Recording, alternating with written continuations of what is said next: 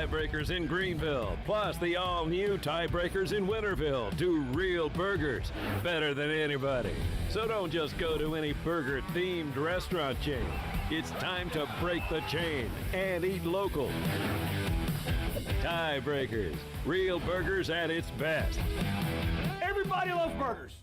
East Coast Grading and Utilities is your source for clearing, hauling dirt, and concrete work. East Coast Grading and Utilities handles all sewer and water issues as well. I'm David Bone. Whether putting in a new subdivision or helping you with any and all of your drainage problems, I can get the job done. Call me at 531-7494. No job is too big or too small. East Coast Grading and Utilities. Friends helping friends. 531-7494 for East Coast Grading and Utilities. Hey, Pirate Nation. This is Brian Buck with Buck Insurance Agency. This season, when you attend your favorite sporting event, take the game day pledge. If your team is playing, win or lose, support your team to the end of the game. When you leave early, you risk missing your favorite athlete making the play of their career. When our family buys a ticket, we always plan to stay to the very end. Take the game day pledge this season with Buck Insurance Agency. Play to the end, stay to the end. Saturdays are your day to kick back, relax, and have fun. That's why Atavola Market Cafe is the perfect place to go for dinner, drinks, and takeout. Atavola is open every Saturday at 4 p.m. on the bar side, serving a special selection of menu favorites of appetizers, pastas, and specialty pizzas. Whether it's dine-in, takeout, or drinks with friends, Atavola is the best choice every Saturday starting at 4 o'clock. Visit AtavolaMarket.com to see what's new, and visit Atavola on Red Banks Road every Saturday starting at 4. Atavola, Pirates supporting Pirates. The convenience of Pitt Greenville Airport is waiting just outside your front door. Service is back, so you're connected to destinations worldwide through flights from American Airlines. Plan your next trip. Book your flights today at flypgv.com or aa.com. Avoid the long check-in lines and congestion at the big airports and fly local at PGV. Fast, convenient, and close to home, PGV has American Airline flights perfect for your next trip. Book today at aa.com. PGV, where the Pirates fly. This is Pirate Radio, WGHB Farmville, 1250 and 92.7 FM Greenville, WDLX Washington, 930 and 104.1 FM Washington. The following is an exclusive presentation of Pirate Radio, the voice of the Pirate Nation. And you can expect us to play with a lot of effort, a lot of energy, and be able to execute and go make a lot of damn plays for this offense. I love a shark. A shark does two things. One thing, he never goes backward. He's always moving forward. The next thing he does, he never sleeps. You ain't never saw a shark and a catfish in the same fish tank. It won't happen. People think that for us it's just about catching the football and doing different things when it's in our hands. No, we're going to be the best damn blockers in the country. I want this so bad for this university. We got a leader now. We got a leader that's ready to go. So let's take this program to the next level. We don't want nothing fake. Everything around us and surrounding East Carolina will be real, and the energy is real. So know your role. If you're a star, be a star. If you're a role player, you be the best damn role player there is. It's going to change. I promise you. As I stand here, it will change. Okay, and when it does, that stadium, it's going to be rocking, and heaven help whoever walks in there to play us.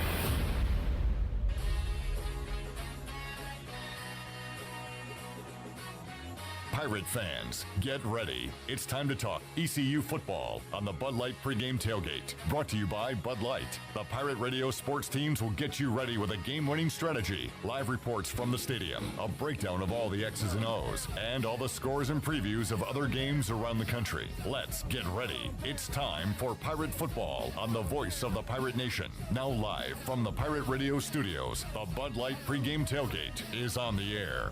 Welcome in to the Week 10 edition of the Bud Light Pregame Tailgate. Clip Brock, Shirley Rhodes, Chandler Honeycutt, Troy D.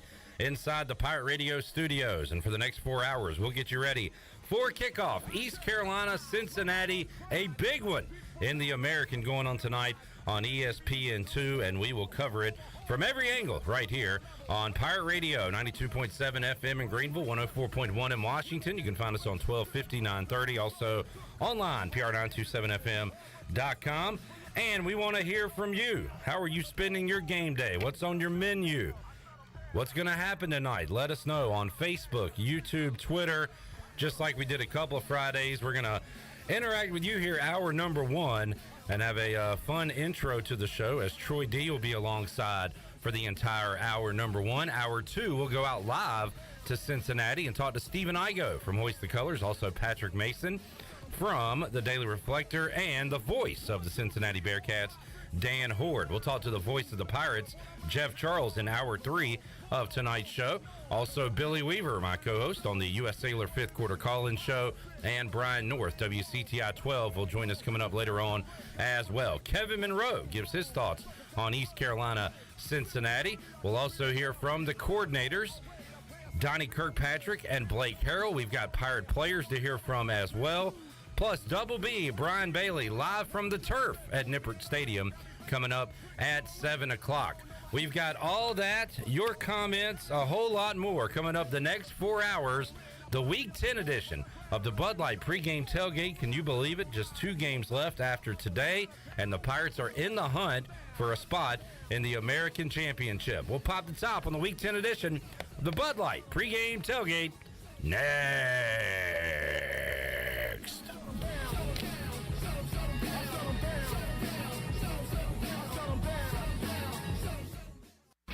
Are you ready for some football, Pirate Nation? Bud Light is America's favorite light beer and the official beer of the ECU Pirates. When planning your fun times this football season, be sure to pick up some Bud Light at your favorite retailer. Bud Light carefully brews their beer to be perfect for anywhere there's fun, because when there's fun, Bud Light is there. Get ready to have fun this season, Pirate Nation, and always stay in the game and drink responsibly. Bud Light, the official beer of the ECU Pirates, and proudly distributed by Carolina Eagle Distributing since 1989. The Rick House is Eastern North Carolina's premier American-style restaurant and bourbon bar with daily specials. And here's the lineup. Mondays feature $7 margaritas and half-price appetizers. Tuesday is stuffed seafood night. Wednesday is date night. Thursday is roasted smoked lamb chop night. Fridays is prime rib night. And Saturday is Italian night and is also Fred and Wilma night with our 36-ounce bone-in tomahawk steak just like the Flintstones. And on Sunday, it's our legendary brunch from 10 to 2. The Rick House, American Provisions and Spirits, 710 Red Banks Road beside the bowling alley in Greenville. ASAP Party and Tent Rentals is your one-stop shop for weddings, anniversaries, corporate events, family reunions, birthday parties, or any celebration with friends and family. ASAP Party and Tent Rentals has the widest selection of tents, tables, chairs, linens, china, concession equipment, bounce rides, games, staging, wedding equipment, dance floors, and so much more. At ASAP Party and Tent Rentals, we help people get together. Call today at 756-7903. ASAP Party and Tent Rentals, locally owned and operated on Diamond Drive in Greenville near Agri-Supply and Equipment Plus. Did you know time spent outdoors can help improve your children's health and bring balance to their life? The Outdoor Heritage Advisory Council invites you to join the Patch program. This program is for any child under the age of 16 and includes activities like fishing, hunting, and hiking. These are just one of the many ways you can earn the exclusive patches from the Outdoor Heritage Council. For more information on how to sign up and get your adventure started, visit outdoorheritage.nc.gov. This is John Gavigan with the Gavigan Agency. Our top priority is doing what is best for our members. Whether you are buying a new vehicle, a new home, protecting your family with life insurance, or filing a claim, our agency will be there every step of the way. Our goal is to become a trusted advisor for you and your family for all of your personal and commercial insurance needs. Give us a call in Greenville at 756-1400 for a car, home, business, or life insurance quote today, and give us the opportunity to show you the benefits of doing business with someone who cares.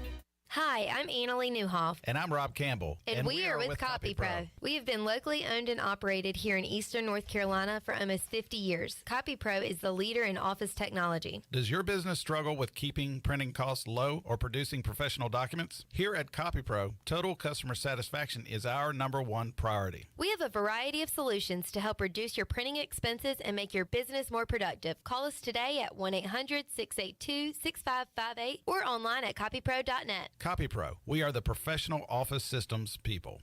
The convenience of Pitt Greenville Airport is waiting just outside your front door. Service is back, so you're connected to destinations worldwide through flights from American Airlines. Plan your next trip. Book your flights today at flypgv.com or aa.com. Avoid the long check-in lines and congestion at the big airports and fly local at PGV. Fast, convenient, and close to home, PGV has American airline flights perfect for your next trip. Book today at aa.com. PGV, where the Pirates fly. Winslow's is now Fifth Street Hardware Restaurant and Tap Room. With a brand new look, Fifth Street Hardware also has a new menu and serving lunch and dinner every Tuesday through Sunday and brunch starting at 10:30 on Sundays. What else is new? Well, they have poker every Tuesday night, Trivia Wednesday with DJ Captain Morgan, and on Friday and Saturday nights they have live music open till 2 a.m. serving light appetizers all night long. New look, new name, same location on Fifth Street. Follow them on Facebook and Instagram for more specials. Fifth Street Hardware Restaurant and Tap Room. Pirate Radio. You know, I think this is a pretty blue-collar, tough, hard-nosed fan base, and that's the way our teams are going to be. The voice of the Pirate Nation.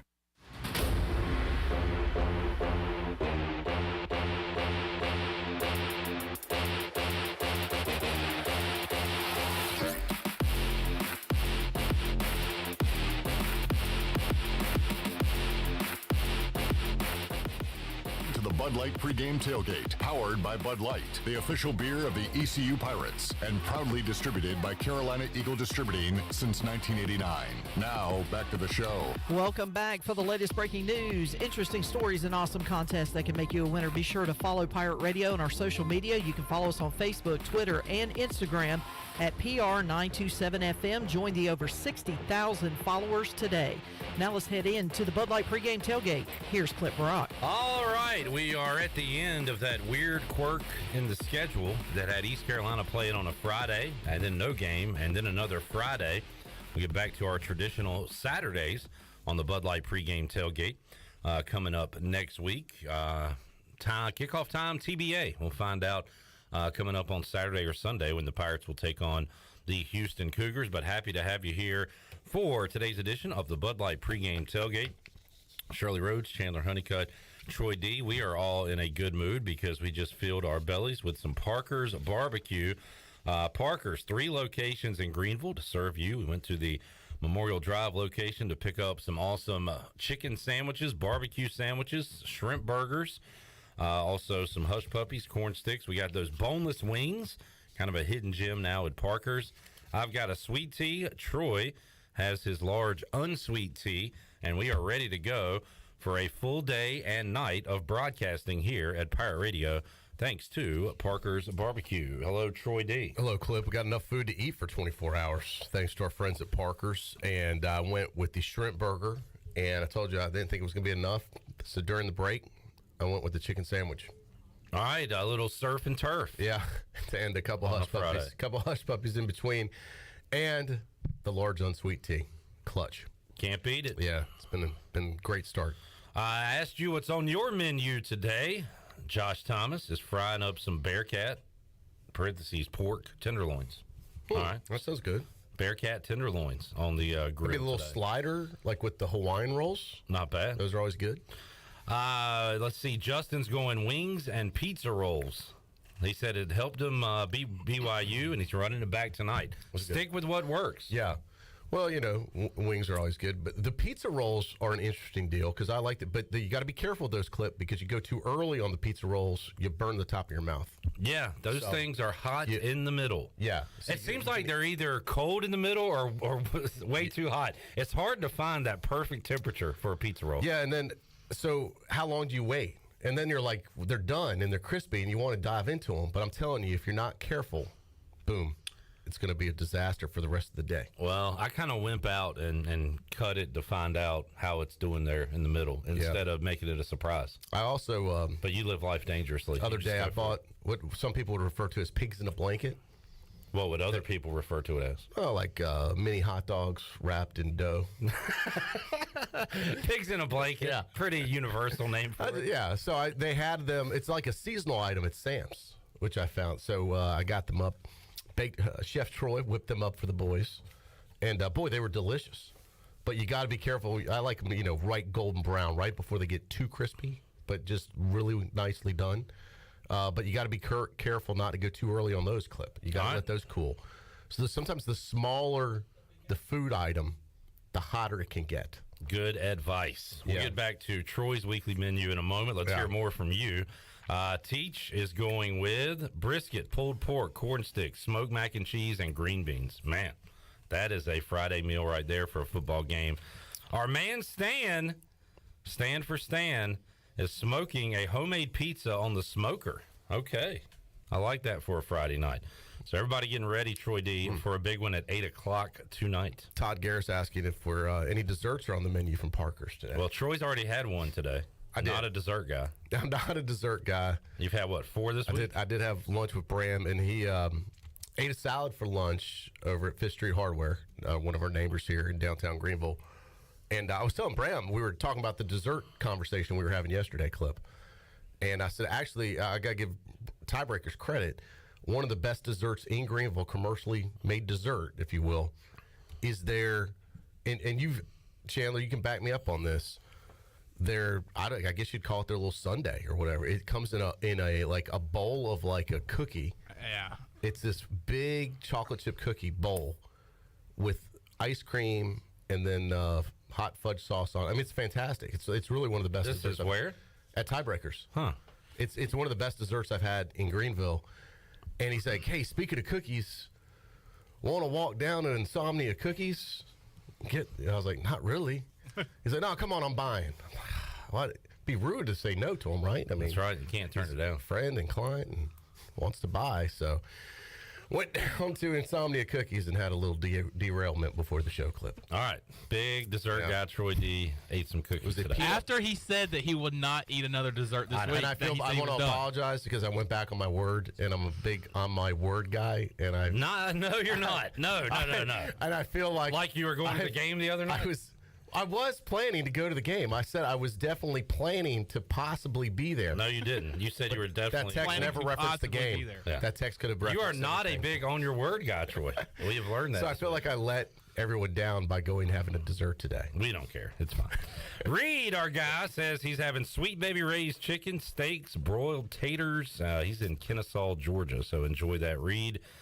Jason going with the wings and fixins here on a Friday. How you feel about the game, East Carolina and Cincinnati? Let me do a quick line check. Haven't looked since yesterday. It was Cincinnati by 5 yesterday. It was 6 earlier in the week. I think it's gotten down to 4.5. Ooh. Money's coming in on the Pirates. And I got to be honest, man, these away Friday games have a weird vibe in town. You know, I know we got folks listening and viewed in all over the country, but in Greenville, it doesn't feel like a game day here. You know, I think if it was a home game, it'd have a different feel, but up until now, you know, there were parts of today that I forgot almost we were playing today, you know. Did you feel the same? I mean, I've kind of been gearing up for this every day. I don't know. I'm just telling you, like Friday, like it takes me to get like, oh man, it's game day. It's Friday. Yeah. And we were in this situation 2 weeks ago. I know. That's what I'm saying. I'm having deja vu again. Yeah. All over again. But I do kind of like it now because then you have your weekend, which is nice. Yeah, we've really gotten into this so far this year. I know. Well, it's just, and then we'll have another weird Thanksgiving weekend game. You know, those are all on a Saturday. What's that? It'll be on a Saturday. I know, but it's always that game after Thanksgiving. Thank goodness it's away this year. Well, luckily, we've got it figured all out, Troy. So we're good to go. I know. We'll let you. I almost didn't show up for work today. I forgot it was a game day. What we don't have figured out is the game time for the last home game of the year. That is true. We have already been asked why that is, and there are a few games next week to see where they get slotted, depending on what happens this weekend. And if ECU wins, that has a big effect to that. Yep. Line is 4.5, so it keeps going down. John Moody's going with hibachi and sushi tonight. Interesting. Atticus will be eating a cheesesteak and a W. Yes, sir. Jameis Winston style. Jameis Winston. Enjoy your W. Shane Adams, white chili chicken on the smoker. Ooh. Sounds pretty good. Smoking chili. Smoking chili. All right, so everybody fired up, ready to go here on a Friday, and a lot of confidence in these Pirates from folks I talked to this week. Bryce Williams picks the Pirates every week, of course. Tony Collins has East Carolina scoring 47 points tonight, Troy. Yeah, I heard that. He's confident. I'd love to see it. And, I mean, Holton would love to do it. Over-under for this game is 51.5. Right, so they'd have to really pile it on. I think it's going to be a fun game. Yeah. I really do. And I really like ECU's attitude. I've talked to a lot of the guys this week. I mean, I just think, look, they've got – I think sometimes as the season goes on, the pressure builds. I kind of feel now like as the season goes on, it's almost gotten easier for each. Like they're having more fun. It's a little more relaxed. They're bowl eligible. Like because we had a couple tough losses early, and that kind of took the pressure off in many ways. I think that win at BYU, that got them bowl eligible. I believe was that the week before. I'm sorry. What? Well, yeah, but the wins over Memphis, and really Memphis was the pressure game. Yeah, that was when you're 3-3. It could have really gone south. Yeah, you win that one, and then you get your 5th against UCF. And then you do get your 6th against BYU. Yeah. But I feel like those Memphis and UCF wins were really kind of pressure-packed, and it kind of eased it off. Yeah, and that BYU win just kind of, I'm not saying it was a surprise, but I think really kind of said, okay, this team, they can do this. And it gave them really a lot of confidence, especially going into this week. Now, I think that if East Carolina obviously can find a way, would you say this is the toughest challenge remaining on the schedule right now?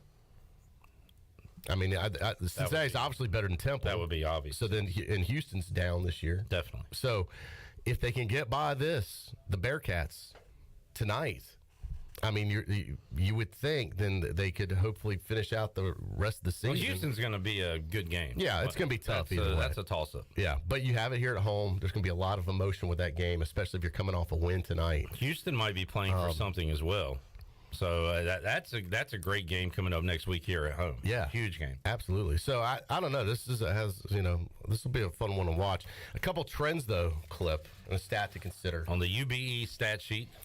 First of all, Coach Houston, he has faced Luke Fickell. Yeah, well, he's faced Cincinnati before, and I was looking at this before. And it's not good, by the way. It was where was it? Take your time. We got 4 hours. Oh, I'm sorry. Mike Houston. This is his 4th matchup against the Bearcats. 0-3 all time. All right. I think everyone listening knows that. So, well, that was my first one. I thought, okay, do we have any good stats? Yeah. So I was just saying, Mike Houston coming in with maybe a little chip on his shoulder. Well, do you remember the whole is the going away tour? You remember the fake punt and no handshake with him and Fickell? Yeah. Yeah, I mean. So this could be a way to kick them in the rear end on the way out of the conference. And I know Holton's taking a lot of joy in that. The series, East Carolina, amazingly, leads the series 13-12 all time. Yeah, owned them early in the series, and it's been all Cincinnati late. It has been. They own a 7-5 edge in the last 12 contests. You got to go back to 2017, last time Greenville won. It was a 48-20 victory in Greenville. Coach Mo, they worked the body that day. By the way, worked the Bobcat. I want to read Bearcat.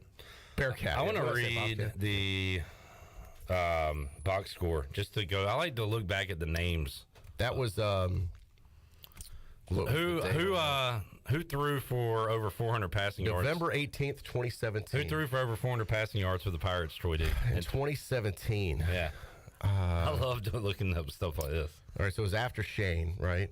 We are 3 years after Shane. 3 years after Shane. A couple years after the Blake Kemp summers. So those were dark times. Chandler, you want to get in on this? Who threw for over 400 yards for East Carolina the last time they beat Cincinnati? Oh, it was Gardner Minshew. Gardner Minshew. Oh, wow. Yeah. I watched those highlights last night. He'll never make it. Never. Where is this guy? Guess who was receiving in that game? Well, that's what I'm going to get to next. Who had 270 receiving yards that day? Trayvon Brown. Trayvon Brown, yeah. 270 and 2 touchdowns. Thomas Sirk was also out there catching balls. Oh, at tight end? Yeah. Yeah, I remember that. Yeah. Pirates that scored touchdowns that day. Taj Deans, Hussein Howe, who I think is still in the transfer portal. Never made Ferrier it out. had a touchdown. Jimmy Williams from Washington had a touchdown. Ferrier, as you said, and Brown had a bunch of them. So the Pirates rolled up 48 points that day. Since then, Luke Fickell has had that team playing great, and it has been tough when you take on Cincinnati. Yeah. That was a 2-7 Pirate team versus a 3-6 Cincinnati team. And then you look at where both of these programs are at now. Obviously, East Carolina 6-3 tonight. Cincinnati 7-2. So I'm surprised. Are you surprised Cincinnati not ranked? No, because they lost that one to UCF, which was like a loser leaves the yeah. So they're not going to rank both of them. Yeah, you get one. So UCF has it right now. Yeah. Cincinnati is. They go 8-2 though. If they beat East Carolina tonight, that's a quality win. They could be back up there because they're receiving votes right now. All right, where's East Carolina? By the way, check out Stanford Steve on Sports Center with SVP. Is this live? Wearing the home field apparel Pirates script shirt. I believe that's home field apparel. It looks like it. But he's got the Pirates shirt. Could be UBE. And looking sharp. These guys, they do love some East Carolina. They love Holton Ahlers. They love East Carolina. Scott Van Pelt loves East Carolina. Always picks East Carolina as a home dog. No corner. Yeah. So Stanford Steve, you can see just the middle of it, Troy, because he's wearing a jacket. Yeah. Yeah. But that is ECU Pirates. Yeah. So reminds me of when I was in school that we had a national championship ultimate Frisbee team. They called themselves the Irates. Back in the day. Which, by the way, speaking of which, great segue, Troy. Speaking of no way you planned that. Actually, I did because I had it in my notes not to forget it because I mentioned that was beautifully. And actually, this is probably better for them because we've got a bigger audience now. The folks from the ECU. Hey, right when you think is East Carolina in the running for a national championship on the football field clip? Yes, they are. The ECU co-ed flag football team from Greenville, North Carolina, is going to nationals. And they are a championship flag football team. They are going to represent ECU, trying to win a flag football 8 versus 8 co-ed flag football team national championship. We put the link on our social media pages yesterday. They're trying to fundraise. They've got a GoFundMe page set up. And I'll just read it to you real quick. As a co-ed team, we've recently won the 8 versus 8 flag football championship on campus and are looking for generous offers to help offset the cost for the national tournament in Austin, Texas. It's January 6th through 8th, 2023. They went undefeated this season and believe they have a solid chance to win at nationals. This is an exciting opportunity to participate in an event that is part of a fast-growing sport currently in the United States. We hope that your kind hearts will donate and help us enjoy this experience and bring back a championship trophy, which would be the first ever team to do so at ECU, I guess, for the intramurals. They call themselves the Purple and Gold Diggers. I like that. Yeah. ECU is providing the cost to enter the tournament. So that's coming from the university. The money that you help raise will be for transportation and lodging for the team. Obviously, it's expensive to get out there and to stay. If they raise enough to cover all costs, the participants are also full-time students in good standing with the university. They hope to raise enough money to offer all the costs. So their goal is $10,000. So good luck to them. Once again, we link to the GoFundMe in our social media.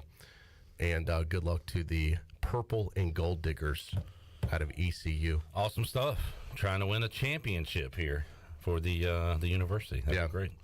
All right, let's take a break. We'll come back. We will have more on ECU Cincinnati. How are you feeling about tonight's game? Let us know on Facebook, YouTube, or Twitter. And we'll have a lot more. Hour 1 of the Bud Light pregame tailgate here on a Friday. We roll on after this.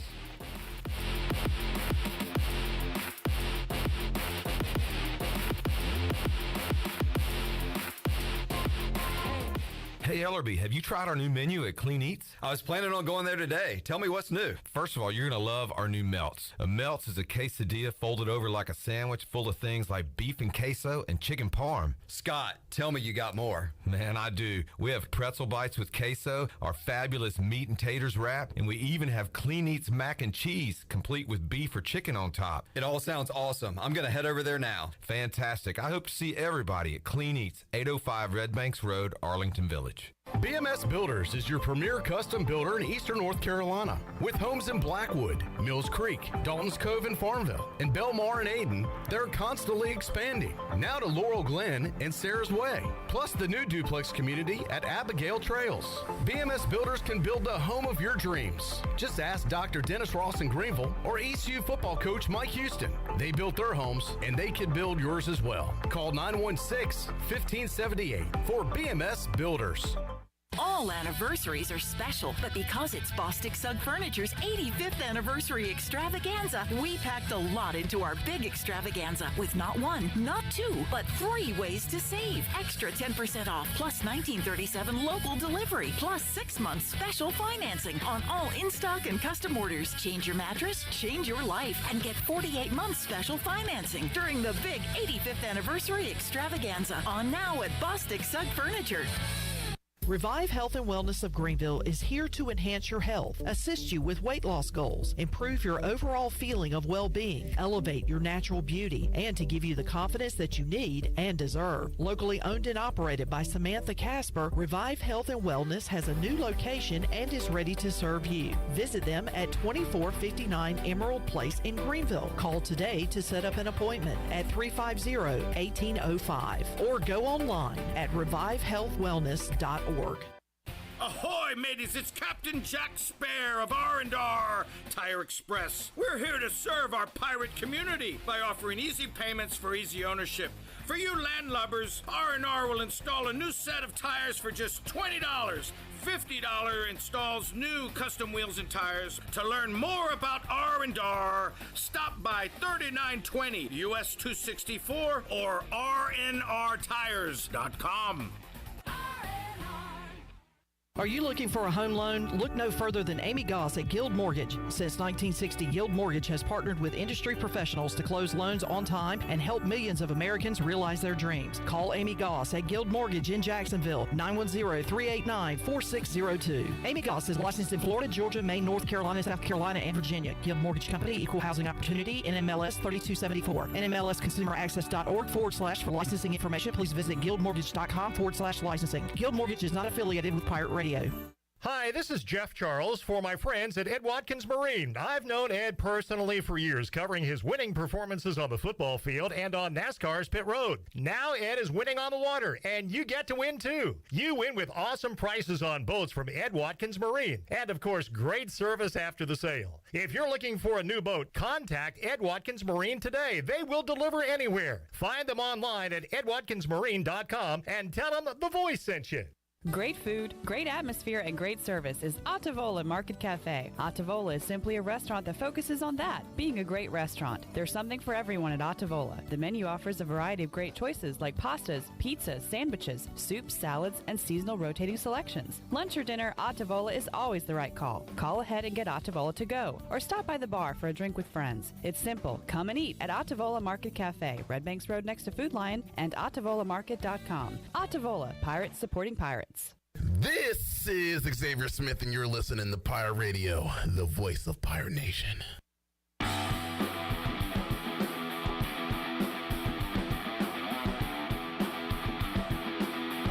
You're listening to the Bud Light Pregame Tailgate, powered by Bud Light, the official beer of the ECU Pirates, and proudly distributed by Carolina Eagle Distributing since 1989. Now, back to the show. Now, with the Pirate Radio Scoreboard, here's Shirley Rhodes. All right, a couple of football games from last night. Memphis defeated Tulsa last night 26-10 in AAC action, and Louisiana beat Georgia Southern 36-17. A couple of other games coming up tonight, and these are late games as they are on the West Coast. Lincoln Riley and USC will host Colorado. That kickoff is slated for 9:30. And then Fresno State is at UNLV, and that kickoff is at 10:30. And that is a look at your Buccaneer Music Hall Scoreboard, brought to you by The Buck. It's your beacon of music in the land of the Pirates in eastern North Carolina. They are open from noon until 2 a.m. with live music every night. And right now during football season, you can join the Buck for Sunday Fun Day with football, food trucks, live music, giveaways, and the largest 4K TV in eastern North Carolina. You can follow the Buck on Instagram for updated schedules, and we'll see you at the Buck. Now let's head back into the Bud Light Pregame Tailgate. Here's your host, Clip Brock. All right, thank you, Shirley Rhodes. Got some college hoops going on tonight. Some NBA as well, along with the college football. East Carolina and Cincinnati in action tonight. Lincoln Riley in action tonight. We'll be watching this on the some of the post game because they don't kick off till 9:30. Colorado and USC. Lincoln still kind of holding out hope that they can run the table and see where the chips fall and make it to the college football playoff. Major shakeup last weekend, that Troy D, as Clemson lost to Notre Dame, kind of knocked them out. Georgia hammered Tennessee, and now Tennessee's not going to be in the SEC championship, so they are kind of just waiting around to see if they'll get their name called for the Final Four. And then Alabama might have lost their opportunity with their second loss by losing to LSU. So a major shakeup in the college football playoff poll. USC, Lincoln Riley kind of sitting out there saying, hey, what about us? Yeah. It's still 3 weeks to go too. So and conference championship games. Yeah. So lots can still happen. The big one tomorrow, as far as that goes, is TCU, because they are undefeated in the Big 12, but they are 7.5-point underdogs, number 4 in the nation. 7.5-point underdogs on the road at Texas tomorrow night. So they are still looking to try to get in, but they are dogs going to the Longhorns tomorrow night.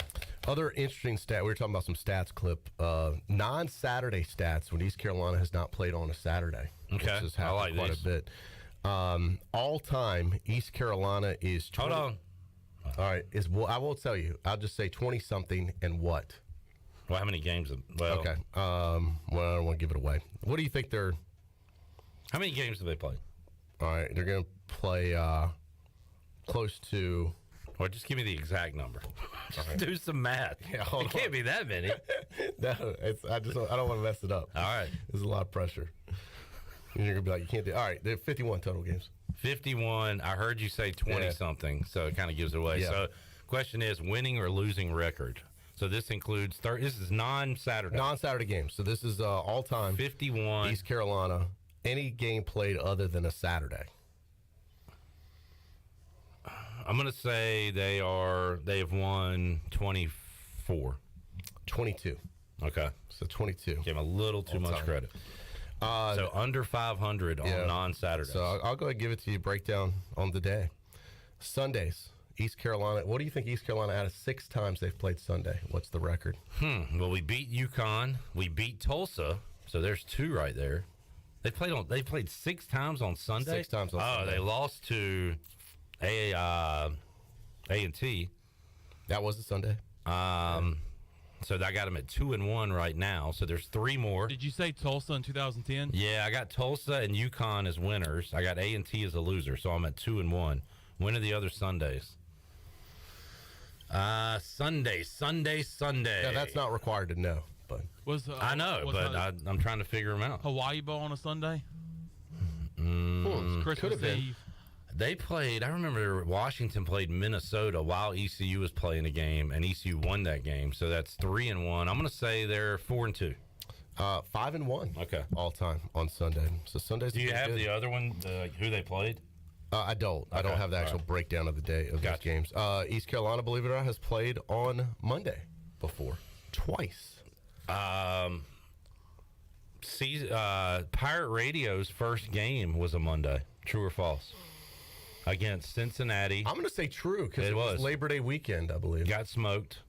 That was the kickoff to Pirate Radio, our very first game in 2003. Was working with my dad. God, I was so pumped up for that game too. I was in a truck. John Thompson's first game. Y'all kept running like these promos, like these old school, like ECU.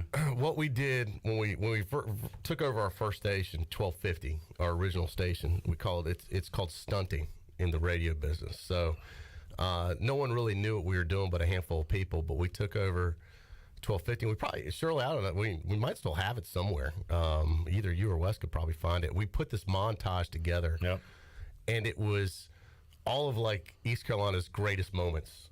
Like it was about a 20-minute loop, and we just ran it back to back.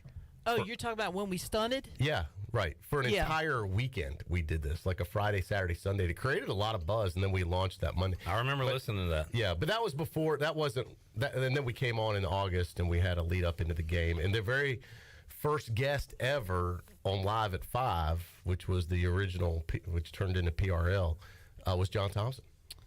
And we still have that. Yeah. Well, you know what, Shirley? We ought to put this up on our podcast channel on Apple and Spotify where people could hear it. Hear what? That very first show. Is that what you're talking about, Shirley? The very first show, or are you talking about the loop that we used for the stunt? That would be better than the hearing John Thompson. No, I think it's part of history, though. I mean, 20 years ago, our very first show would be interesting. All right. No, the very first show, yes, we still have that. Yeah, I think we put it up there as a podcast. We've kind of pirate radio history. I won't be listening. I'd love to hear it. I think it would be fascinating. I'd be interested. Yeah. Thanks for your support, Clip. I think people would find it interesting. I mean, think about it. Chandler, how old were you back then? I was 4 or 5. I'd rather hear the loop of the greatest highlights ever. We'll put that on there too. I will be listening to that. Okay. Will you, Chandler? Yes. All right. All right. We I love history. We can do both of those. But anyway, that was a lot of fun back then. So, what's your answer to? Bless you. Thank you. All right. So, how many games have we played? We on played Monday? 2 on Mondays. All right. So I got us at 0-1. I'm gonna say we won the other one. Give me 1-1. You're right, Clip. Bingo. Give yourself a data boy right there. Data boy. Tuesday. Have we ever played a game on Tuesday? Yes, First of all, Memphis. We played at Memphis. When was that? 09. I would have Did we said win? I don't think we've ever played on Tuesday, I think so. and I would have been wrong. We have played on Tuesday. In fact, not only have we played 1 game, not only have we played 2. We have played 3 games on Tuesday. One of them was at Memphis, and at the Liberty Bowl. I should This remember was like this. Patrick Pinckney. This is 09. All right. Amazing Did we recall. win? So we won? I'm pretty positive. I can look it up. All right. Let's go 2-1. 2-1 is correct, Clip. Data boy. I'm going to give Chandler some credit on that one. All right, you might be wondering, has ECU ever had to play on a Wednesday? We're not a WAC or MAC school. And we ain't whack. We ain't WAC or MAC. We ain't playing on Wednesdays, you might be thinking. And you might be wrong. Pirates have played 3 times on Wednesday. That sounds bowlish to me. It does. Probably been in some bowls on a Wednesday. All right, so what's the record on Wednesday? Well, we got a losing record overall in these games, and we've been winning a lot lately. So I'm going to say we're possibly 0-3, but I'm going to go 1-2. I'm going to tell you, Wednesday is the equivalent of the white helmet for us. So we've well, won no, games? or pretty much as the way I feel about white helmets. 0-3. We just don't do well on Wednesdays. Wednesdays is not our day. Don't play any games on Wednesdays. What I'm saying. Jerome says we played TCU on a Tuesday. So was that a bowl game? That was Jerome? a bowl game. Yeah, I was there. That was the what was it? The GMAC Bowl back then. That was Marshall. Yeah. No, we played them too. Oh. We played both of them down there. By the way, the Pirates did win on that Tuesday at Memphis, 38-19. Thank you, Chandler. Thursdays, Pirates, as you know, I mean, I've been in a lot of Thursday night games. Oh, yeah. Michael Vick came here. I remember that one. Thursdays, wow. I remember 20 times on Thursdays. I remember undefeated Temple, nationally ranked. Matt Rule was their head coach. P.J. Walker was their quarterback. Robbie Anderson was their wide receiver. Pirates had a chance in that game and blew it. What's the record on Thursday? Dakota Marshall injury game was a Thursday night. Versus Virginia Tech. Yep. Well, Troy, I hate to say it, but out of those 20 games, we've only won like 7 of them. Close. 8. 8 and 12 on Thursdays. And that brings us to Friday. Today.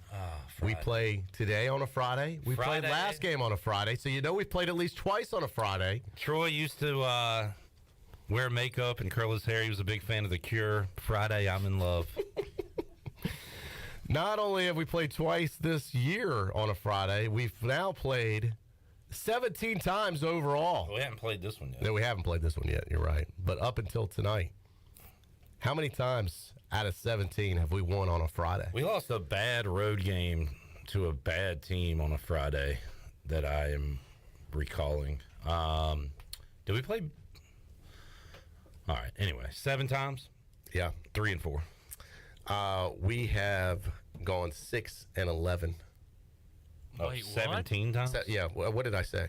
I thought you said 7. That's what I was I meant guessing on. 17. 17. All right. 17. Oh, I might have misspoke. Wow, not a good Friday 6 record, and Troy 11 D. on Friday. We are cursed. Friday, I'm not in love. We are cursed on Fridays because that was before I got into it, but there was a big pushback on that back in the day, right? I've talked to Brian Bailey and others about it, about North Carolina high schools mad at ECU for playing on Friday, Friday home games. That's right. Like ECU had something to do with it, but Now nobody cares. Everything's changed. Yeah, you had a whole deal with the AD and coach back then. They were using against each other and all that stuff, but let's not worry about that. All right. I'm super worried about it. So that's the non-Saturday games.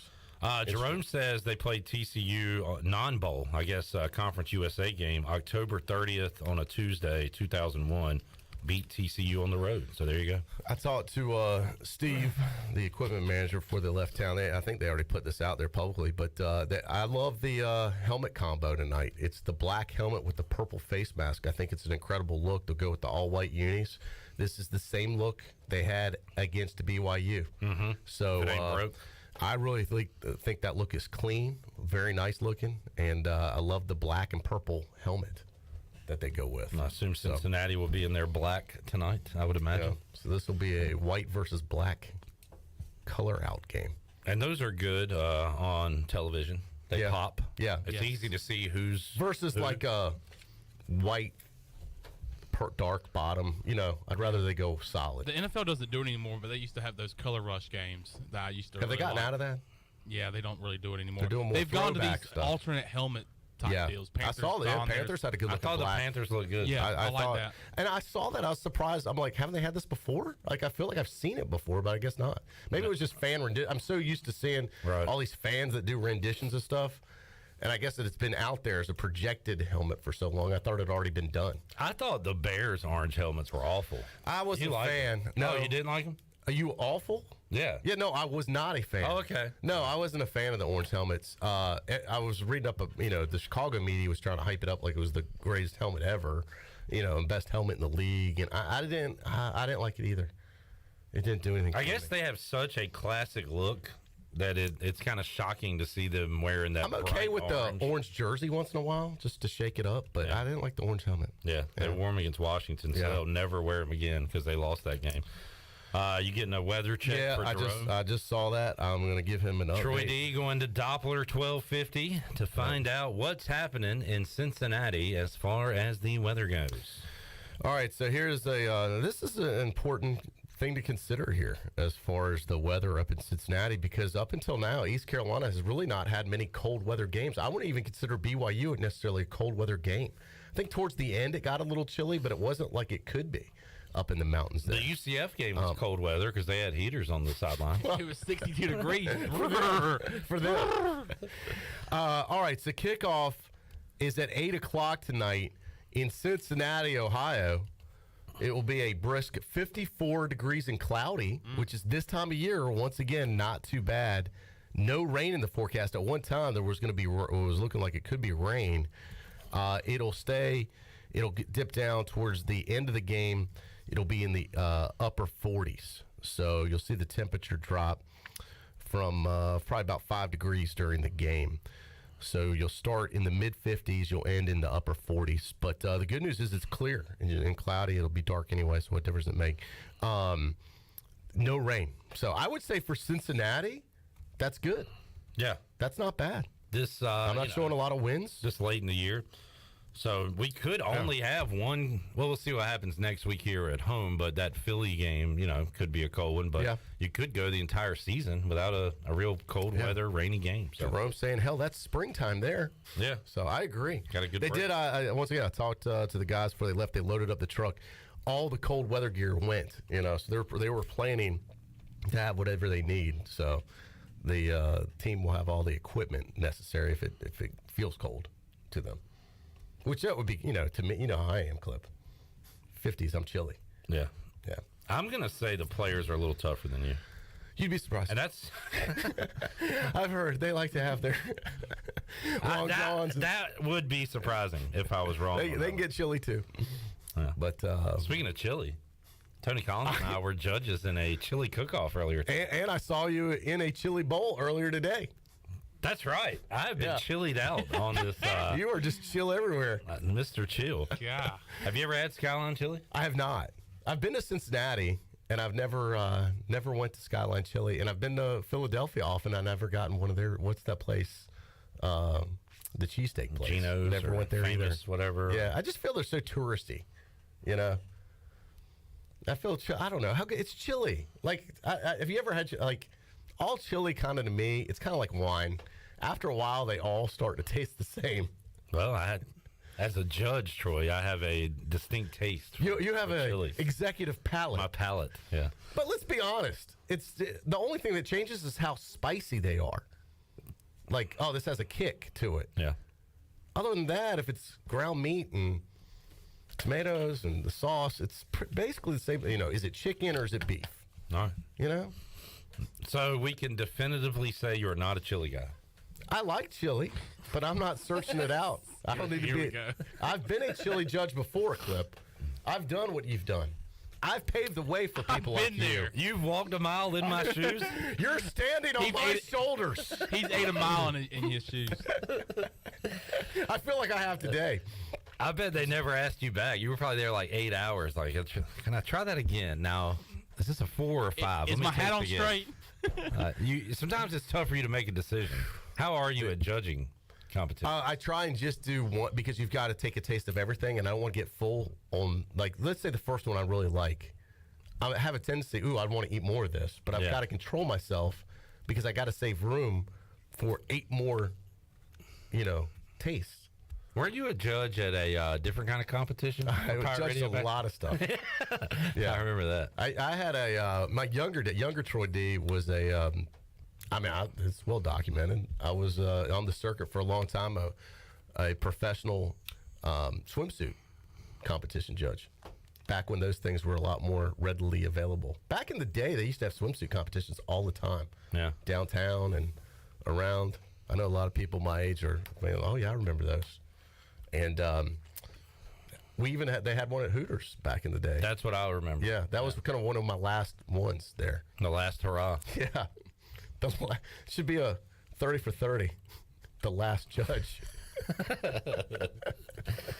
Yeah, creepiness was more out in the open back then. Now it's kind of hidden away online. Yeah. The world has changed, man. Yeah. Got to stay with the times, Cliff. That's right. Now you can be a judge at home. We should do a Pirate Radio swimsuit competition, and you could be the judge. Who would be in it? Like everybody at Pirate Radio other than you. You'd be the judge. Would be wearing swimsuits? Yeah. Not happening. Well, I'm in. Chandler, you in? Sure. Me, Chandler, Glenn. Be great content. You guys can do the truffle shuffle. I ain't doing none Jenny? of that. Jenny would probably be the only one that wants to do it. Okay, sounds great, guys. Let's all meet tomorrow. So yeah, that's where we've gotten on this show. We got to get. This is the fun hour, though, Clip. You want to go rally? John Moody wants the fun hour. You want to go rally up the kids? Yeah. All right. So let's bring the kids. So we don't have talk about that. Speaking of juveniles, we don't have another break. We do or don't? Don't. We don't. Okay. So well, I'll tell you, Chandler. Alan, make yourself useful. Bring the kids in here. All right. So we got Bryce Dreyfus. He's the video producer on this show. Alan. He said Alan, I think. Alan, go bring the kids in here. Tell them to come on in. We've got Bryce Dreyfus. Oh, kids. And Chase Thomas that are hanging out. And we're going to bring them in to get their game predictions. So come on in, guys, real quick. Prediction. All right, Bryce, you come over here. Chase, you stand right there. Mike, that's perfect height for you. Yeah, you sit right here. Yeah. You can talk right here, Chase. Yeah. Hi. Perfect. There you go. Good job. Good mic check. Yeah. What's up, Bryce? Bye.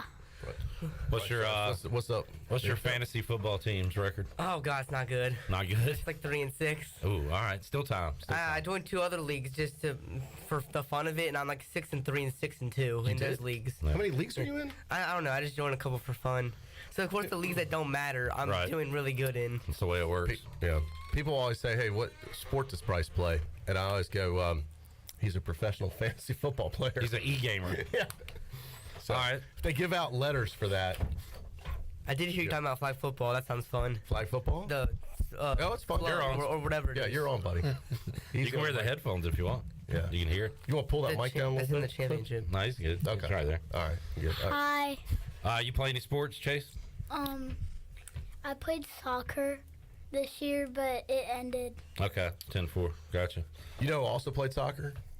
Troy D. Oh, boy. When I was your age, son, we were going undefeated in Castle League soccer in Raleigh, North Carolina with the Vikings. Here we go again. I can't tell you how many times we finished the season undefeated champions. It was a great moment. I remember being your age, and it propelled me to greatness. We only won like one game. Sorry you don't have the same experience as me.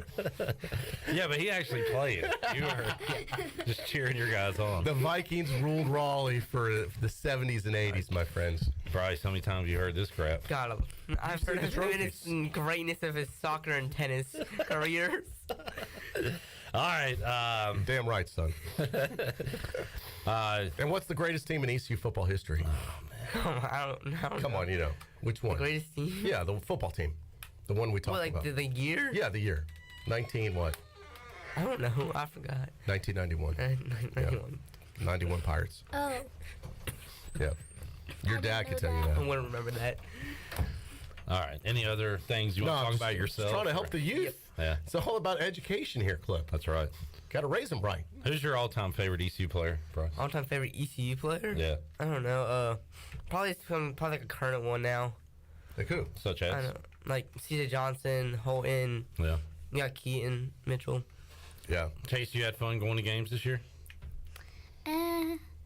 Okay. Not fun? What? I don't know. Does Dad not buy you enough popcorn at the game? Or No. All you do is eat at the game. You sit next to me and you just eat M&Ms the entire game. Right? What's not to like? We bought 2 popcorn boxes. 2? What do you need, 3? Special. You need more? All right, so it's East Carolina, Cincinnati tonight. Pirates on the road. Bryce, how you feeling about the game? Good. I mean, I feel it's going to be close. I feel like they're going to win. ECU is going to win. What score are you thinking? Cincinnati's a 5-point favorite, by the way. 5 point? Yeah, 4.5, yeah.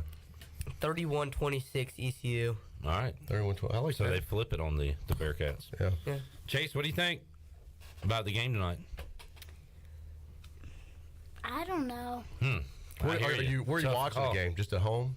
You going to a sports bar tonight? Girlfriends? I What are you don't doing? know. Dad, where am I going? You're going home. Oh, we're going home. Just gonna watch at the house. What's your bedtime? Are you going to be up for the game? It'll probably be over at like midnight. You want to come? Hey. Yeah, my bedtime is midnight. Oh, Say okay, what? good. How's a little road trip to Uncle Troy D's house sound? Get away from the girls? You can hang out with Mom and the sisters anytime. Doesn't sound like he's The girls are out of town. It's a boys' weekend anyway. Oh, maybe we come over to your house. Dad, can he?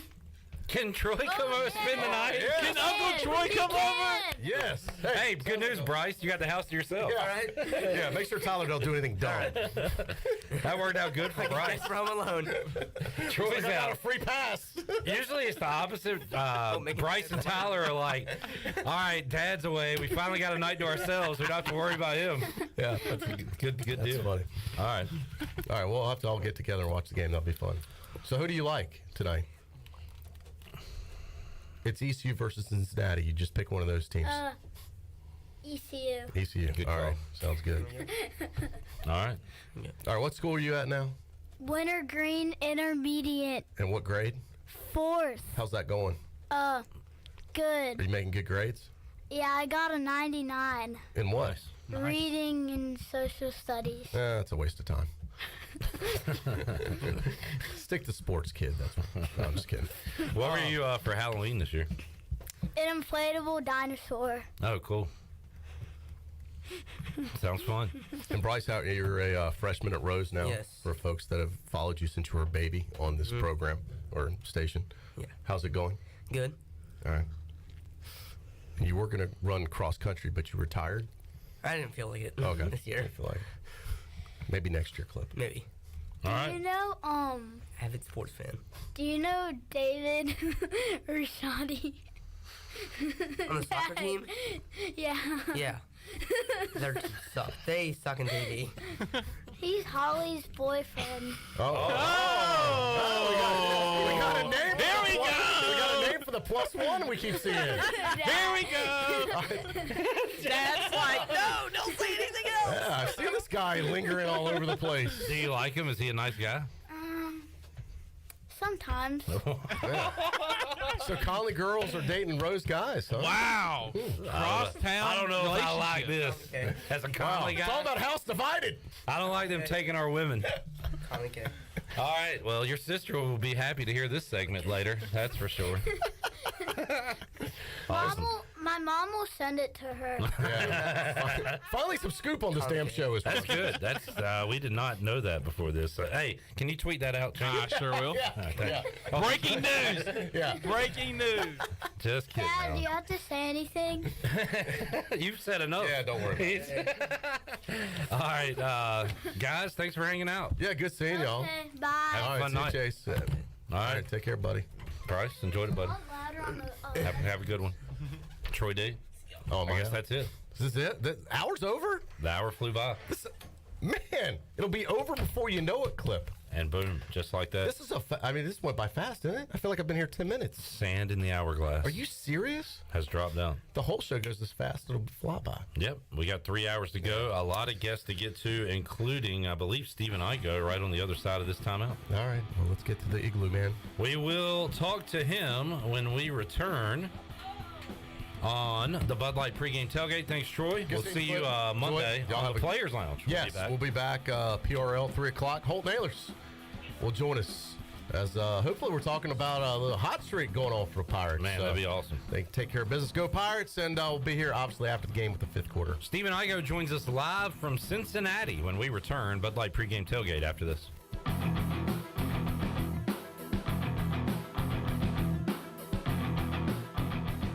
Hello, Pirate Nation. This is Jamie Cuccinella, inviting you and your family to come by Cuccinella's Pizzeria and Italian Ice. Cuccinella's has been serving our special family recipe New York-style pizza since 1932. We think you'll taste the difference in just one bite. When you come in for a pie, don't forget to try our house-made Italian ice or gelato. We make small batches every day from scratch with all fresh ingredients. Cuccinella's on Old Tar Road in Winterville and a new location coming soon to Uptown Greenville.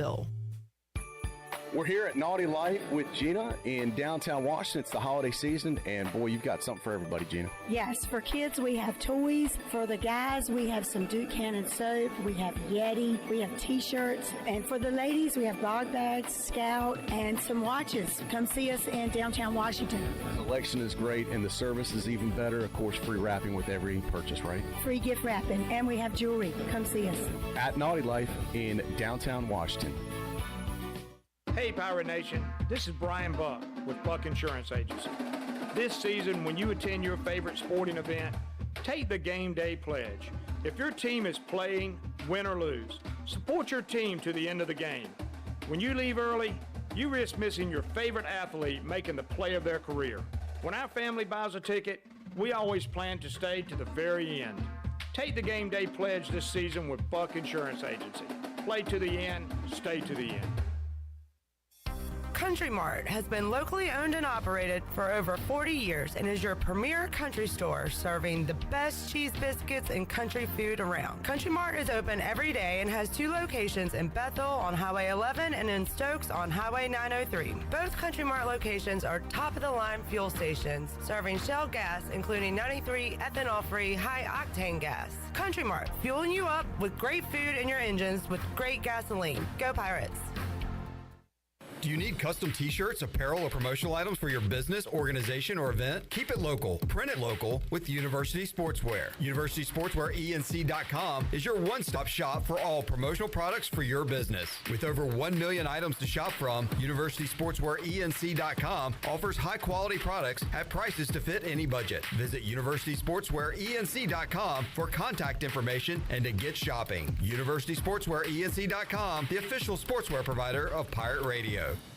The Buccaneer Music Hall is your beacon of music in the land of pirates. The doors open at noon, 7 days a week. And the Buck has live music every night, along with football. Monday is open mic night, the first Monday of each month. Tuesday, it's karaoke with DJ Captain Morgan. Wednesday, it's acoustic night. Thursday, it's the dance party with DJ Kid Scene and live music every Friday and Saturday night with the best bands on the East Coast. Follow the Buck on Instagram for information and schedule of events. This season, party like a pirate at the Buck. Be sure to check out David Price Construction for all of your commercial or custom residential renovation and building needs. Run by ECU alumni, David Price Construction specializes in commercial projects, maintenance on facilities, and large-scale residential renovations and additions. Proud to be voted the Remodeler of the Year by the Home Builders Association of Raleigh-Wake County in 2018 and Best Business Commercial Remodel Project winner for 2020. David Price Construction, the proud ECU Home Services partner. Wings Over delivers. Wings Over delivers. Wings Over delivers. If you're looking for wings to be delivered to your home, Wings Over Greenville has you covered with no third party needed. Wings Over Greenville has its own in-house delivery service. Be sure to try the all-new tender sandwiches by ordering ahead on the Wings Over mobile app. Open till 3 a.m. on Friday and Saturday, Wings Over has everything to cure those late night munchies. Give them a call at 758-9464. Wings Over Greenville. They deliver.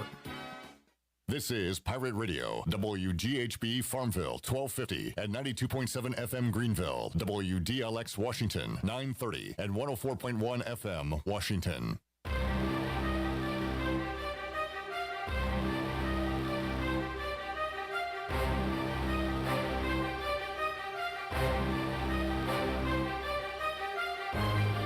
You're listening to the Bud Light Pregame Tailgate, powered by Bud Light, the official beer of the ECU Pirates, and proudly distributed by Carolina Eagle Distributing since 1989. Now, back to the show. All right, welcome back.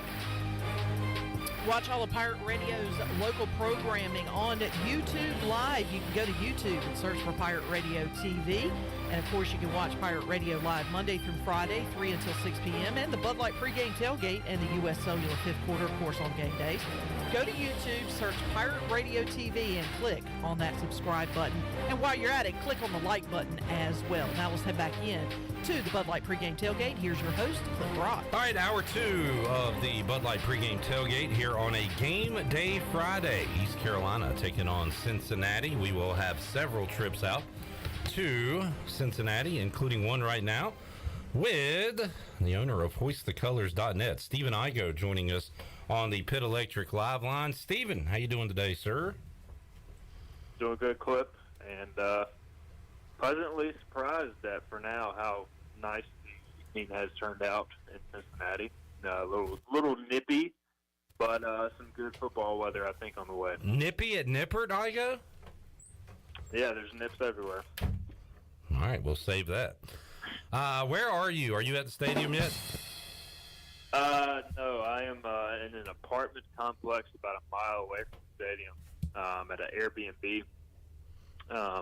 And yeah, that's about it. There's not much around here, but in about 30 minutes, I'm going to make the trek over. Hopefully don't get robbed, but I'm planning to arrive at Nippert Stadium at around 6 p.m. All right, good luck with that. Stephen, previous meetings against Cincinnati, ECU probably did not have the edge in a lot of areas, and maybe a lot is not the word tonight, but any. East Carolina looks like they're prepared to go toe-to-toe with the Bearcats. So how about when you broke it down? Where does East Carolina have the advantage tonight over Cincinnati? And am I right? Is that a change from previous meetings against this team? Yeah, I mean, I definitely think this is the most evenly matched game in the series, certainly since Mike Houston took over, and probably dating back to, 2015, 2016, somewhere in that realm. Obviously, 2017 was a blowout in ECU's favor, but, since Cincinnati turned really good, which would be 2018 for sure. And I think that, if this game was on a neutral site or at ECU, the Pirates could be favored potentially, but with Cincinnati's home success, kind of have to favor them until somebody knocks them off. And I really think ECU is at the point right now where, they might not be as good as Cincinnati across the board, but we're just at a point now with ECU. Like, if they go out and they play to their capability, they don't turn the football over, they're probably going to win. Like, it's that simple to me. Like, if they make the plays, Keaton Mitchell does his thing, if Holton Ahlers plays to his potential and doesn't turn the football over, and the defense tackles in space, gets some pressure, creates a turnover or two, like, that's the formula that's worked all year. Obviously, you have the couple missed kicks and a couple turnovers that are preventing you from being 8-1 right now, but I just think this is a good football team, and it's a matchup of two good teams. Cincinnati isn't as elite as they were last year, they're still very good, but certainly there are some areas ECU has the edge. And, I just think offensively the Pirates, if they can protect Hoard and Ehlers, have some matchups they like in the passing game. They're going to see a lot of man coverage. And Cincinnati's given up some runs on the edges this year. They're very good up the middle defensively. They've got 2 excellent defensive tackles. They've got the player of the year in the conference most likely in Ivan Pace at middle linebacker, but they are susceptible on the edges, and that's kind of where ECU's been good in the run game most of this year. Stephen Igo, Hoist the Colors, joining us. I was going to ask you about what they were going to do in the secondary, Igo. We remember Holt Nailers early in his career and C.J. Johnson absolutely torching Kobe Bryant and the Bearcats with an aerial assault. And Cincinnati went a lot of man then, and it's easy to do that when you have elite NFL corners, which Bryant and, of course, Sauce Gardner in the NFL right now. So do they continue that tonight, you think, even without those guys? They probably got some great guys stepping in for those players, but you expect to see more kind of man-to-man, and Isaiah Winstead has certainly taken advantage of some of those man-to-man matchups, but is that what you're expecting tonight? I think you'll see more man than zone for sure. I mean, they do play some zone. I was watching the UCF game in particular, and they dropped back into, some shell coverages, some zone coverages. But more than not, you're going to get man unless they just change their game plan. They are fairly aggressive. They're blitzing around 30% of the time, which is, not a ton, but still more than they have in the past, where they could just basically rush 4 and drop those corners into man coverage. And almost like they did, it was impossible to run the ball on them because, they could commit the safeties to the run game, whereas now they can't do that as easily. So there's matchups to like there. If you're ECU, if you look at who Cincinnati has played this year, maybe outside of Arkansas, and they played SMU, but it was like a crazy win game, so it was hard to throw the football. So really this is the best receivers, the best passing game Cincinnati's seen all year.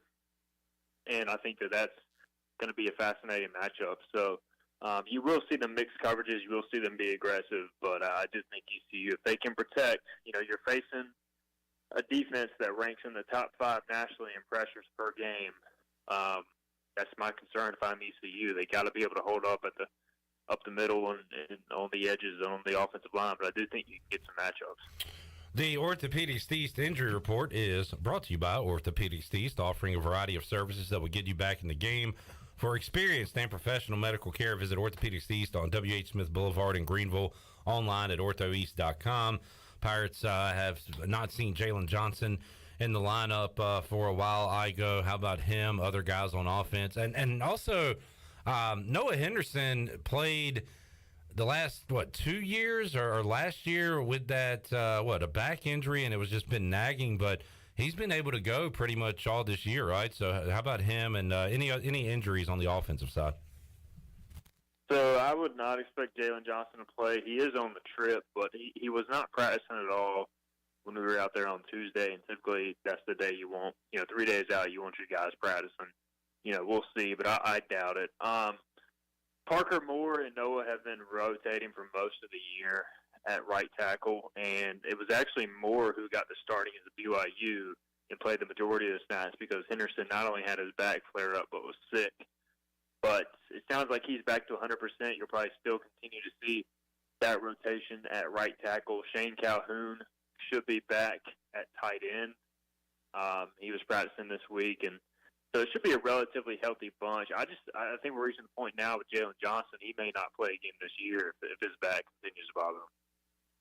On the how about the defensive side, Igo? Any probables, questionables, guys that'll miss tonight's action? Manuel Hickman's the one to watch, defensive end. He was in a non-contact jersey this week, but I think he'll be back in a limited capacity. He dressed against BYU but did not play.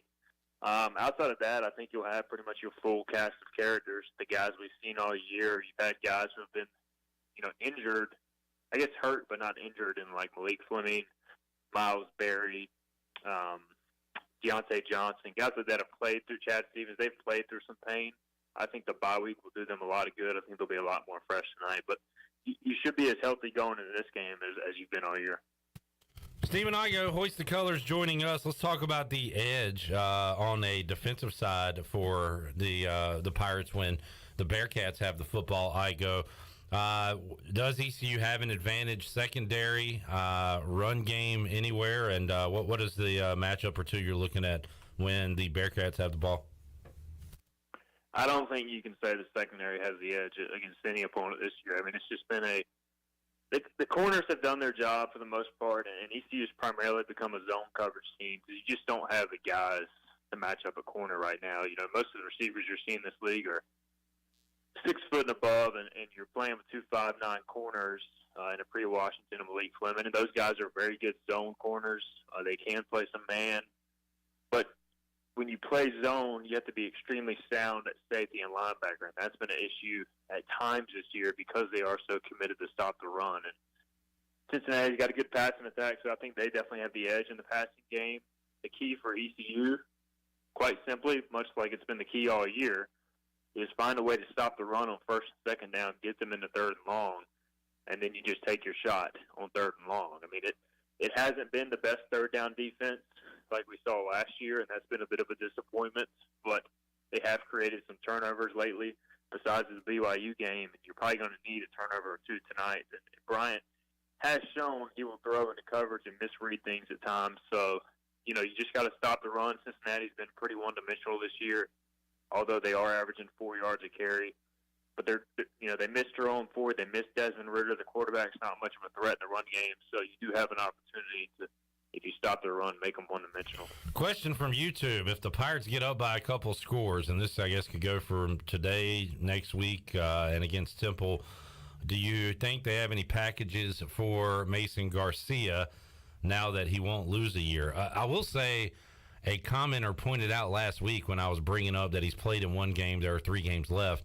There is still potential for East Carolina to play in a conference championship game and a bowl game, which adds 2 more games to the schedule. So just pointing that out. But do you think we see any Mason Garcia here at the end of the year?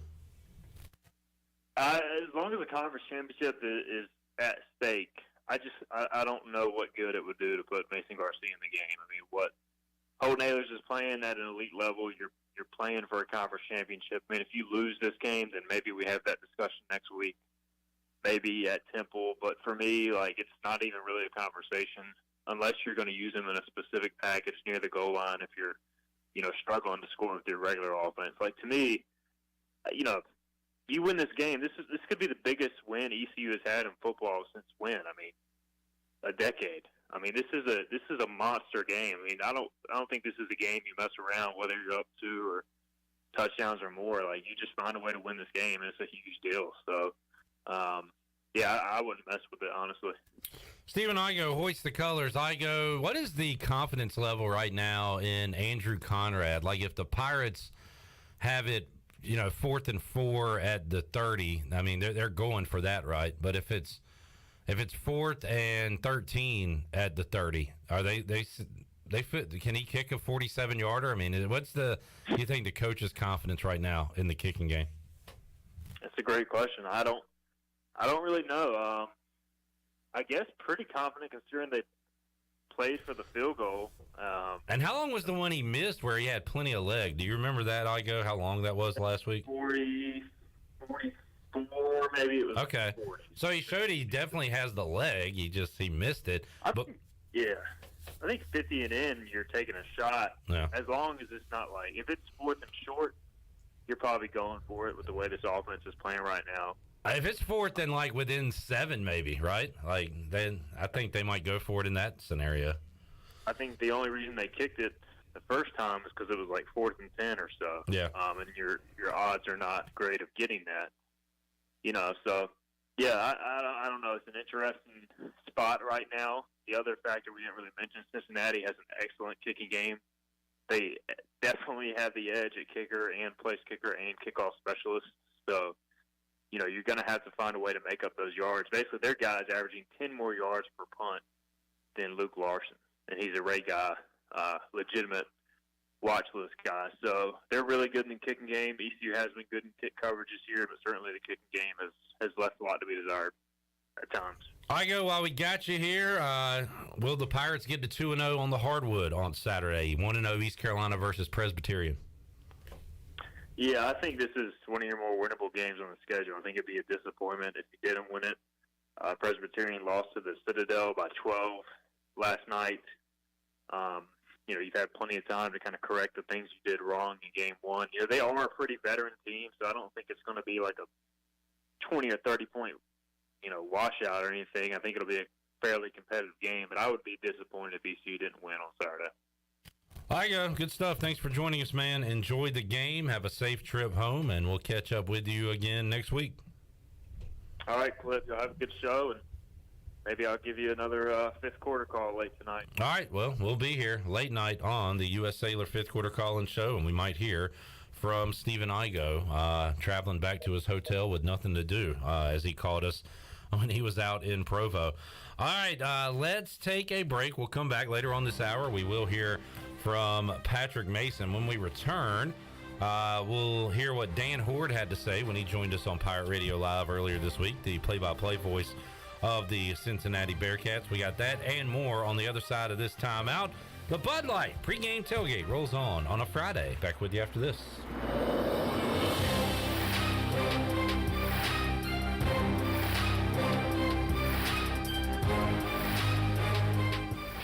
Are you ready for some football, Pirate Nation? Bud Light is America's favorite light beer and the official beer of the ECU Pirates. When planning your fun times this football season, be sure to pick up some Bud Light at your favorite retailer. Bud Light carefully brews their beer to be perfect for anywhere there's fun. Because when there's fun, Bud Light is there. Get ready to have fun this season, Pirate Nation, and always stay in the game and drink responsibly. Bud Light, the official beer of the ECU Pirates, and proudly distributed by Carolina Eagle Distributing since 1989. So, how does short points work? Well, at Jersey Mike's, 6 regular number 13s plus 3 giant number 7s equals a free regular number 13. So, Pepsi and Lay's now earn more points towards free subs. That adds up. Exactly. Download the Jersey Mike's app and earn rewards towards free subs with every sub, Pepsi, and Lay's you purchase. So, how does short points work? Well, at Jersey Mike's, 6 regular number 13s plus 3 giant number 7s equals a free regular number 13. So, Pepsi and Lay's now earn more points towards free subs. That adds up. Exactly. Download the Jersey Mike's app and earn rewards towards free subs with every sub, Pepsi, and Lay's you purchase.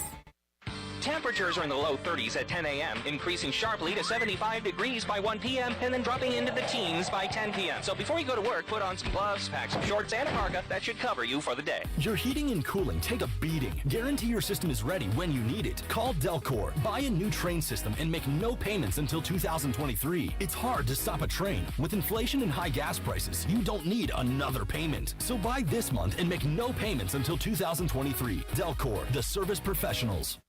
UBE and PirateWear.com is excited to offer Pirate Nation the largest selection of new ECU merchandise and tailgate supplies ever. UBE has the best prices in town, so that makes UBE your one-stop shop for all things ECU. UBE does daily restocks of Champion, Adidas, and Under Armour. Don't forget to bring your young Pirates in to plunder the Crow's Nest, which is the only kids store dedicated to ECU. Plenty of free parking uptown in Greenville. Visit them at PirateWear.com. Go Pirates!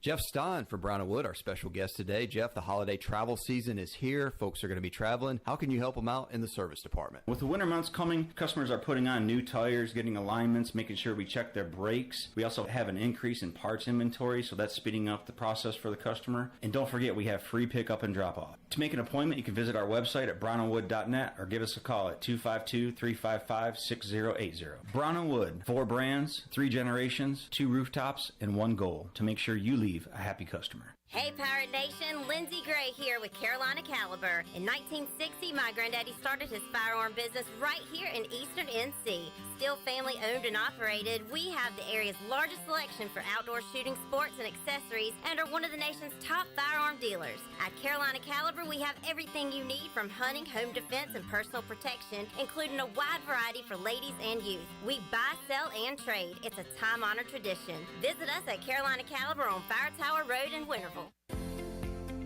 Do you have an old injury or some pain that's been holding you back all year? It's time for you to get better. With Kinetic Physical Therapy and Wellness, we can help you get your life back. Whether you need to get back to a sport, back in the gym, or just back to enjoying life, our team of specialists use a one-on-one, hands-on approach in our state-of-the-art facility to get you back moving again. Don't settle for where you are. Don't stay in pain. Visit kptonline.com today to see how Kinetic Physical Therapy and Wellness can help you live well, move more, and hurt less. This is Jeremy Lewis, and you're listening to Pirate Radio, the voice of the Pirate Nation.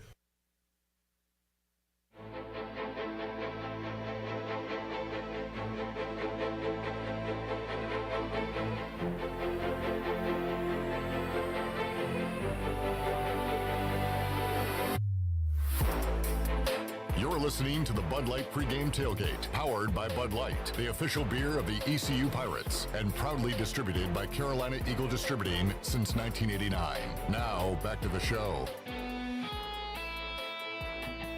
Now, with the Pirate Radio Scoreboard, here's Shirley Rhodes. All right, we had a plethora of college basketball last night. We'll run through some of them. Kansas defeated North Dakota State 82-59. Number 9 Creighton defeated North Dakota 96-61. Texas thumped Houston Christian 82-31. It was Indiana over Bethune-Cookman 101-49. Texas Tech got a win over Texas Southern 78-54. And Virginia Tech got a win over Lehigh 78-52. Appalachian State beat North Carolina Central in overtime by a final of 79-74. That is a look at your Buccaneer Music Hall scoreboard, brought to you by the Buck. It's your beacon of music in the land of the Pirates, that open from noon until 2 a.m. with live music every night. And you can follow the Buck on Instagram for an updated schedule, and we'll see you at the Buck. Now let's head back into the Bud Light pregame tailgate. Here's your host, Clip Brock. All right, I am watching the Barstool Sports Invitational live from Philadelphia, and right now UAB has an early 11-6 lead over Toledo in men's hoops. So keeping an eye on that on the Buccaneer Music Hall scoreboard, presented by Dub Buck. Thanks to Parker's Barbecue for the awesome pregame meal, as we are good to go with barbecue sandwiches, shrimp burgers, chicken sandwiches, also some hush puppies, of course, corn sticks, sweet tea. Troy D got the unsweet, and we are locked and loaded, ready to go. 3 locations in Greenville to serve you, and for our out-of-town listeners, they will ship nationwide, parkersbbq.com. The person who had a question about Mason Garcia on YouTube added, well, we need to get him some snaps somewhere. Michigan is looming for him. I agree with that person on YouTube. I would like to see Mason Garcia. In fact, I also agree with Igo that in a game like this, you're doing everything you can to win it, but I don't know. I would like to see him in a series in the first half against Houston. I'd throw him in for a series or two, and depending on what the score looks like, maybe more against Temple. I would like to see him get some real action before he takes over as the head coach next year, or as the starting quarterback. I was distracted. Yeah. Who was that? I don't know. Wait, what happened? Somebody came in and just let out the loudest belch I've ever heard in my life. What it was. That was a belch, and I'm trying to figure out who walked in the building. We got to find out who that burper was. What do we got, Chandler? Chandler, who was it? Who let out the belch heard around the world? Who was it? Was it Tyler? Shout out to Tyler Dreyfus. That was impressive. Like way off mic. Like, but it echoed through the hallway. Yes. And vibrated into the microphone and all around the greater Greenville area. I had the headphones on and everything. That was impressive. No, impressive we're actually saying that was impressive. And that was impressive. Usually I'm pretty good at focusing. I just called Mason Garcia the head coach of the Pirates because I was so distracted by that belch. It got me off my game. Wow. All right. Let me log back in. Good stuff there, Bryce or Tyler. That was impressive work. All right. What do y'all think? Y'all want to see Mason Garcia this year at some point? Yeah, absolutely. I think we absolutely need to see him at some point. Yeah. If nothing else, in the bowl game. Sure, I agree with that too. And I don't know what, like the grand scheme of, I can't say what I'm about to say because Monica and other people will absolutely kill me. So I'm not going to say that. She'll read you the riot act in the post game. How can I word this? Bowl games are important for players and coaches and everything. But they are the most important for the players that will remain here at, coming up next year. And those extra practices. Yes. The extra game. Practices. Yes, Queen. Yes, Queen. And the commodity that the team will build off of during the week. Timeout. Shirley, I'm going to use one of our 3 timeouts we have. Sure. I believe if we could rewind the tape there, Chandler said the commodity. That would be correct, All sir. right, Chandler, speak on that a little bit if you could. The commodity. Camaraderie. Oh, okay. Sorry. The camaraderie. Yeah. That's not even... Sorry. No problem. No problem. Just wanted to make sure. That's why you call timeouts, to clean up stuff like that. So You drew it up. That was and, a hey, good- and I didn't even need coaching. I thought I was like, that's not the right word. And Yeah. I was like, oh, camaraderie. You know what you did, and you corrected it. That's all we ask.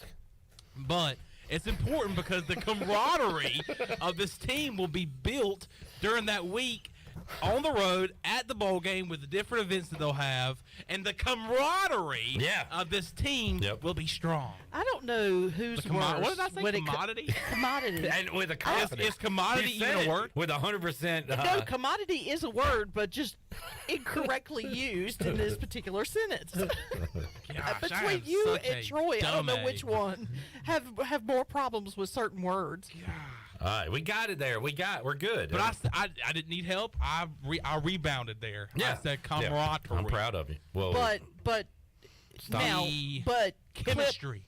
Clip had to call timeout in order for you to catch up with yourself. Oh, yeah, I would have never caught it. I hate to burn one this early in the show, but we still got 2 left. Yeah. So. And you got a challenge. Yeah. But no, I tell you what, if you want to challenge one of his words, Shirley, you can throw the flag. You get 3 per half, and 6 o'clock is halftime, so you still got 2 timeouts for the next 3 minutes. That's right. It resets. Yeah. You can't take them with you. Don't sit on them. Don't leave them in your pocket. Yeah. All right. Shirley, can we hear from Dan Hoard? He joined us earlier this week on Pirate Radio Live, the play-by-play voice of the Cincinnati Bearcats and the Cincinnati Bengals. We talked about Joe Mixon's crazy performance against the Panthers, but more importantly, his thoughts on Bearcats and Pirates. And here's some of Dan Hoard. Dan, let's talk about this Friday's matchup, and it'll be East Carolina taking on a team that just does not lose at home. We looked it up yesterday. I believe November 10th, 2017, the last time Cincinnati lost a home game, and it was a Friday night to the Temple Owls. Since then, they have been perfect at home, and they'll take on the Pirates here coming off 3 straight wins. So it should be a fantastic ball game. It looks like Cincinnati is not head and shoulders above everyone like they've been the past couple of years. But how about this Luke Fickell team here in 2022 coming off a loss? They bounced back with a win over Navy and seem to be playing some good football. They are. There was bound to be some drop-off this year just because they were so incredibly good last year. They had 9 NFL draft picks. That's easily a record for Cincinnati. There were only 2 schools in college football last year that had more players drafted than Cincinnati, Georgia and LSU. So when you're in the company of Alabama and Ohio State and USC, whatever school you want to name, and you have more draft picks than those schools, that's really saying something. But they lost Desmond Ridder, who had been their quarterback for the last 4 years. They lost Sauce Gardner, who was the Defensive Player of the Year in the conference, and right now is probably the leading candidate to be Defensive Rookie of the Year in the NFL. So like I said, there was bound to be some drop-off, but they certainly haven't fallen off a cliff. They lost on the road at Arkansas in Week 1. They lost at UCF 2 weeks ago, but they had the lead with 3 minutes to go before the Knights rallied and scored the game-winning touchdown. So it's still a really good team with a lot of future pros on it that are getting better and better now that they're playing. And Dan, you'll recognize some of these names you'll call for East Carolina on Friday night. I heard Luke Fickell at his press conference talking about Holton Ahlers and how it kind of reminded him of Desmond Ridder being at Cincinnati for years and years, and now Holton Ahlers. And you know Keaton Mitchell, some guys on defense, Miles Berry, Xavier Smith, a lot of, and credit, I guess, the COVID year and guys sticking around an extra year. But that's good for you broadcasters, right? You actually get to know some of the not as much, I guess, study time for you and Jeff Charles here this season. That's a good thing. I know who number 12 is for the Pirates. I know who number 2 is without having to do much research. So that is a good thing. And I've always had a tremendous amount of respect for Holton Ahlers, really dating back to the second of the 4 starts he's made against Cincinnati over the years. 535 passing yards in that game. The Bearcats managed to eke it out in Greenville. But ever since that game, I think every Cincinnati fan has had very high regard for Holton Ahlers. Yeah, and a lot of that to C.J. Johnson, who will be on the field coming up this Friday, along with newcomer Isaiah Winstead. East Carolina has some players there at the top of the rushing, receiving, and passing yardage this year, so putting up some points, Dan, and trying to knock off the Cincinnati team, and that has been kind of the bugaboo. Although they played a good one in Greenville last year for, a few quarters there, hanging with the Bearcats, but as you know, Cincinnati was too tough. And how about this year, Dan? What's the talk up there about facing these Pirates Friday night? Well, East Carolina beat UCF. Cincinnati lost to UCF. In my mind, that's all you need to know. And clearly, ECU seems to be playing really well right now. I caught some of the BYU game. Anytime you can go on the road and win at BYU, that's a great win. Throw in the fact that the Pirates will have 2 weeks to get ready for the game, and it's a short week for Cincinnati.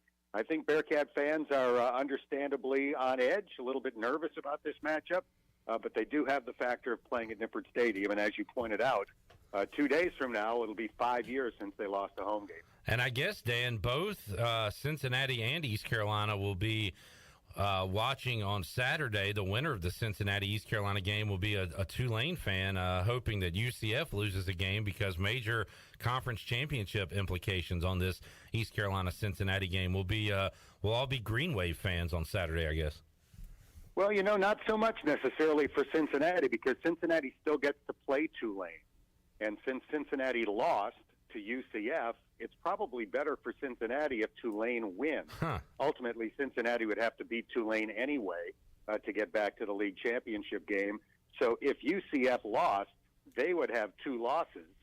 And then if Cincinnati were able to run the table, they would have the head-to-head advantage over Tulane, and then would have the opportunity possibly to host the league championship game. But it really matters for Cincinnati is to win out. Yeah, and we were running over a bunch of scenarios yesterday, and there's one we didn't factor in from Cincinnati's standpoint. So this is something, Dan, you didn't have to worry about the last 2 years when you just go undefeated, right? It does help, no question about it. But, Cincinnati's made it to the league championship game each of the last 3 years. They lost 3 years ago to Memphis, and they've managed to win it the last 2 years over Tulsa and Houston. So it's special when you get to the league championship game and you've got a chance to possibly play in one of those New Year's Six bowl games. It's an awesome opportunity. And again, from Cincinnati's perspective, to have a chance to go back, they've got to run the table. They'd have to win their last 3.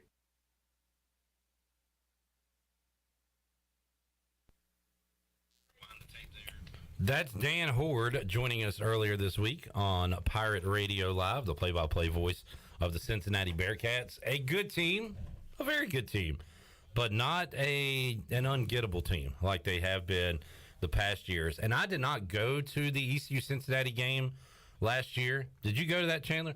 I remember early on listening, and it wasn't a huge crowd, but it was like a rowdy crowd, right? Very rowdy. ECU got a third or fourth down stop early, maybe a third down stop and a missed field goal. Is that what it was? So Rick DeBrew got a big sack that backed him up pretty good ways. They still sent out the field goal unit, and it was missed terribly. And when Rick DeBrew got the sack, the place exploded, and then he missed the field goal. And Dowdy Ficklen Stadium was just electric. And the hype for that game was built up because I think the Pirates were 7-4 at the time, coming off a win against Memphis. And then it was announced that game was going to be on ABC. You're playing a top 4 team in the country that was going to head to the college football playoff. So the hype for that game was just built for about a week and a half or so. And, not the biggest crowd in Dowdy Ficklen Stadium, but it was electric, and especially early on there. Pirates had the lead going into the second quarter, and then things kind of got out of control there. Pirates drove down and kicked a field goal, I believe. Yeah. So, yeah. A 35-yard field goal, so they were in the red zone, couldn't cash it in for 6. That'll be a key tonight. Touchdowns instead of field goals, because last year East Carolina could only muster 1 touchdown.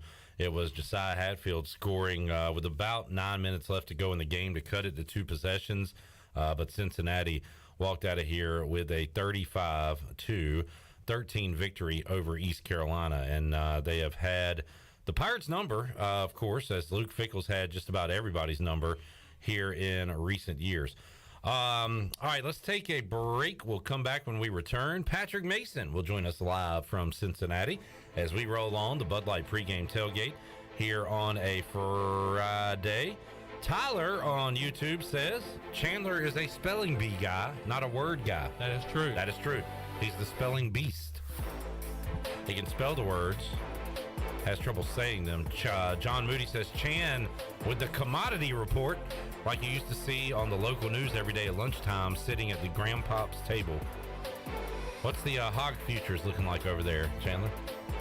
Pretty good, I guess. Pretty good. All right. I tell you what. Pretty darn good. Pretty good. We got barbecue sandwiches in the bag, so I'm going to say those hog futures are looking just swell. Just right. All right. From Parker's Barbecue.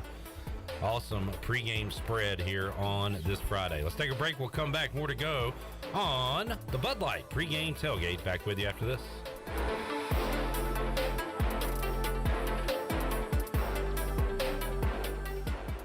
It's bow time. Why are Bojangles Chicken Supremes called Supremes? Well, with golden crispy chicken tenderloins this juicy, tender, and full of bold flavor, what else would you call them? Superbs? Nah, that would be weird. Get your Chicken Supremes combo today with a scratch-made biscuit, your choice of fixin', legendary iced tea, and have you heard there's a new sauce in town? Try our new creamy buffalo sauce when you get a Chicken Supremes combo today. It's bow time. Do you need custom t-shirts, apparel, or promotional items for your business, organization, or event? Keep it local. Print it local with University Sportswear. University Sportswear ENC.com is your one-stop shop for all promotional products for your business. With over 1 million items to shop from, University Sportswear ENC.com offers high-quality products at prices to fit any budget. Visit University Sportswear ENC.com for contact information and to get shopping. University Sportswear ENC.com, the official sportswear provider of Pirate Radio. The Dickinson Avenue Public House is a lively and diverse restaurant in Greenville that utilizes fresh and local ingredients. With influences of Creole, Asian, and upscale Southern cuisine, the Dickinson Avenue Public House offers a seasonally rotating menu and a full-service bar with rotating craft brews on tap. Come to the intersection of 8th and Dickinson and enjoy $1 off drafts on Tuesday, half-price flights on Wednesday, half-price wine bottles on Thursday, and $1 oysters Tuesday through Friday from 5:30 to 7. For more details, check out their website at daphousенc.com. You've worked hard to make your business successful, and that's why it's really important to always have a bank that's in your corner when you need them. This is Chris Richards from First Bank, and our experienced team of local bankers includes Lee Watson, Ashley Capps, Bonner Latham, Josh Hooten, and Heath Nisbet. To get the business services that are right for your business, come and see one of our experienced team members at First Bank on Arlington Boulevard in Greenville. First Bank, together with our customers, we're creating a world where individuals and communities thrive. Member FDIC. Greenville Utilities electric customers will soon be able to receive text notifications in the event of power outages. Enrollment is automatic, so make sure GUC has your cell phone number by signing into your account at GUC.com, then update the information in your user profile. Want to talk with someone instead? Call 252-752-7166 during business hours. 252-752-7166. Update us so we can update you. Visit GUC.com for more information. U.S. Cellular has always believed that connection is the greatest gift of all. That's why we're giving everyone one line for $29.99 a month with unlimited data this holiday season. That's right, one line, unlimited data for just $29.99 a month. That's more than a great deal. That's locally grown connection from U.S. Cellular. Limited time offer, terms apply. Visit uscellular.com for details. This is Brandon Tate, owner and operator of Atlantic Wireless, an authorized agent for U.S. Cellular since 1997. Visit atlanticwireless.com to find the store near you. We go beyond the call. Don't stress this holiday season. Give the gift of beauty. A gift certificate from Beauty Bar MediSpa will not only bring a smile to that special someone, it will smooth wrinkles, tighten skin, erase veins and brown spots, and get rid of unwanted hair. Visit the professionals at Beauty Bar MediSpa in Greenville. Available now. Gift certificate specials for her or him and BOGO stocking stuffers. You save and they glow. Visit us at beautybarmedispa.com. Go Pirates! It seems like places are giving you less and less food these days. Yes, Mama, it's called shrinkflation. Oh, shrinkflation, that's just another word for robbery. But this is shackflation. What? Dang, that's huge. Extra pepperoni, extra cheese on that thing. Hey, Pirate fans, Papa John's is the MVP move for game day or any day. Place your order online at papajohns.com and sign up for Papa Rewards. Papa John's, better ingredients, better pizza. Go Pirates. This is Coach Steve Shankweiler, offensive line coach for East Carolina University football. And you're listening to Pirate Radio, the voice of the Pirate Nation.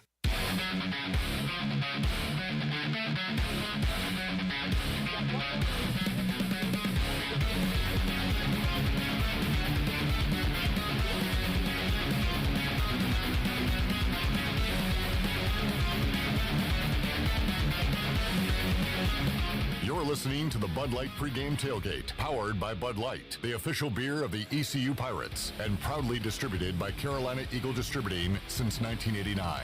Now, back to the show. Welcome back. Did you miss the show on Pirate Radio? You can listen to all of Pirate Radio's archived local programming by subscribing to us on Apple Podcasts, SoundCloud, or Spotify. Subscribe today by going to the podcast app on your iPhone or Apple device and search for Pirate Radio Audio Archives. Now let's head back in to PRL here. No, it's not PRL. It's the Bud Light Pregame Tailgate. I knew I was going to do that. No. Normally, we would be coming back from PRL. However, we are not. Bud Light Pregame Tailgate. Here's clip. Timeout. Second one and a half. We still got one left. We got one left in 19 minutes. We would be getting close to wrapping up a Friday edition of Pirate Radio Live, but we still got 2+ hours to go here on the Bud Light Pregame Tailgate. And, of course, we're with you after the game, late night Friday night, on an edition of the U.S. Sailor 5th Quarter Call-In Show. Let's head out to the Pit Electric Live line right now and talk to Patrick Mason from the Daily Reflector. He joins us here on the program. Patrick, how is Cincinnati this time of year? Hey, Cliff, how's it going? It's actually pretty good. I thought it was going to be a little bit colder, but I just went for a little walk around downtown, just kind of strolling, and it's pretty nice out, so it's going pretty good. Patrick, that's 2 Fridays, 2 road games in a row where you've said you've gone on a walk. So is that kind of like your away game tradition? Do you try to hit every locale with a little walk, pregame walk? Yeah, I do. I just love walking around. Like, it's just kind of my thing. I just love just wherever I get to my spot, I just like to just set out and just kind of stroll around for a little while. It's pretty cool. I mean, I know it's not as big as Chicago by any means because that's kind of where I'm from, but I just love just kind of roaming around and looking up at the buildings and just kind of looking around. So, yeah, I love exploring on these road trips. All right. They call him the Explorer. Patrick Mason joining us on the Pit Electric Live line. Patrick, looking at some of the numbers on the UBE stat sheet for the Cincinnati football team, they are scoring 33 points a contest, allowing 21. I tell you, for 2022 college football, it seems like East Carolina's played several defenses this year that do not allow a ton of points, and 21 points in 2022 is not a bad number at all. So another tough test defensively for East Carolina going into tonight's game.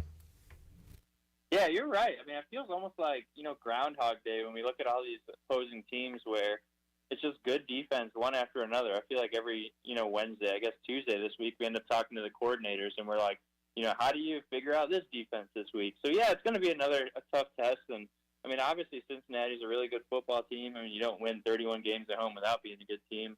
Yeah, they're just kind of a smart team. They're really disciplined. They play some good football. And, it's just another tough test. But, you had 13 days, I guess, to prepare for this. And I guess we'll see how it shakes out. Some other numbers on that stat sheet. Cincinnati converting just 38% on third down. Thought that number would be a little higher. Teams are converting 41%.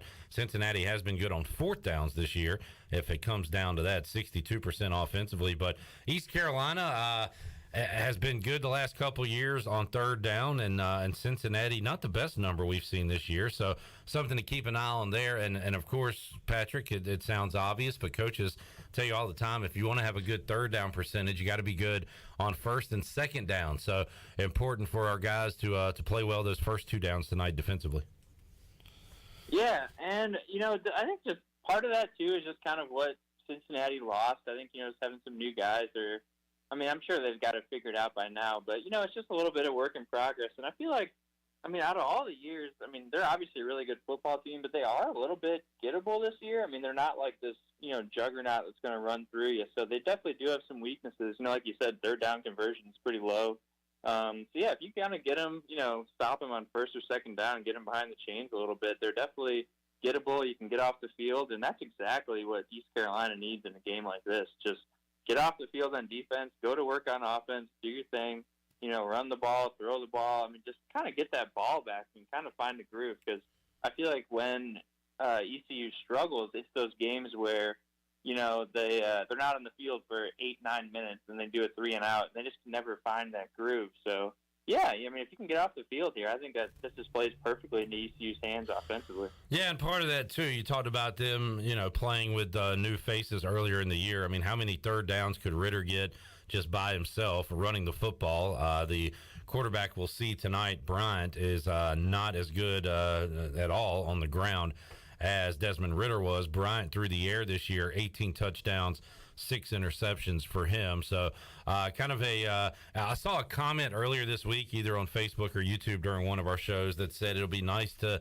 not have one of those scramblers tonight. And, I guess he can do a few things with his legs, but not the weapon that maybe we've seen in past games from QBs.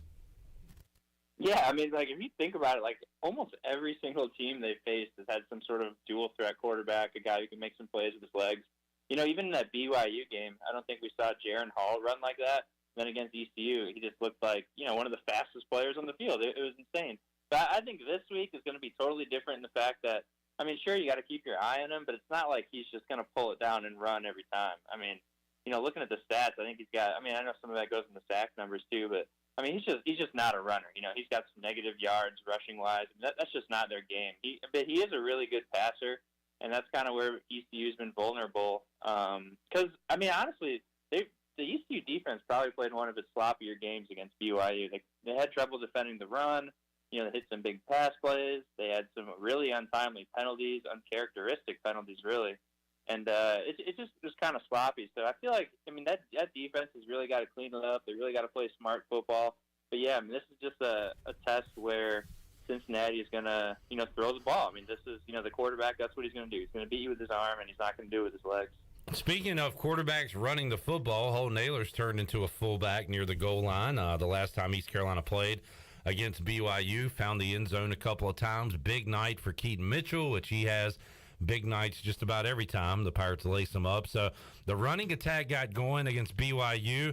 The passing game, we had seen better nights from them, but Holt Naylor's told us that Monday after the BYU game that the Cougars kind of sold out on stopping C.J. Johnson and Isaiah Winstead. It sounds like tonight we might get some more of those one-on-one matchups, Patrick. So I'm expecting some plays down the field for Winstead and C.J. to try to take advantage of those one-on-one matchups.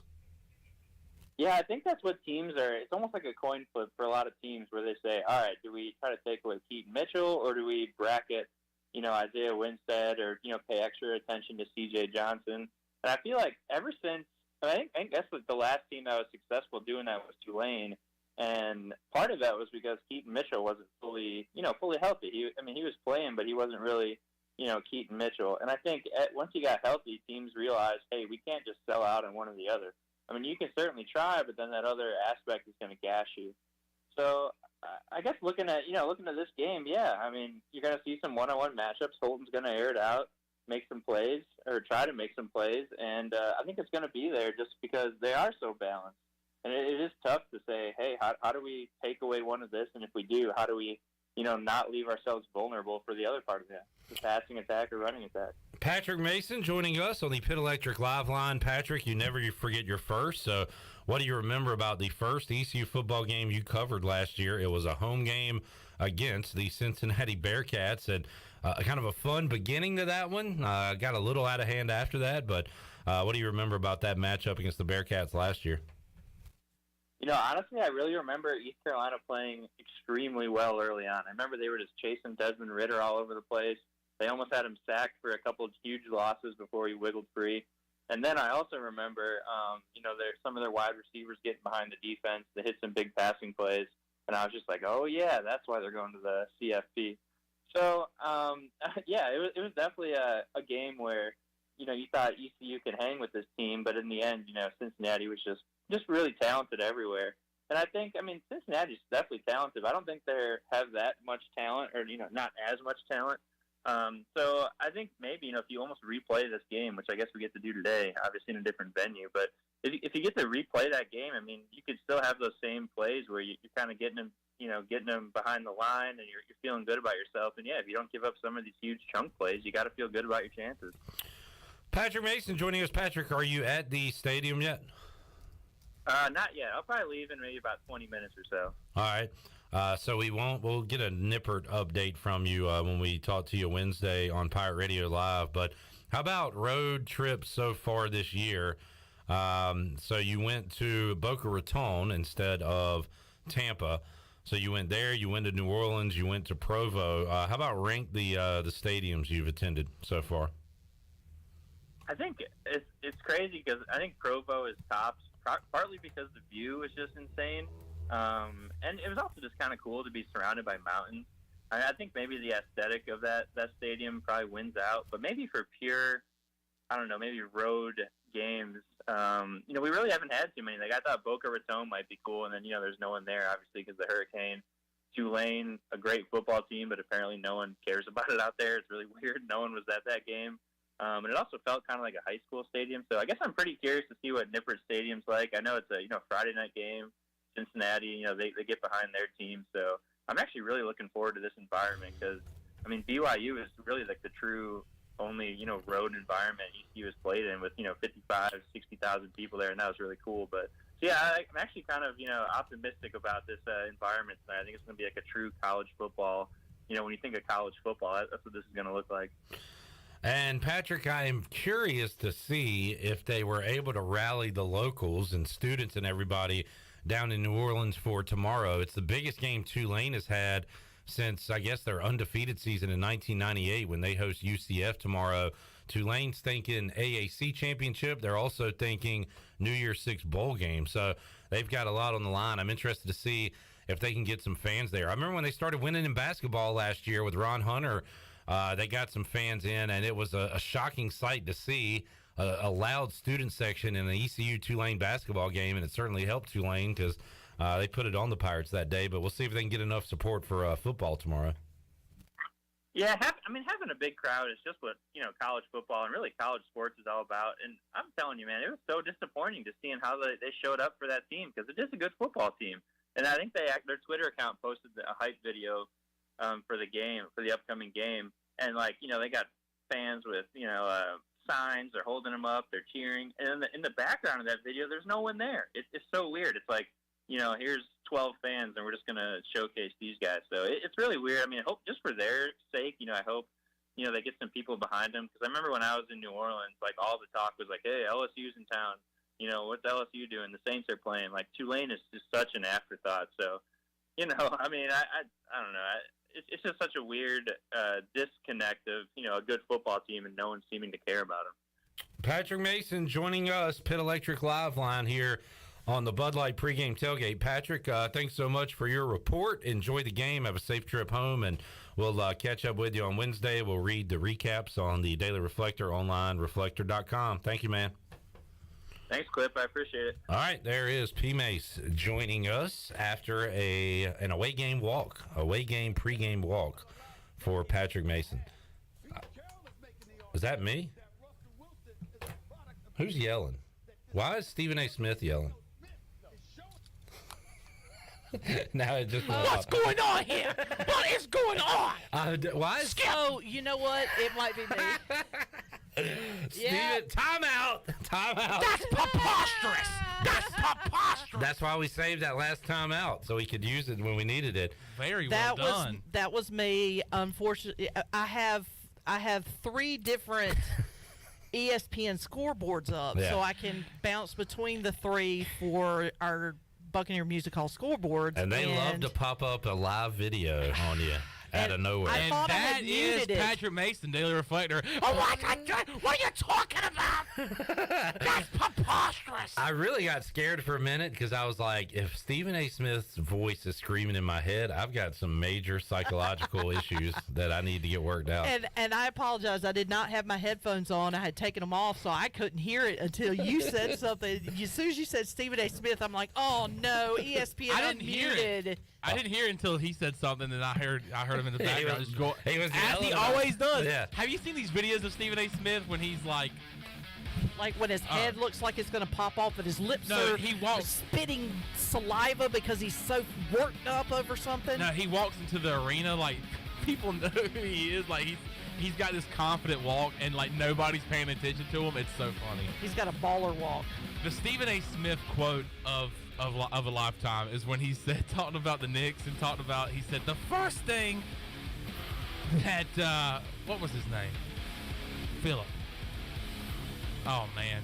What are you doing? Philip?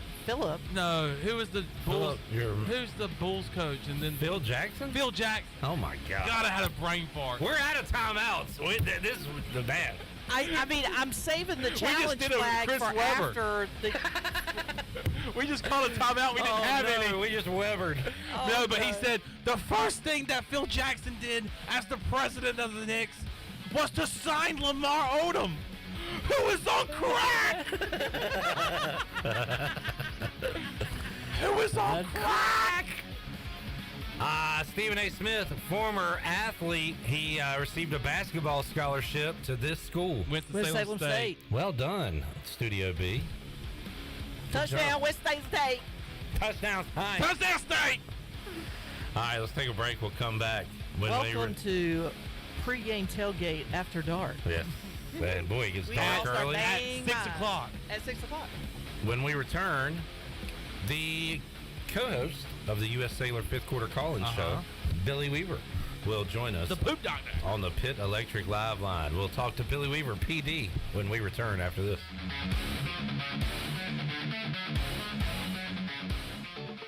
This is Holt Nailers. I've been eating at Parker's Barbecue since I was a kid. Now, all these years later, I still love to eat at Parker's. In fact, I love it so much, I bring my entire offensive line with me. They protect me, and I look out for them with great food from Parker's Barbecue. So whether you bring the team like me or just your friends and family, the awesome barbecue, chicken, and seafood at Parker's is a win every time. Parker's Barbecue, where they always treat you like family. Before you hit the road this travel season, be sure to get your tires inspected by the tire guys at Greenville Auto World. The Greenville Auto World service team sells all the top brands and economy tires if you need a new set. Need an oil change, state inspection, or AC repair? Greenville Auto World can work on any type of vehicle, and the monthly oil change special is only $29.99. Make an appointment now by calling 364-8730. For award-winning service, trust Greenville Auto World. With over 30 locations across North Carolina and southeastern Virginia, Quality Equipment is your local John Deere dealer, where you'll find everything you need for your next project. Our complete lineup of John Deere lawn and garden, agricultural, and commercial worksite equipment comes with years of experience, expertise, and dedication. We know what it takes to get it done right. Stop by today or visit us online at qualityequip.com. When it comes to hauling dirt, asphalt, or stone, you can trust the pros at First and Goal Hauling Incorporated. They have a fleet of dump trucks ready to get the job done. And best of all, it's owned and operated by ECU football alum Dakota Marshall. When you have a big job and you need it done right, count on First and Goal Hauling, where it's a touchdown every time. Keep up with Dakota Marshall and First and Goal Hauling by following them on Facebook today. Have you experienced increased aches and pains recently? Have you heard of CBD? Hemp Garden is your premier CBD retailer in Eastern North Carolina. Do you find yourself having anxiety or in need of extra sleep support? Hemp Garden has a variety of Delta 8 and hemp-derived Delta 9 products that can assist with those issues. If you're unable to stop by the store, don't worry. Give them a call today at 413-6100 for a consultation, and they'll ship right to your door. Hemp Garden, 3040 South Evans Street in the Target Shopping Center in Greenville. Portable, super quiet, and fuel efficient Honda EU Series generators are ideal for camping, tailgating, home backup power, and more. All feature Honda's CO Minder carbon monoxide detection system for added peace of mind. Select models include Bluetooth connectivity for wireless control with Honda's My Generator smartphone app. Go with a Honda EU Series generator. It's power you can trust. See Ron Ayers Motorsports, Highway 11, north of the airport in Greenville. This is Dr. Christopher McDowell from Orthopedics East and Sports Medicine Center. Our practice has been caring for athletes at ECU and the residents of Eastern North Carolina for more than 35 years. Whether it's time for your sports injury or it's time for that joint replacement, Orthopedics East provides the latest in operative and non-operative orthopedic care. We also offer on-site physical therapy and MRI services, as well as walk-in urgent care on the weekends from 10 a.m. to 2 p.m. For experience and professional care, call us at 757-BONE or visit us online at orthoeast.com. Go Pirates! Chico's Mexican Restaurant is where the fiesta never ends. Grab your amigos and head to Chico's every Wednesday for shrimp tacos for $11.99. Plus Wednesdays means all Mexican imports for just $2.99. Thursdays, enjoy your favorite beef, chicken, or vegetable fajitas for only $11.99. For Mexican food and fun, it's got to be Chico's Mexican Restaurant in downtown Greenville and online at chicosrestaurant.com. Chico's, where the fiesta never ends. This is Pirate Radio, WGHB Farmville, 1250 at 92.7 FM Greenville, WDLX Washington, 930 and 104.1 FM Washington.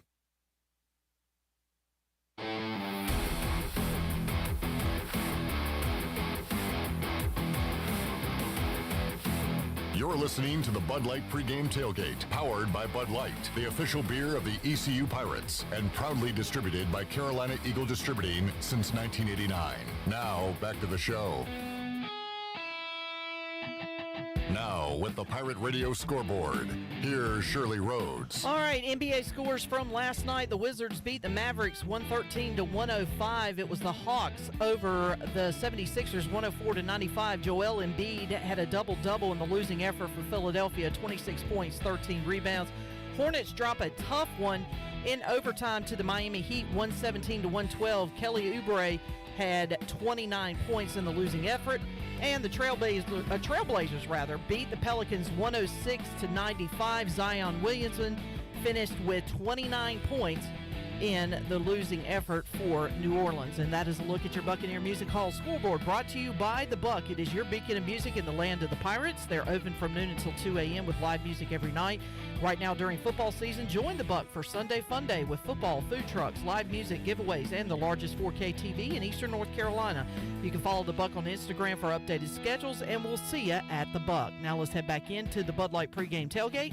Here's your host, Clip Brock. The Buck. I need to check out those largest 4K TVs. Sounds like a good spot to watch a game. What's that again? The largest 4K TVs in Greenville. You ought to check it out, because if you haven't, you're missing out. It's a huge projector screen in there. Great atmosphere, cold beer, and awesome football on TV. How about this result on the Buccaneer Music Hall Scoreboard from last night? Your Panthers, Chandler, getting a dub. Sweet Caroline, bye, bye, bye. I gotta say, as a non-fan, and I picked the Panthers, but that was a pretty boring game. Yeah, well, the weather was, Nicole was going to come in around 9 o'clock. It came in a little earlier. It was already starting to rain around kickoff time, but that gave a chance for Dante Foreman to have a good game. He had 31 carries, 118 yards, and a touchdown. Feed him. Who had a really good late regular season last year for Tennessee Titans. Also had a really good year behind Derrick Henry, especially in the playoffs. But yeah, especially with Christian McCaffrey now in San Fran, Dante Foreman is getting a lot of carries, and he had a really good game the last time we played the Falcons, which was just a couple of Sundays ago. And then last night he had a big game, and the Panthers win. They're 3-1 in the division. Go Seahawks. If the Seahawks beat the Bucks, the Panthers will once again only be one game behind in the NFC South, the crappy NFC South. Yeah, it's pretty brutal over there. And the Hornets haven't won since the Nixon administration. I mean, tell me something new. All right, Shirley, do we have anybody on the Pit Electric Live line? Why, yes, we do. We have the doctor on the line. Doctor. The doctor will see you now. Doctor. The doctor will see you now. Billy Weaver joining us. Weave, how you doing on this Friday? Doing good. Wish I was a doctor. I need doctor money. Billy Weaver will be here late night. I don't know what his paycheck looks like here at Pirate Radio, but probably not worth being up till 2 o'clock. But hey, we're going to be here till 2 o'clock, Weave, talking East Carolina and Cincinnati. Hopefully a fun late night post-game show, which we've had a lot of those here of late, and the Pirates have a shot at this one. They are 4.5-point underdogs, Weave. So a lot of respect for East Carolina after the way they've been playing lately. Yeah, first of all, I just want to say that, like you guys, I do it for the love of the game, not for the money. There you go. So, with that being said, East Carolina's got a lot of respect. They're playing well right now. They're playing very confident. Of course, they're winning, and those two things kind of go hand in hand.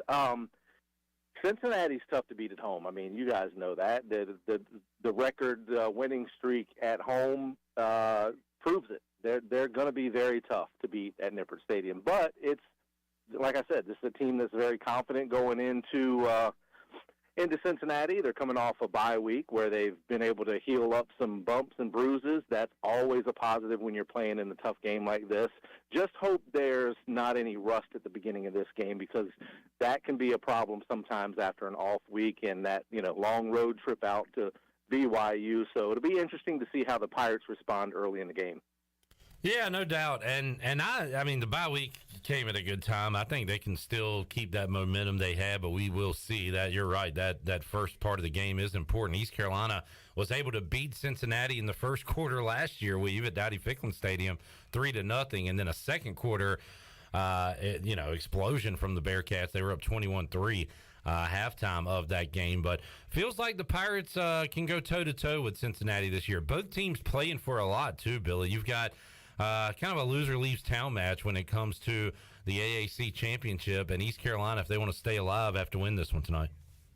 Yeah, absolutely. And Cincinnati's in the same boat. I mean, they've got to win. This is the AAC title right now is up for grabs, and right now you're looking at Tulane, Cincinnati, East Carolina. I mean, any of those teams, with a combination of wins and losses, depends on how everything shakes out. So these next couple of weeks are going to be huge. But it starts tonight with East Carolina and Cincinnati, man. And I can't remember, and I don't know if you guys have talked about this, but I can't remember a bigger game for East Carolina on the schedule in the last few years. I mean, this is a huge game for East Carolina. This is, Cincinnati's become a national program, national name now, especially with what they did last year. I mean, they lost a lot of talent, but they're still very good, and there'll be a lot of eyes on this game tonight, like it was last Friday night at BYU. I mean, so this is a good opportunity for East Carolina and a good opportunity for Mike Houston to kind of show what he's got and this coaching staff. So this is a huge game for East Carolina, and not to overstate it for Cincinnati as well. Big for them as well. They want to keep that home winning streak going. Yeah. Want to stay in the title hunt. So you're going to see. I would be shocked if you don't see the best from both of these programs. I mean, we could see a big slugfest tonight, and that's what you want to see. I mean, this late in the season, you're into November. That's what you want to see. You want to see your teams playing their best. Speaking of that winning streak, second longest winning streak in the country as far as home games go. Number one on that list is Clemson. And speaking of Clemson, Robert checking in on YouTube said, watching from Clemson, he said he deboed the TV, making everyone at this party watch Pirate Radio on YouTube. Man, Robert, you are an action pirate. That is fantastic work there, sir. I commend you. And I salute you. Billy Weaver joining us on the Pitt Electric Live Line. Let's get to the keys to the game, Weave. In years past, Cincinnati has kind of gone one-on-one with their very talented corners. A lot of those guys in the NFL now, but they've gone one-on-one and kind of dared East Carolina to take a shot. Well, if they do that tonight, I like the chances of Winstead and Johnson to make some big plays. So that could end up being a key depending on how Cincinnati plays it defensively. But how about you? What's a key in your eyes for the offense tonight? Oh, yeah, I think absolutely. I think you got to test those corners. And because, like you said, with Isaiah Winstead and with CJ, they've been able to win a lot of 50-50 balls this year. They've been able to go up and make some, just outstanding receptions. I tell you what, at the end of the year, the highlight reel for those guys is going to be fun to watch. It really is. They've been outstanding. So I think that's definitely a key to the offense. It's going to be tough for East Carolina to run up the middle, I think, on this team. Cincinnati, you look at their defense, and I think they're strongest in the middle of that defensive line. But you can still get a running game going against these guys. We've talked about it before. East Carolina seems to be more successful when they work on the edges and, some wheel routes and bubble screens out of the backfield to receivers in the slot and to the running backs. I think that's kind of how this game could set up to be a success offensively for East Carolina, is if they use and kind of stay on the edges a little bit, because that interior defense for Cincinnati is pretty tough. So offensively, they're going to have to protect Holt Nailers. That offensive line is going to have to come to play tonight, because Cincinnati's got some big guys on that defensive front, and they're going to want to get after Holt Nailers and ruffle his feathers a little bit. So that's going to be key as well, that offensive line playing well. Talking to Billy Weaver, co-host on the U.S. Sailor Fifth Quarter Call-In Show, joining us on the Pit Electric Live Line. Defensively, East Carolina has had a good time taking the ball away here of late, forcing turnovers, not committing turnovers. That's obviously going to be a key tonight. But how about against this Cincinnati offense that Ben Bryant at quarterback, not the most fleet of foot. It'll kind of get a break from that department. So getting after the quarterback could be a key tonight. How about you? What do you got? Yeah, it's nice not to have to see Desmond Ridder back there, right? Definitely. I mean, that guy was, he was, for lack of a better word, hell on defenses. I mean, really. But this East Carolina defense, you touched on it. They've got to create some turnovers, and they've been able to do that the last couple of times. When East Carolina creates turnovers on defense, and this goes without saying in any football game. When you win the turnover battle, there's so much better chances of winning the football game. But defensively, you got to force some of those turnovers. You either got to get an interception, punch a ball out, get a big fumble or a sack with a fumble or something like that. They've got to create something defensively. And the other thing, the kind of Achilles heel of this defense for East Carolina this year has been third and long situations. It's nice to get teams in a third and long situation, but you can't let them pick them up. And East Carolina's let that happen too much this year, where they've let the opponent pick up third and 19 or third and 15 or third and long situations. And those can be backbreakers, but East Carolina's been really good in the red zone. So defensively, they have to stay good in the red zone, stay out of those third and long situations, where they're giving up those third and long situations, I should say, and force some turnovers. Billy Weaver joining us, special teams-wise. We will see what we got here. Igo gave the edge to Cincinnati in that special teams department, but in a game like this, feels like it's going to be important. You just don't want to lose it too bad. You want to play at least even tonight when it comes to punts, punt returns, kicks, all that. You don't want to, in a game with such a tight spread and a lot on the line, lose it on a special teams play. But I feel like it's going to be important tonight, one way or the other. Yeah, I agree. I would take a push in the special teams department any day in a situation like this, because, like you said, when you're on the road, those are backbreakers when you have a blocked punt, a kick return for a touchdown, be it a kickoff or a punt return, missed field goals and extra points and stuff, and stuff like that can happen. Of course, we saw the prettiest ugly kick we've ever seen last week at BYU. Yeah. Hopefully that will be a confidence booster. And whenever you have a game-winning field goal like that, it doesn't matter how it goes in. It all goes down on the scorebook the same way. It's just like a dribbler in the infield, as opposed to a drive off the wall that turns out to be just a long single. They all go down in the scorebook as the same way. So, in years down the line, it'll still be in the scorebook the same way. It was a made field goal for a win, and that's a confidence booster. So, if we see a situation like that tonight, the Pirates can pull through. And like you said, if we get a push in the special teams department, I feel good about that. We've good news. We got those awesome boneless wings from Parker's that you like. So we got those ready for you. Bad news, no dessert. So this is a bring your own dessert type of night for the fifth quarter. Okay, well, I'm good with that as long as I know ahead of time. Yeah. I have something a little sweet afterwards. But let me tell you what, man, those wings are awesome. They really are. And I think it's like a sweet chili sauce that they have with those, and then they got the barbecue sauce as well. The sweet chili, man, that's right up my alley. So that's good stuff. And hopefully tonight it's not comfort food, if you know what I mean. Yeah. That is, and, you know what I'm saying? Yeah, and hopefully tonight, and Shirley and Chandler, I'm sure will agree with me on this, we don't want angry late night weave, which we've had, but that was only for one game. You were angry after the Pirates got down 17-0 to Memphis, But you've been on your best behavior since then. Winning cures all. That's right. That is true. That is a true statement. Billy, thanks for joining us, man. We'll see you later on.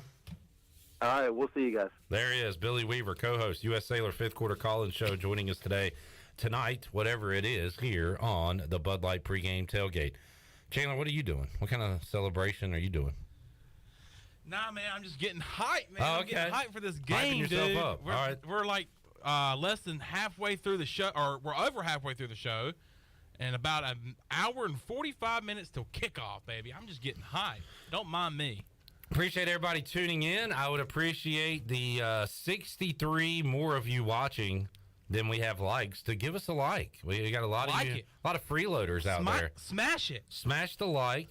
Give us a like. Give us a subscribe. We're over 2,000 subscribers now on YouTube. That's a good number. If you're watching on Facebook, make sure you like. And how about a share? Share it. Let's share the love. Spread the wealth. Smash it. Let's do it. Chandler's getting excited over there on a game night Friday night.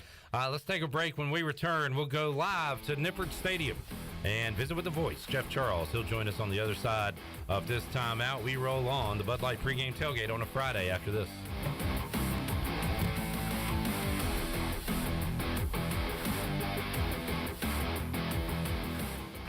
Are you ready for some football, Pirate Nation? Bud Light is America's favorite light beer and the official beer of the ECU Pirates. When planning your fun times this football season, be sure to pick up some Bud Light at your favorite retailer. Bud Light carefully brews their beer to be perfect for anywhere there's fun. Because when there's fun, Bud Light is there. Get ready to have fun this season, Pirate Nation, and always stay in the game and drink responsibly. Bud Light, the official beer of the ECU Pirates, and proudly distributed by Carolina Eagle Distributing since 1989. The best burgers around. Everyone loves a thick, juicy, and fresh burger. Tiebreakers in Greenville, plus the all-new Tiebreakers in Winterville. Do real burgers better than anybody. So don't just go to any burger-themed restaurant chain. It's time to break the chain and eat local. Tiebreakers, real burgers at its best. Everybody loves burgers. 'Tis the season for connection, and U.S. Cellular is celebrating by offering any phone free for everyone. Any brand, any storage, for new and current customers. Plus, our price protection guarantee means that your rates won't go up. That's locally grown connection. Limited time offer, terms apply. Visit us in-store or online for details on getting any phone free today. You've been waiting all year to replace your old phone, and now the Christmas deals are finally here. The team at Sailor Warehouse is loaded up with free phones for everyone. That's right, free, baby. Don't wait, because these deals won't last long. Call Toby Williams today at 252-799-7051 and let one of their experienced sales associates come right to your office or home. Sailor Warehouse, your local U.S. Sailor authorized agent. The only agents that deliver phones, tablets, and routers right to your front door. I'm Michael Vaughn with East Coast Grading and Utilities. Many of you know my dad, David Vaughn, and his work in putting in subdivisions all over Pirate Nation. But East Coast Grading and Utilities is not just for those type of big jobs. We're here for the homeowners. Whether it's concrete, driveways, hauling rock, or sand, whatever you need, East Coast Grading and Utilities can get the job done. Call us at 252-531-7494 or check us out on Facebook at East Coast Grading and Utilities. Every team knows that the two-point play can be a winning move. That's why I'm here. State Farm agent Timothy Sawyer and my team are here to help you go for two by combining your home and auto insurance. It's a great call that saves you time and money. So go for the win and score some savings by combining your home and auto. It's just another way we're here to help life go right. Call me, Timothy Sawyer, at 493-0002 today. We know that juicy, cheesy, grilled to perfection burger sounds amazing, but it does sound like something is missing. Pepsi, baby! The yin to this burger's yang. Burgers and Pepsi go together like burgers and Pepsi. This perfect blending of flavors makes every bite of lettuce, every sesame seed on the bun, and every sip of that crisp, refreshing, ice-cold cola a journey to Fruitopia. Burgers, better with Pepsi. That's what I like. Is that the sound of an ooey gooey, cheesy, crunchy slice of P-I-Z-Z-A? obviously. But as good as that sounds, we think it can get even better. Oh yeah, that's the sound of a freshly opened fizz-filled Pepsi. The only thing that can take this flavor medley of crunchy dough, mouth-watering cheese, and savory sauce to the next level.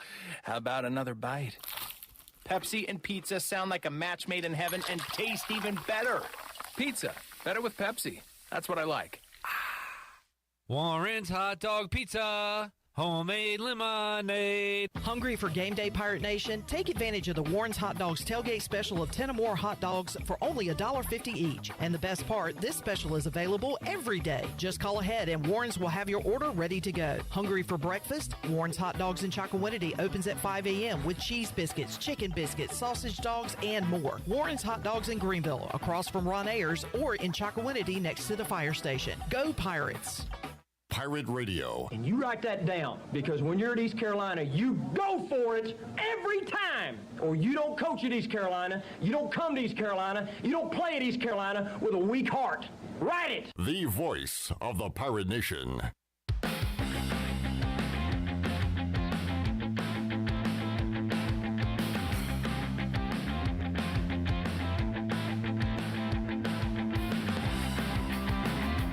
You're listening to the Bud Light Pregame Tailgate, powered by Bud Light, the official beer of the ECU Pirates, and proudly distributed by Carolina Eagle Distributing since 1989.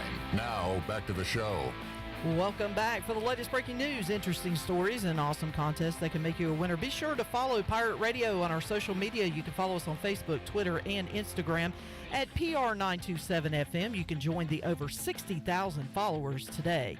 Now let's head back into the Bud Light Pregame Tailgate. Here is your host, Clip Brock. All right, back with you here. Bud Light Pregame Tailgate, hour number 3 of the show.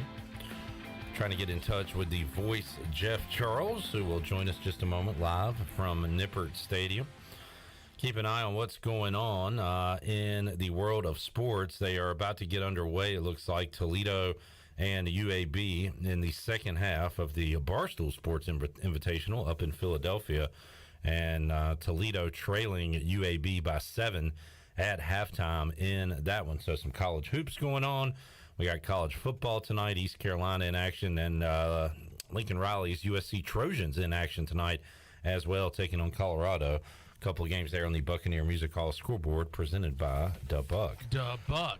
Shirley, while we don't have Jeff, let's hear Jeff go one-on-one with the offensive coordinator of the Pirates, Donnie Kirkpatrick, if we can. And we'll hear that right now.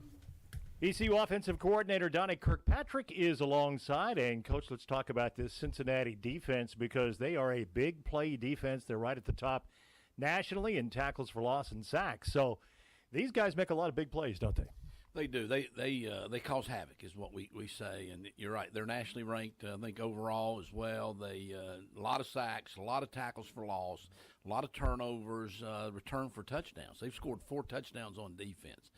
They've had 4 other turnovers. I think they've returned to inside the 10-yard line. So that's almost 8 scores just on the defense. So that tells you how they play. Just another outstanding group, even though they've lost a lot of players from last year. A lot of those guys are playing on Sunday. But they were able to beat people good enough to get these other guys in the game. So it's not like they're rookies. Plus, they have a transfer in that was the player of the year on defense from Miami of Ohio. He looks like he's a candidate for it in our league as well. Yeah, let's talk about pace, because he is their guy. 95 tackles, 8 sacks coming into this game. Tell us a little bit about him. Well, you know, this guy's just relentless. I mean, he just has a nose for the ball. This defense fits him perfectly. They've kind of designed it. It's the same defense, but they've designed it a little bit more for him, like they had done for one of the defensive ends last year. So he's got some freedom to do that. He spies the quarterback. He blitzes. He's everywhere. You better know where he's at, though, before you make any play call.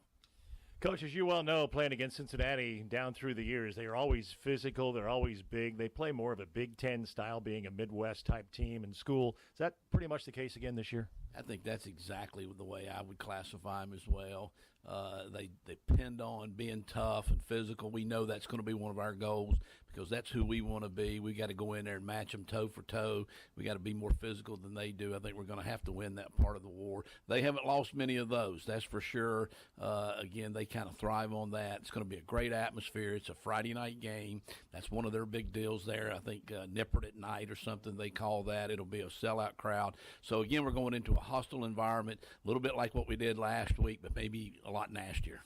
Yeah, probably so. It'll be a conference game, too. Of course, that puts a different light on it as well, Coach. And this is a big game for both ECU and for Cincinnati. How about your offensive line now? It has not had a whole lot of depth this year, and the guys did get a week off, so I would guess that would benefit some of these guys who have been a little banged up. Well, I sure hope so because they've had to play a lot of snaps. I think it's over 800 snaps for a couple of the guys like Avery and Jad. So, they needed a rest. We tried to rest them as much as we could last week without letting them get too far out of shape. And then we've come back and had 2 really good practices the last 2 days. So I think they're ready to go. They seem energized. When you're on a win streak, we'd won 3 in a row, 4 out of the last 5. As a coach, you kind of hate to break that routine. You'd like to keep playing.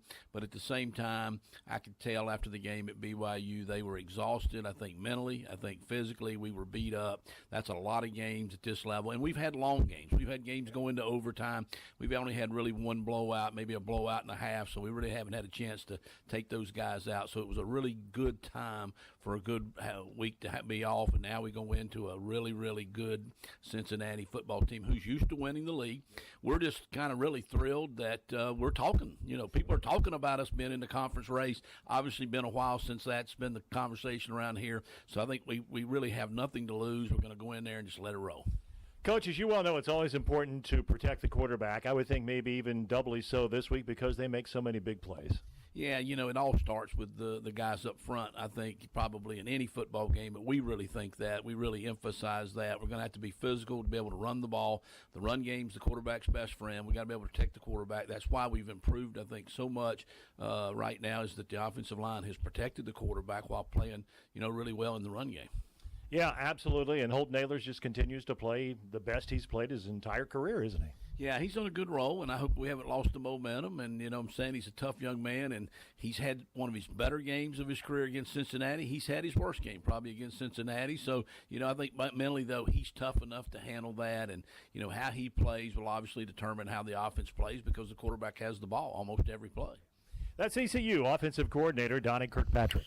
All right, the Pirate offensive coordinator there with the voice, Jeff Charles, looking at the UB stat sheet. East Carolina averaging a solid 32.6 points per game this year. They are running the ball for 170 yards a game, throwing for just under 300 yards, 296.8 yards per game. So that's a total of 467 yards of offense a game. Can they keep that going tonight against a good defense? We shall see. The Pirates on third downs this year at 51%, 65 of 128. And red zone scoring for East Carolina, 83%. They are scoring touchdowns in the red zone 60% of the time. In their 42 trips, they have scored 25 touchdowns in the red zone. So some numbers there on the offensive side. One reason they're able to go and put up those numbers is the offensive line, and Noah Henderson visited one-on-one with Jeff Charles this week, the big tackle for the Pirates, and here's how that sounded. Well, tell us a little bit about the flu bug that's going around with this football team. First off, you've been a little bit under the weather, and so have a lot of other folks these days. How are you feeling? Yeah, right now I'm feeling well of the weather. The weather was changing. We're going to classes. We're around a lot of the other students and stuff. So, just trying to stay healthy, keep the fluids going. I'm feeling a lot better now, though. Tell you what, the break was good for everybody, wasn't it? Tell us a little bit about what you did during the week other than starting to feel a little bit better. I just kind of focused on my body. I have a back issue that I have dealt with in the past, so I try to control my reps in practice and make sure that I'm coming back healthy and stronger for the next week. Yeah, we've talked about that on a number of occasions. How is the back holding up? The back's been doing very well. The coaches, the trainers, everybody's been making sure that we're doing the most to prepare me and that I get enough work but not too much to overwork my back. Let's talk about this matchup with Cincinnati because they like to play a very physical style of football. They've always done that. So you guys are going to have to bring the physicality in the trenches this week, aren't you? I feel like they're physical, but I do think that we're just as physical. I think that's the brand of football that we've made ourselves into, and that we can match up with anybody's physicality. Yeah, no doubt about that. They have a good running game. They've got a good passing game. You guys will have to be ready for both, won't you? Oh, yeah, for sure. You know, we take a lot of pride in our running game. We got our backs. We've got Keaton. We've got a young back in Marlon. We got a lot of receiving options. So if we give Holton the time, we can do what we need to do. And you guys have done a good job with that. You've protected Holton well this year. How do you feel about the pass protection? I feel pretty proud about it. In our group, in our room, that's something that we wanted to just embrace this year, to protect our quarterback. You know, our coach kind of tells us you got to think about Holton being back there like your mom or your sister, so you're going to do whatever it takes to protect him. 12 sacks you guys have given up, but through 9 games, that's pretty good. So I think you're pretty happy with that stat, right? I mean, yeah, we always think we can do better, but we know we're trying to improve by the week, and, you know, this week we hope for 0. So how much fun is it watching Keaton run? I mean, it's beautiful to see that once you do your job, somebody as fast as him is going to make you look even better. So, yeah, I love to see it. Yeah, no doubt about that. And Holton is by far and away having his best year. And one of the reasons is, as we talked about, you guys are protecting him so well. But Holton's right at 70% through the air. What have you seen? You've been around here a long time now. What have you seen in his growth process, his maturity level? I think right now Holton's just confident in his game. I think he's more confident because we're blocking better. We're communicating more with him. You know, we're just coming together better as a unit. And as a unit, we play our best football. So what's it going to take to go to Cincinnati and beat these guys? These guys have been the top dogs in the league. They've won 31 games in a row at home, but that has to be exciting for you guys. I mean, it's exciting, but, you know, we're just ready to be us. When we're us, you know, we go out there and we dominate and we play great ball. All right, big Noah Henderson, protect Holton like he's your mama, your girlfriend out there. I like that line, and this line has been doing that so far this season.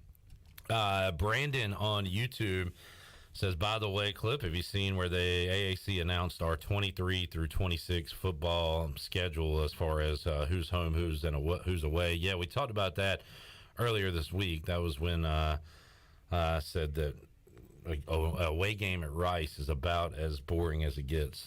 Not looking forward to that. Yeah, next year at home, East Carolina will welcome in Tulsa, SMU, fun game. Tulane, good game. Charlotte, interesting game. I like that conference home schedule for 23. Away, UTSA, I like that game because, first of all, I don't have to go. It's a heck of a travel to San Antonio. But I like it because they're a good team, so it'll be a good matchup, and they play in the Alamo Dome, so it's a very unique setup. We don't see the Pirates in a dome a whole lot. In fact, when's the last time we saw them in a dome? Superdome, obviously. Tulane. Anything other than that, Chandler? No, I just remember those games at Tulane and a very empty Superdome down there. Alamo Dome, I guess a little more quaint maybe, but it'll be an interesting setup there. At Rice, doesn't get any worse than that. At FAU and at Navy, that's good for Pirate fans. They like to make the trip up to Annapolis. So that's for 2023, those new conference members coming in. But tonight, it's all about Cincinnati. And let's get a few minutes here with the voice, Jeff Charles, who joins us on the Pit Electric Live line. Jeff, how you doing tonight? Cliff, hi, I'm doing great, and I'll tell you what, the stage is set for a terrific college football game here tonight in Cincinnati. It's going to be a packed house. They call it Nip at Night here in the Queen City, and they really turn out for these night games. They really turn out for Cincinnati football now every time they play, coming off that terrific season last year. And I know we've talked about it all week, Cliff. They've won 31 games in a row at home. That's pretty insane. And, of course, last year they were 13-1 in the college football playoff. They've got a big sign up here in the stadium talking about that. So, you know, everything is set for the Pirates to pull the upset here tonight. And I think Cincinnati is still a very, very good college football team, but they're not the same team they were last year. They lost 9 NFL draft picks. Really tough, I think, at this level to lose 9 NFL draft picks and come back and be as good. So I think the Pirates really have a shot at them. I'll be very disappointed if this game does not go into the fourth quarter and the Pirates are right there and they're very competitive all night long. Jeff, what can you tell us about the quarterback we'll see for Cincinnati tonight, Bryant? I've heard that not a mobile guy, certainly not as mobile as Desmond Ridder, who the Pirates have been chasing around for years and years. He's finally gone with the Atlanta Falcons now. But how about the quarterback and what we should expect to see from him tonight? Well, he's more of a pocket passer, Cliff, and we know him well because he was here. And then he decided to transfer to Eastern Michigan, and he was the starter there last year. And then, of course, he came back. So you don't really see that journey very often. But he's a big kid. He's 6'3", 225 pounds, experienced kid, redshirt senior. His completion percentage is pretty good at 63%, 18 touchdowns, 6 interceptions. But you're right, he is not the run-throw, dual-threat guy that the Pirates have seen here the last few weeks. So the hope is they can get some pressure on him. He's not nearly as mobile, and they don't want to give him time to throw the football because he is pretty accurate and he's got some good receivers. Jeff Charles joining us. How about the Pirates when they have the ball tonight, Jeff? Do you think Cincinnati, are they still going to kind of go man-to-man out there, put those corners on an island, no Sauce Gardner, no Kobe Bryant? That's a good thing for East Carolina. I'm sure they still have a ton of talent on the defensive side, but is this one of those games where we might see Isaiah and CJ get one-on-one opportunities on the outside?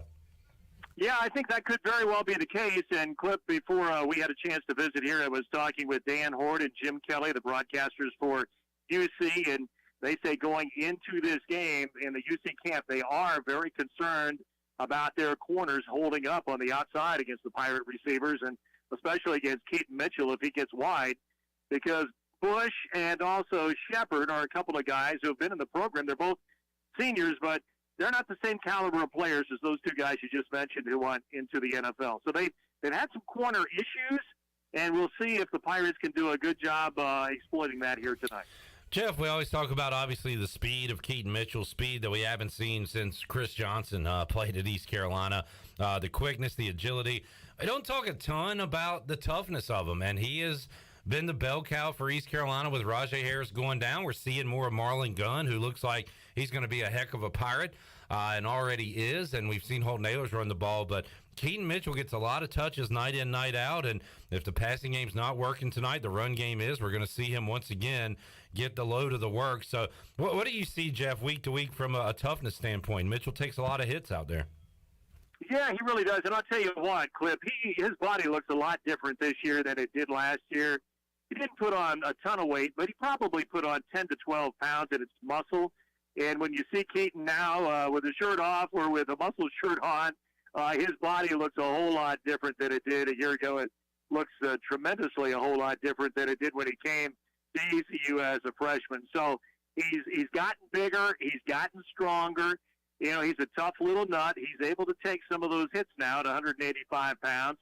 And he's become such a terrific player. And everywhere we go now around the conference, people talk about Keaton Mitchell. And now here he is at 863 yards. If he has a good night tonight, he can go over 1,000 yards for the season. So he's having a heck of a year. That per carry average is incredible at 7.1 yards per carry. He scored 9 touchdowns. And he's also caught 19 balls out of the backfield. So they flare the ball out to him as well. So, yeah, he's having a heck of a year. And he's a marked man now around this league. Everybody knows about Keaton Mitchell. Jeff, as far as a crowd goes tonight, you have these big city teams in the American, and sometimes they just get lost in the shuffle. You see that a lot when you go on the road, I'm sure, as far as the lack of attendance. But Cincinnati's different, right? They are, if there is one school in a big city that has a good following, it will be the Bearcats. What kind of crowd are you expecting tonight? Oh, it's sold out, Clip, and this stadium seats 40,000, and there won't be any empty seats in here. And by the way, the Pirates will have 400 fans here. They've sold 400 tickets, which I think is really good on a Friday night coming this far for a football game. So there's going to be a good representation of Pirates here tonight. But you know how it is, Clip. Everybody loves a winner, and when you're coming off that incredible season they had last year at 13-1, they go to the Final Four, if you will, of college football, and everybody becomes a fan, and you want to come out here and be a part of it. So, yes, now I can remember back in the day we would come up here and there wouldn't be very many people at all in this stadium. But as we both know, Cincinnati football is totally different than it was a couple of decades ago. And, you know, it's very important now to this school and to this city, even though the Bengals are, of course, right down the road. NFL team, but Cincinnati has really done a good job carving out a niche, and now they have a great following. They've always had a great following, Clip, in basketball because, as you know, it's most of years it's a national type of basketball program, so every time that we go into Fifth Third Arena, it's almost full. But, football was not the same.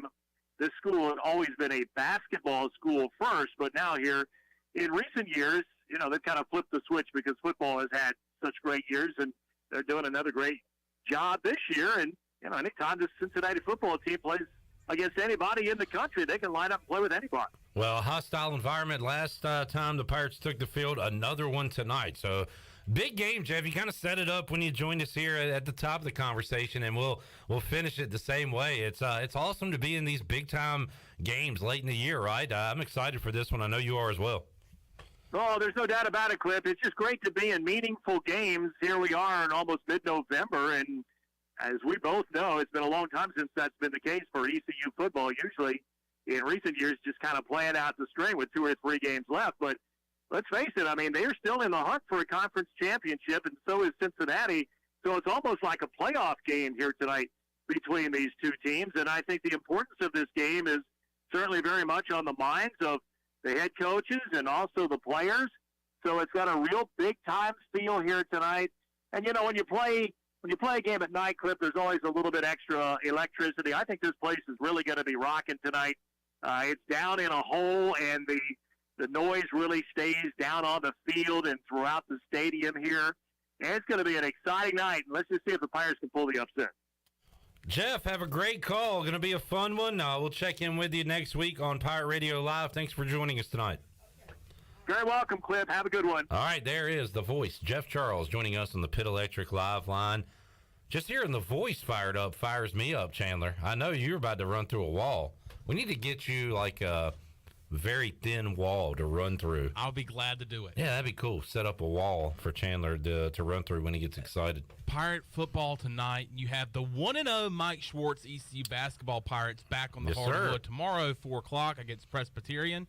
It's going to be a weekend of ECU athletic fun, so can't wait. And right now I'm watching the Toledo Rockets, who have taken a 4-point lead over UAB, 12 minutes to go. Go Rockets in that one. And they're about to tip it off on an aircraft carrier. Okay, why was that not advertised or promoted? I did not know. I just saw it on Twitter myself. And then I remember was it Carolina and somebody years ago they did that. Have they done it since? I'm not sure. It's the Armed Forces Classic. One year they had to cancel it. I saw Redbeard mention that on Twitter because the court was wet or something like that. But yeah, I remember, years back, and I was probably a teenager at that time. But that was a pretty cool scene of them doing it on the.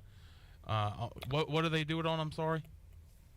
It's on an aircraft carrier, right? Yeah. Okay. So, yeah, that's pretty cool. A pretty cool thing. Drew Timme and Gonzaga taking on Michigan State. Where is this game being played? I can look it up, but I like to rely on our intelligent listeners. And I ask that because the coaches are wearing pretty heavy camo coats. It looks like the fans in attendance, well, I see some in short sleeves, but there's a lot of coats and jackets, so I'm wondering what the temperature is because all the players obviously are in sleeveless shirts and shorts. Yeah. So let me know where this Armed Forces Classic is being played if you're tuned in to YouTube and Facebook. In fact, it was Michigan State who played Carolina that year. I want to say it was Draymond Green that was on that team. But yeah, I do remember that. So Michigan State getting to play again on the aircraft carrier. And shout out to Billy Parker, who lets me know they're playing in San Diego. Thank you, Billy. And thank you for the food. Once again, awesome spread today with the sandwich buffet, shrimp burgers, chicken sandwiches, barbecue sandwiches. I went with the barbecue, put a little slaw on it, a little hot sauce with a couple of corn sticks. ParkersBBQ.com. If you're listening outside of Greenville, they ship nationwide. Speaking of listening, his entire family is in the car listening, so shout out to Gavin, Lincoln, and Emery. Gavin, Lincoln, Emery, thank you for tuning in to the Bud Light Pregame Tailgate. And I also wanted to bring up a point before you kind of transitioned into basketball, what Jeff said about the Pirates buying 400 tickets and being able to go to Nippert Stadium. While you were talking to Jeff, I actually had a listener call in, and he said that there is a lot of alumni in that general area in Pennsylvania, New Jersey, New York, and that typical area in that northern part of the country. And he said with the new AAC scheduling that has come out,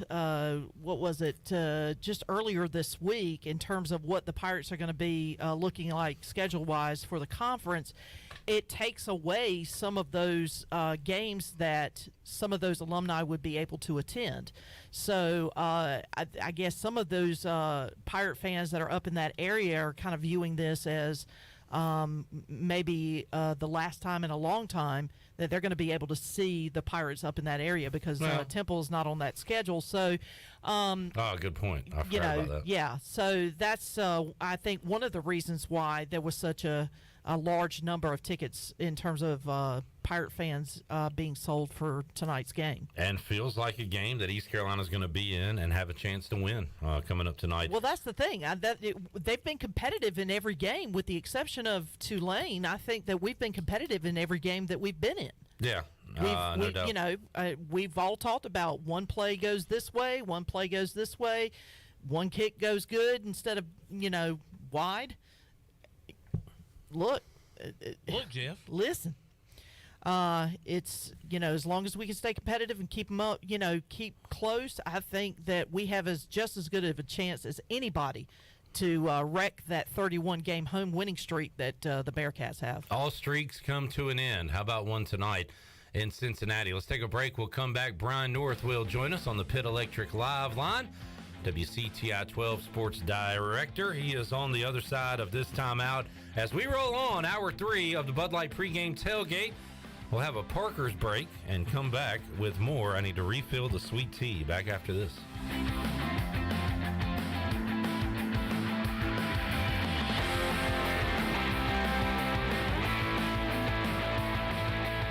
The Buccaneer Music Hall is your beacon of music in the land of pirates. The doors open at noon, 7 days a week. And the Buck has live music every night, along with football. Monday is open mic night, the first Monday of each month. Tuesday, it's karaoke with DJ Captain Morgan. Wednesday, it's acoustic night. Thursday, it's the dance party with DJ Kid Scene, and live music every Friday and Saturday night with the best bands on the East Coast. Follow the Buck on Instagram for information and schedule of events. This season, party like a pirate at the Buck. Be sure to check out David Price Construction for all of your commercial or custom residential renovation and building needs. Run by ECU alumni, David Price Construction specializes in commercial projects, maintenance on facilities, and large-scale residential renovations and additions. Proud to be voted the Remodeler of the Year by the Home Builders Association of Raleigh-Wake County in 2018, and Best Business Commercial Remodel Project winner for 2020. David Price Construction, the proud ECU Home Services partner. My whole business just went up in flames, but my agent was there before the fire was out. We started a plan. I've got 25 employees who could be out of a job if we didn't get this place running again. My independent agent and auto owner's insurance, they made sure we didn't skip a beat. I mean, we didn't miss a single payroll. That's incredible. For whatever lies ahead, we're always there. This is Brian Smith with Town Insurance in Greenville. Call me today at 756-8300. Go Pirates! Here today with Kyle Gaines from Washington Chrysler Dodge Jeep Ram. What's new? So this is the best time to buy. We have no payments for 90 days when you finance with us. Also 2.9% financing for 72 months on the all-new 22 Jeep Wagoneer. And don't forget, you can sit down with me, custom order your next vehicle, and save time and money. Don't have a Christmas idea? We have you covered with buy 3 tires, get the 4th one for $1. And don't forget, drive a little, save a lot, located in Washington, North Carolina. And also check us out on the web at WashingtonChryslerDodgeJeepRam.com. All right, Pirate Nation, Russell's is ready for the holidays. Our huge in-stock inventory makes shopping easy. New additions include Barber for men and women, plus Owner Reserve for the men. Enjoy your holidays and don't worry about lost packages and back orders. We've been making Christmas wishes come true for 39 years in the same location. Not only is our signature gift wrap beautiful, it's free. It's always about you, our pirate friends and customers at Russell's Clothing in downtown Washington. Go Pirates! Hey Pirate Nation, this is Holt Nailers for my friends at ArcPoint Labs. Just as I trust my teammates, you can trust ArcPoint Labs to give you quick and accurate results for your laboratory testing needs. ArcPoint Labs provides insights and solutions to enable individuals, businesses, and communities to make informed decisions on their health, safety, and well-being. Visit any of the 6 Eastern North Carolina ArcPoint Labs locations or go to arcpointlabs.com. Go Pirates! Hey Pirate Nation, this is Amanda Houston, and when it came time to make the game-winning play for relaxation at our house, I made the right call to Jamie Lang and Carolina Hardscapes. Jamie and his team built the backyard oasis of our dreams with a beautiful custom paver patio, outdoor lighting, and fireplace. Make your backyard incredible and call Carolina Hardscapes today at 364-1201 or visit their showroom on Fire Tower Road across from Bostic Suck. Go Pirates!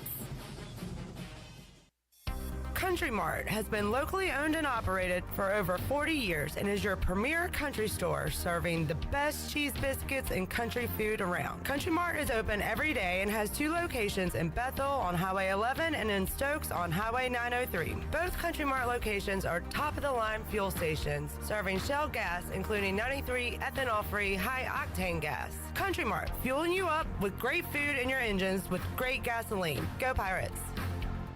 This is Holt Nailers, and you're listening to Pirate Radio, the voice of the Pirate Nation.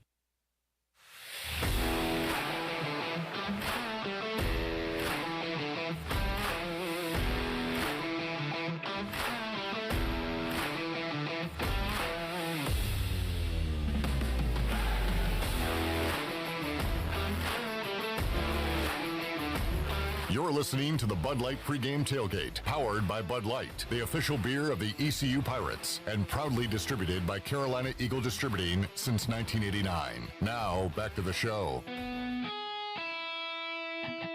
Now, with the Pirate Radio Scoreboard, here's Shirley Rhodes. All right, we've got college basketball in action right now.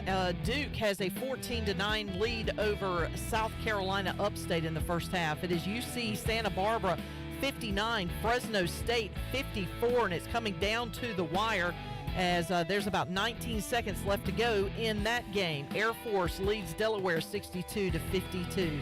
It is UAB 55, Toledo 59. Number 3, Houston has a 37-18 lead over St. Joe's, and UConn leads Boston University 35-19.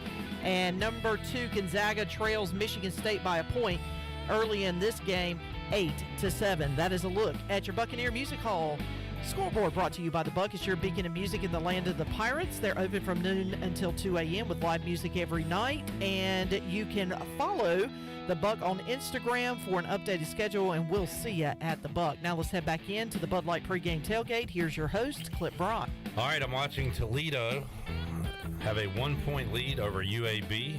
8:43 left to go. Make that a 3-point lead for the Rockets, and that one on the Buccaneer Music Hall Scoreboard, presented by Da Buck. Da Buck. And speaking of scores, I think Brian North, who joins us on the Pit Electric live line, is week 2 of the high school playoffs in the books. Brian, any games here on Friday, or did they all move to Thursday? Just about all of them moved to Thursday. One, Washington County at West Columbus, got moved to Saturday, but just about everybody played last night.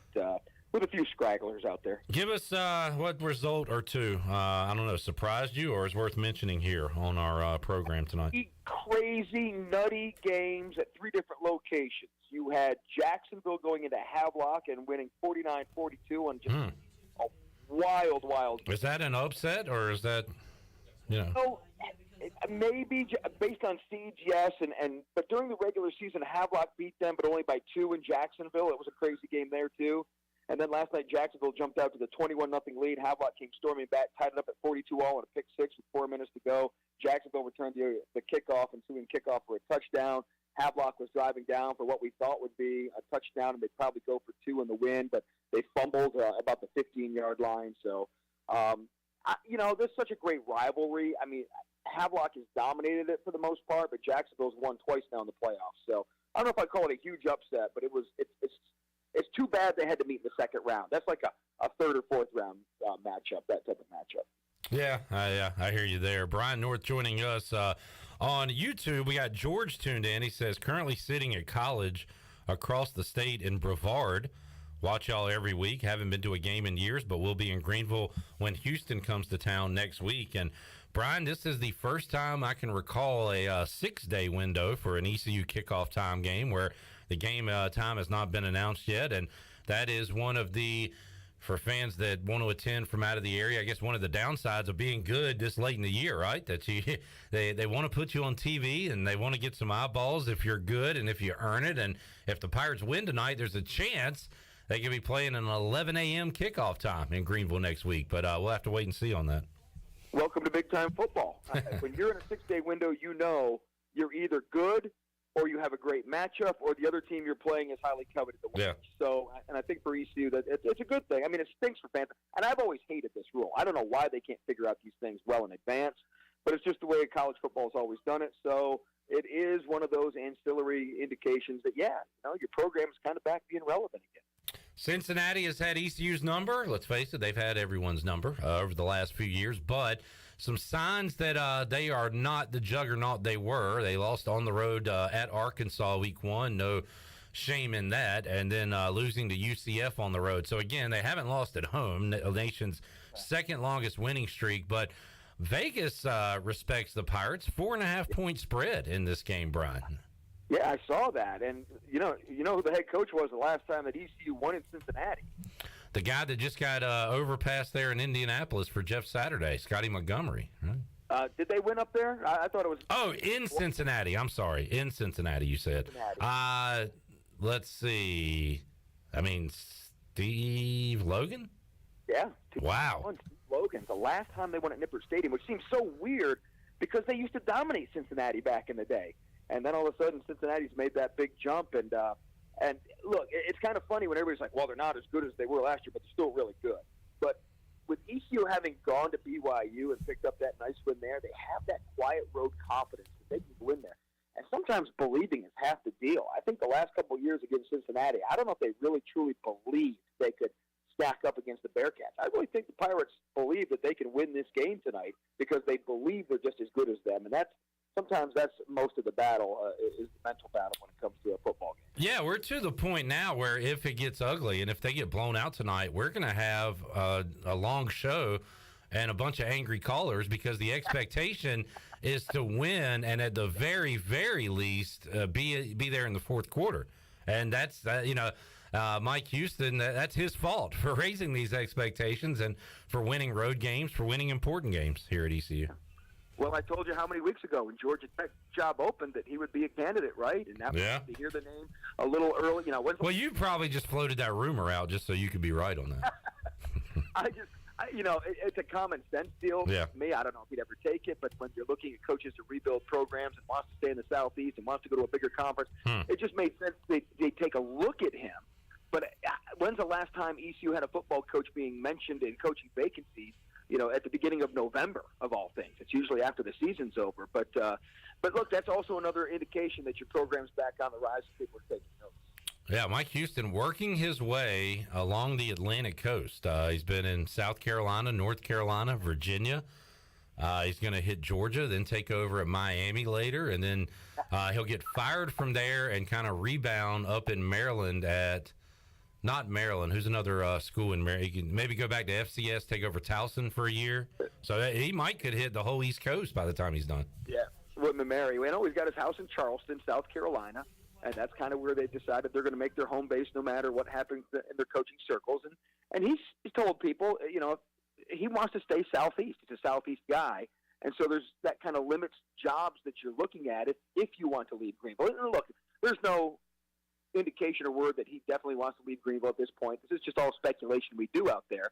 But when you're thinking of people who want to try to maximize their career, get the most money they can, achieve the most that they can, right now that's probably going to a Power 5 conference where they do have the advantage. And ACC, is that the place you want to go? Do you wait for an SEC job? I don't know. It's good when you have options, and it's good when you're doing the right thing and rebuilding programs to even have those options. So, look, he may just decide to stay in Greenville. You never know, but it's a compliment when people start asking about your coach and looking at your coach when vacancies happen. Brian North joining us, Pitt Electric Live Line. Brian, our Wake Forest Demon Deacons have looked rough these last couple weeks, couple of duds in Louisville and then against NC State. Now they're back home against North Carolina, and, you know, a team that Wake Forest can put up some points on. But from the North Carolina perspective, Brian, so they're 8-1. Nobody taking them seriously as like a power football team or anything.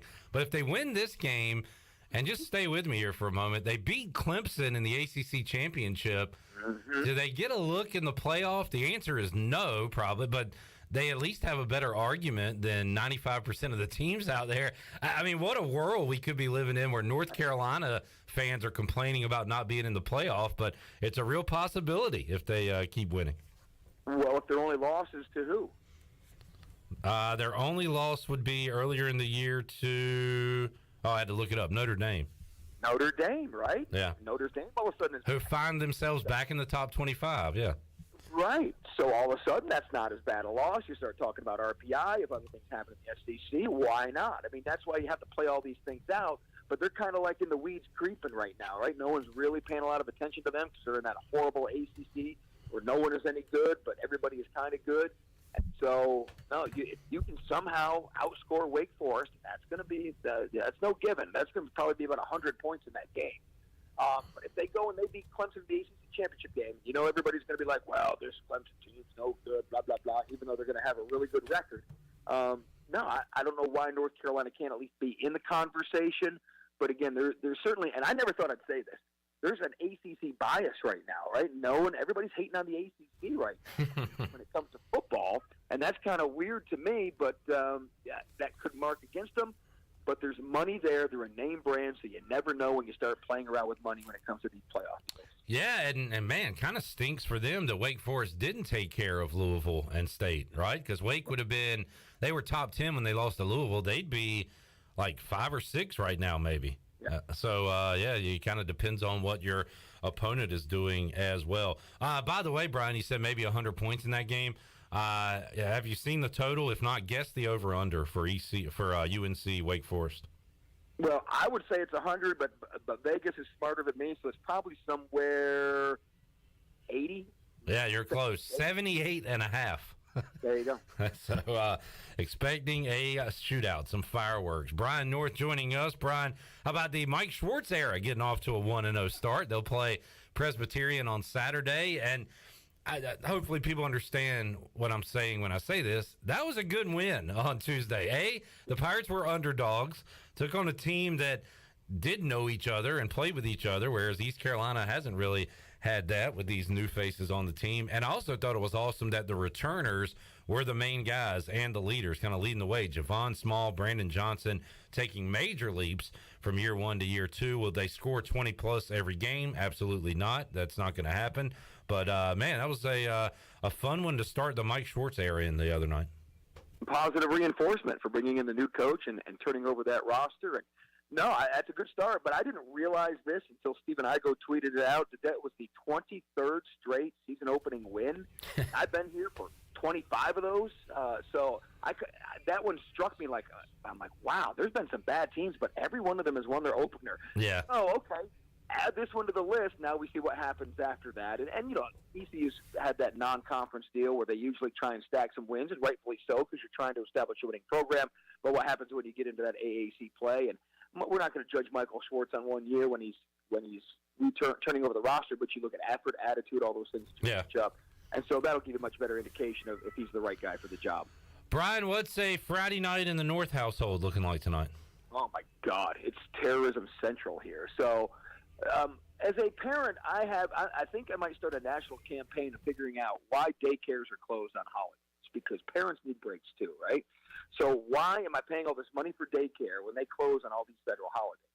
This is not fair to us hardworking parents who just want to sleep a little bit. So been dealing with the kids all day long, getting ready to put them to bed so I can watch some ECU football, but I'll probably fall asleep about halfway through the first quarter. All right, there it goes. There's Brian's Friday night.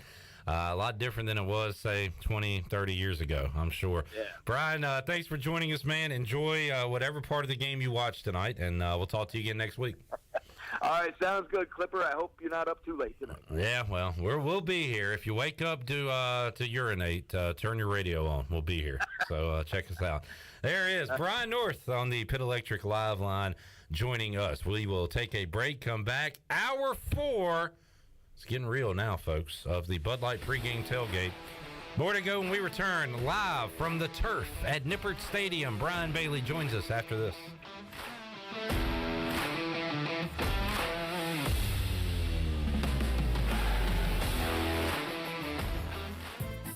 Hey Pirate Nation, this is Holt Nailers, and when it comes to getting your family together, there's no better place than Familia, which is Italian for family. Familia is the place I like to bring my football family, especially my offensive linemen. Whether it's great New York-style pizzas, homemade meatballs, lasagna, chicken parmesan, or delicious homemade desserts, Familia is a winning play every time. For dine-in or takeout, make Familia your go-to play when you have a hungry team. Familia on Fire Tower Road near Pitt Community College. Go Pirates!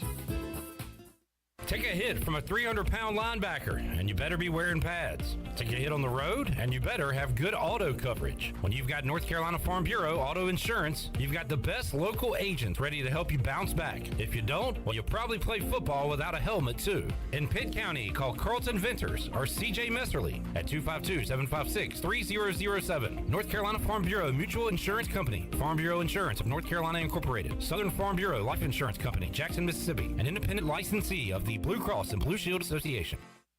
Do you have any real estate questions about buying or selling residential or commercial properties? Are you curious about this current real estate market? Do you need a property manager for all your rental houses? This is proud ECU alum Scott Harris with RE/MAX Preferred Realty and SD Harris Properties, and I would love to help answer every question you have and show you a real estate experience that will be memorable and enjoyable. Every step of the way, I'm here to make your dreams a stress-free reality. Call me today at 347-1857. That's 347-1857. Go Pirates.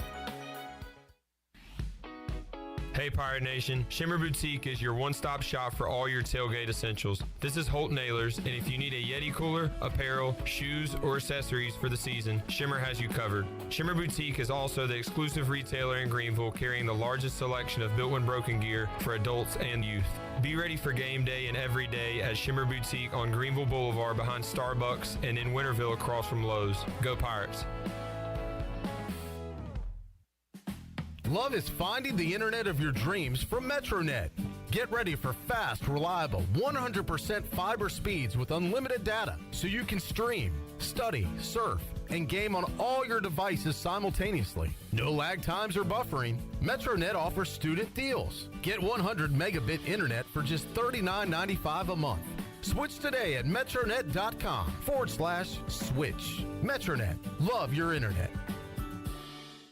Do you need custom t-shirts, apparel, or promotional items for your business, organization, or event? Keep it local. Print it local with University Sportswear. University Sportswear ENC.com is your one-stop shop for all promotional products for your business. With over 1 million items to shop from, University Sportswear ENC.com offers high-quality products at prices to fit any budget. Visit University Sportswear ENC.com for contact information and to get shopping. University Sportswear ENC.com, the official sportswear provider of Pirate Radio.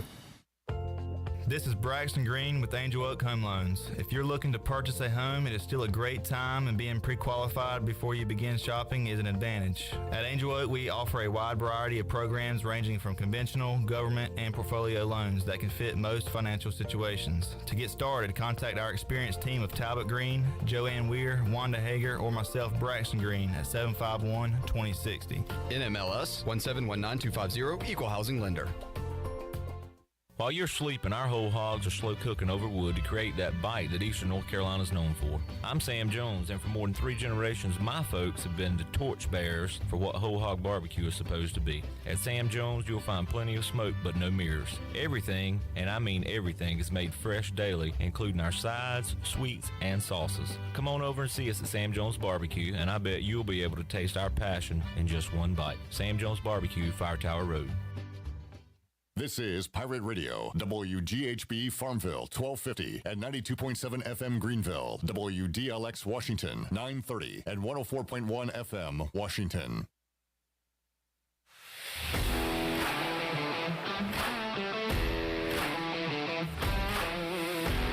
You're listening to the Bud Light Pregame Tailgate, powered by Bud Light, the official beer of the ECU Pirates, and proudly distributed by Carolina Eagle Distributing since 1989. Now, back to the show. Welcome back. Watch all of Pirate Radio's local programming on YouTube Live. You can watch Pirate Radio Live Monday through Friday, of course, from 3 until 6 p.m. And, of course, the Bud Light Pregame Tailgate and the U.S. Cellular fifth quarter on game days. Go to YouTube, search Pirate Radio TV, click on that subscribe button, and smash the like while you're at it. Now let's get back into the Bud Light Pregame Tailgate. Here's Clip Brock. All right, I'll tell you what, if East Carolina ends up taking on Toledo in that Gulf Coast Showcase Classic deal they're in. Is it going to be a fun one? Could be a tough one. Ooh. Toledo up 79-71 on UAB, 3:30 left to go in the game. And, they got some good players and are one of a mid-major team to watch, I believe, coming up this year. And the Pirates might get a look at them if East Carolina can get by Indiana State in the first game in that tournament. Let's turn our attention to the football field and go on the field with Double B, Brian Bailey, who joins us live from Nippert Stadium. He's on the Pit Electric Live line. BB, how you doing? Doing great.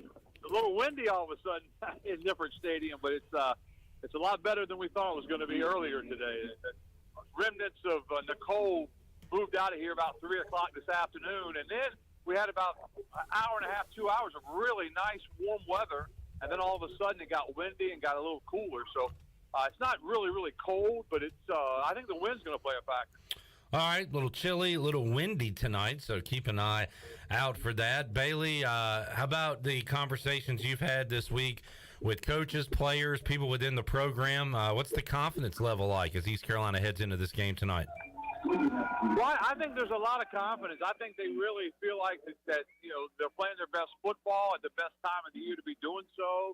And, they have a lot of confidence playing on the road. We've got a nice little pocket of Pirate fans that made the trip to Cincinnati. So they're fired up. The players just came on the field for their last little warm-ups before they go back in the locker room to come out to play the game.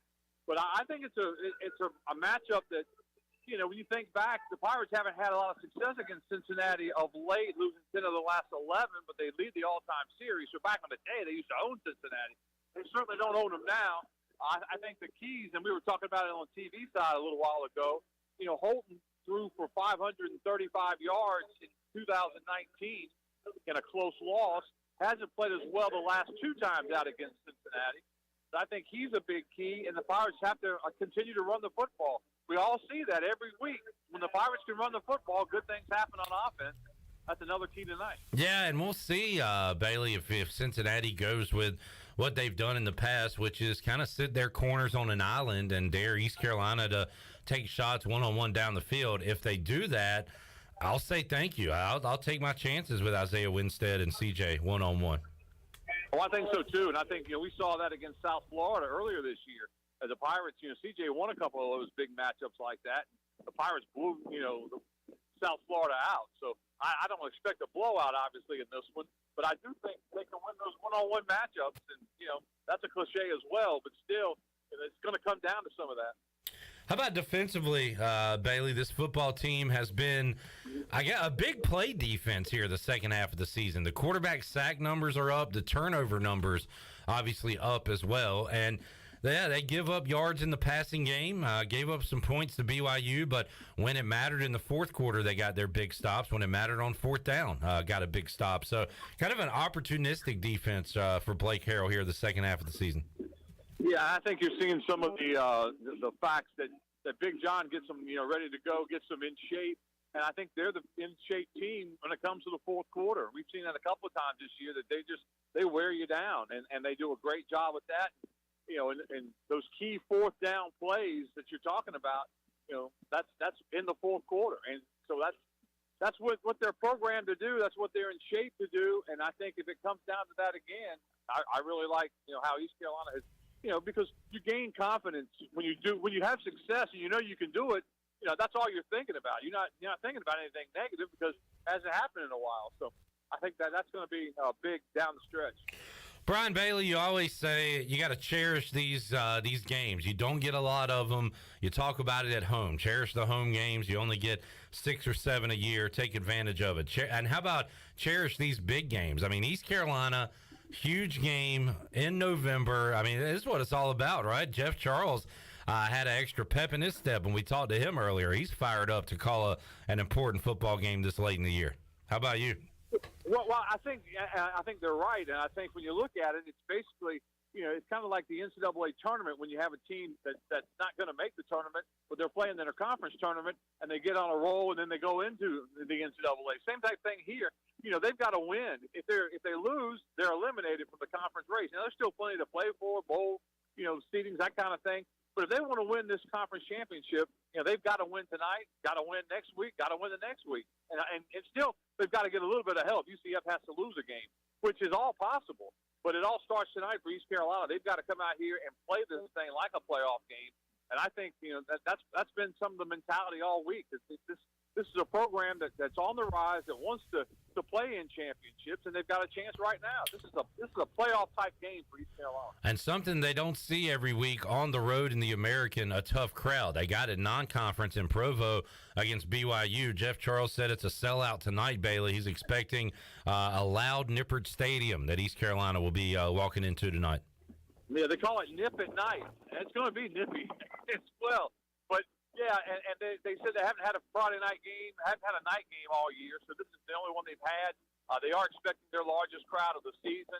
They got a ways to go tonight. I think the crowd may be down a little bit than what they thought just because of the weather today. It was absolutely brutal all day long until about 3 o'clock. And then finally the remnants of Nicole moved on out. And like I said, we had about an hour and a half, 2 hours of really, really nice weather. And then out of nowhere, the wind started blowing, and the temperature went down by about 10, 15 degrees. And so it's a little cooler. But they still think they're going to have a good crowd tonight. Brian Bailey joining us. Bailey, any pick to clicks tonight? Any players walking by you as we wrap this up? Well, let's see. Who's standing by? Isaiah Winstead. Yeah. Near me. And he's got his shirt all bottled up so he can see his abdomen. So he's ready to go. He says it's just not cold to him. But I'm going to go with him, and I'm going to go with Holton, too. I think Holton's going to have a big night if they're going to win. I think he will. All right, Holton to Isaiah, the connection tonight. Bailey, when's the last time you showed off your abs in public? Let's see. It was not a six-pack, it's a keg. I haven't done it in a while. Tap that keg, BB. Exactly. Thanks for joining us, man. Enjoy the game. All right, take care. All right, there he is, BB, Brian Bailey on the field. Our guy, Isaiah Winstead. It ain't cold. It ain't that cold out here. He's got his headphones on, listening to Lil Scary, going through reps, catching balls. I mean, it's not that cold. It's not that bad. He played at Toledo. He knows cold. He's played in the cold. He might have the Toledo game going on, the play-by-play. He ain't scared. Toledo, by the way, up 83-74 on UAB with 2 minutes left to go in that one. On the Buccaneer Music Hall Scoreboard, presented by Dub Buck. Good Buck. All right, let's take a break. When we return, we'll hear more player interviews and also from a coach, Blake Harrell. We'll hear Jeff Charles go one-on-one with Coach Harrell, also Julius Wood and Apri Washington. That's on the way when we return on the Bud Light Pregame Tailgate, hour number 4. Back with you after this.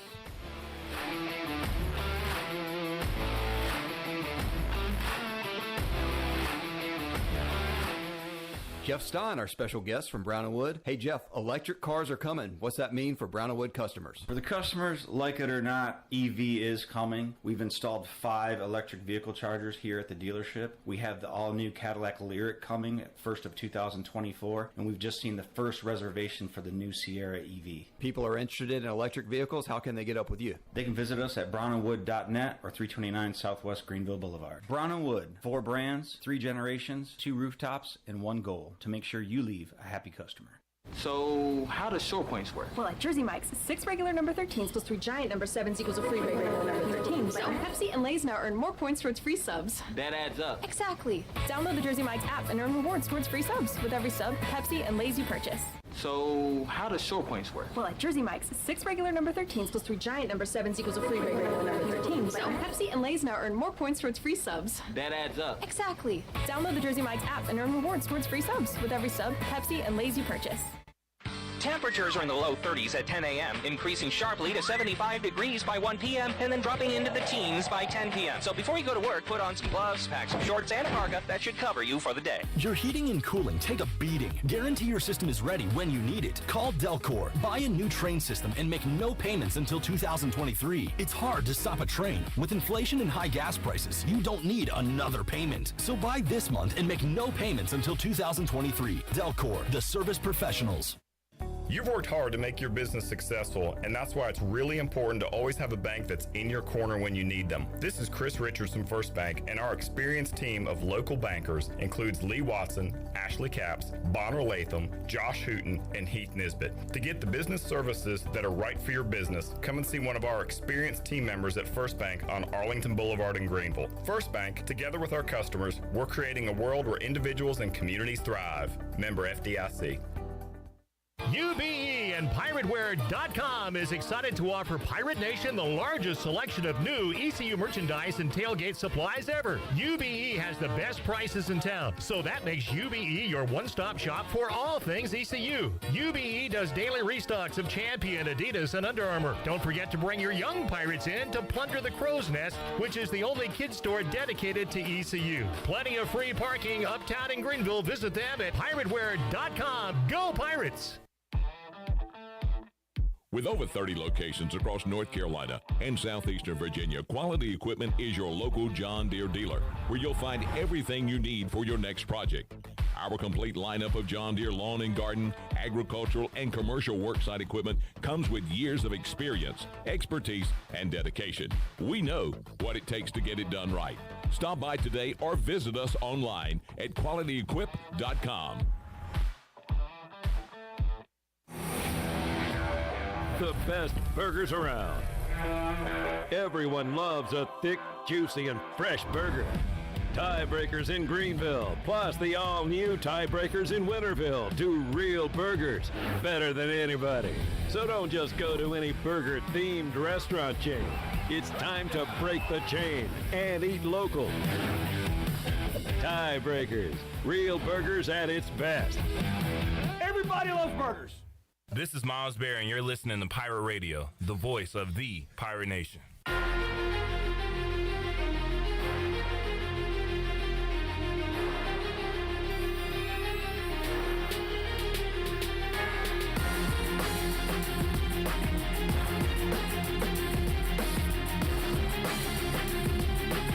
You're listening to the Bud Light Pregame Tailgate, powered by Bud Light, the official beer of the ECU Pirates, and proudly distributed by Carolina Eagle Distributing since 1989.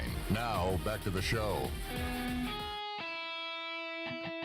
Now, with the Pirate Radio Scoreboard, here's Shirley Rhodes. All right, Duke is running away with this one as they are leading 43-18 in just about a couple of seconds left before halftime. 43-18 is that score. Other scores from around the nation as far as basketball goes.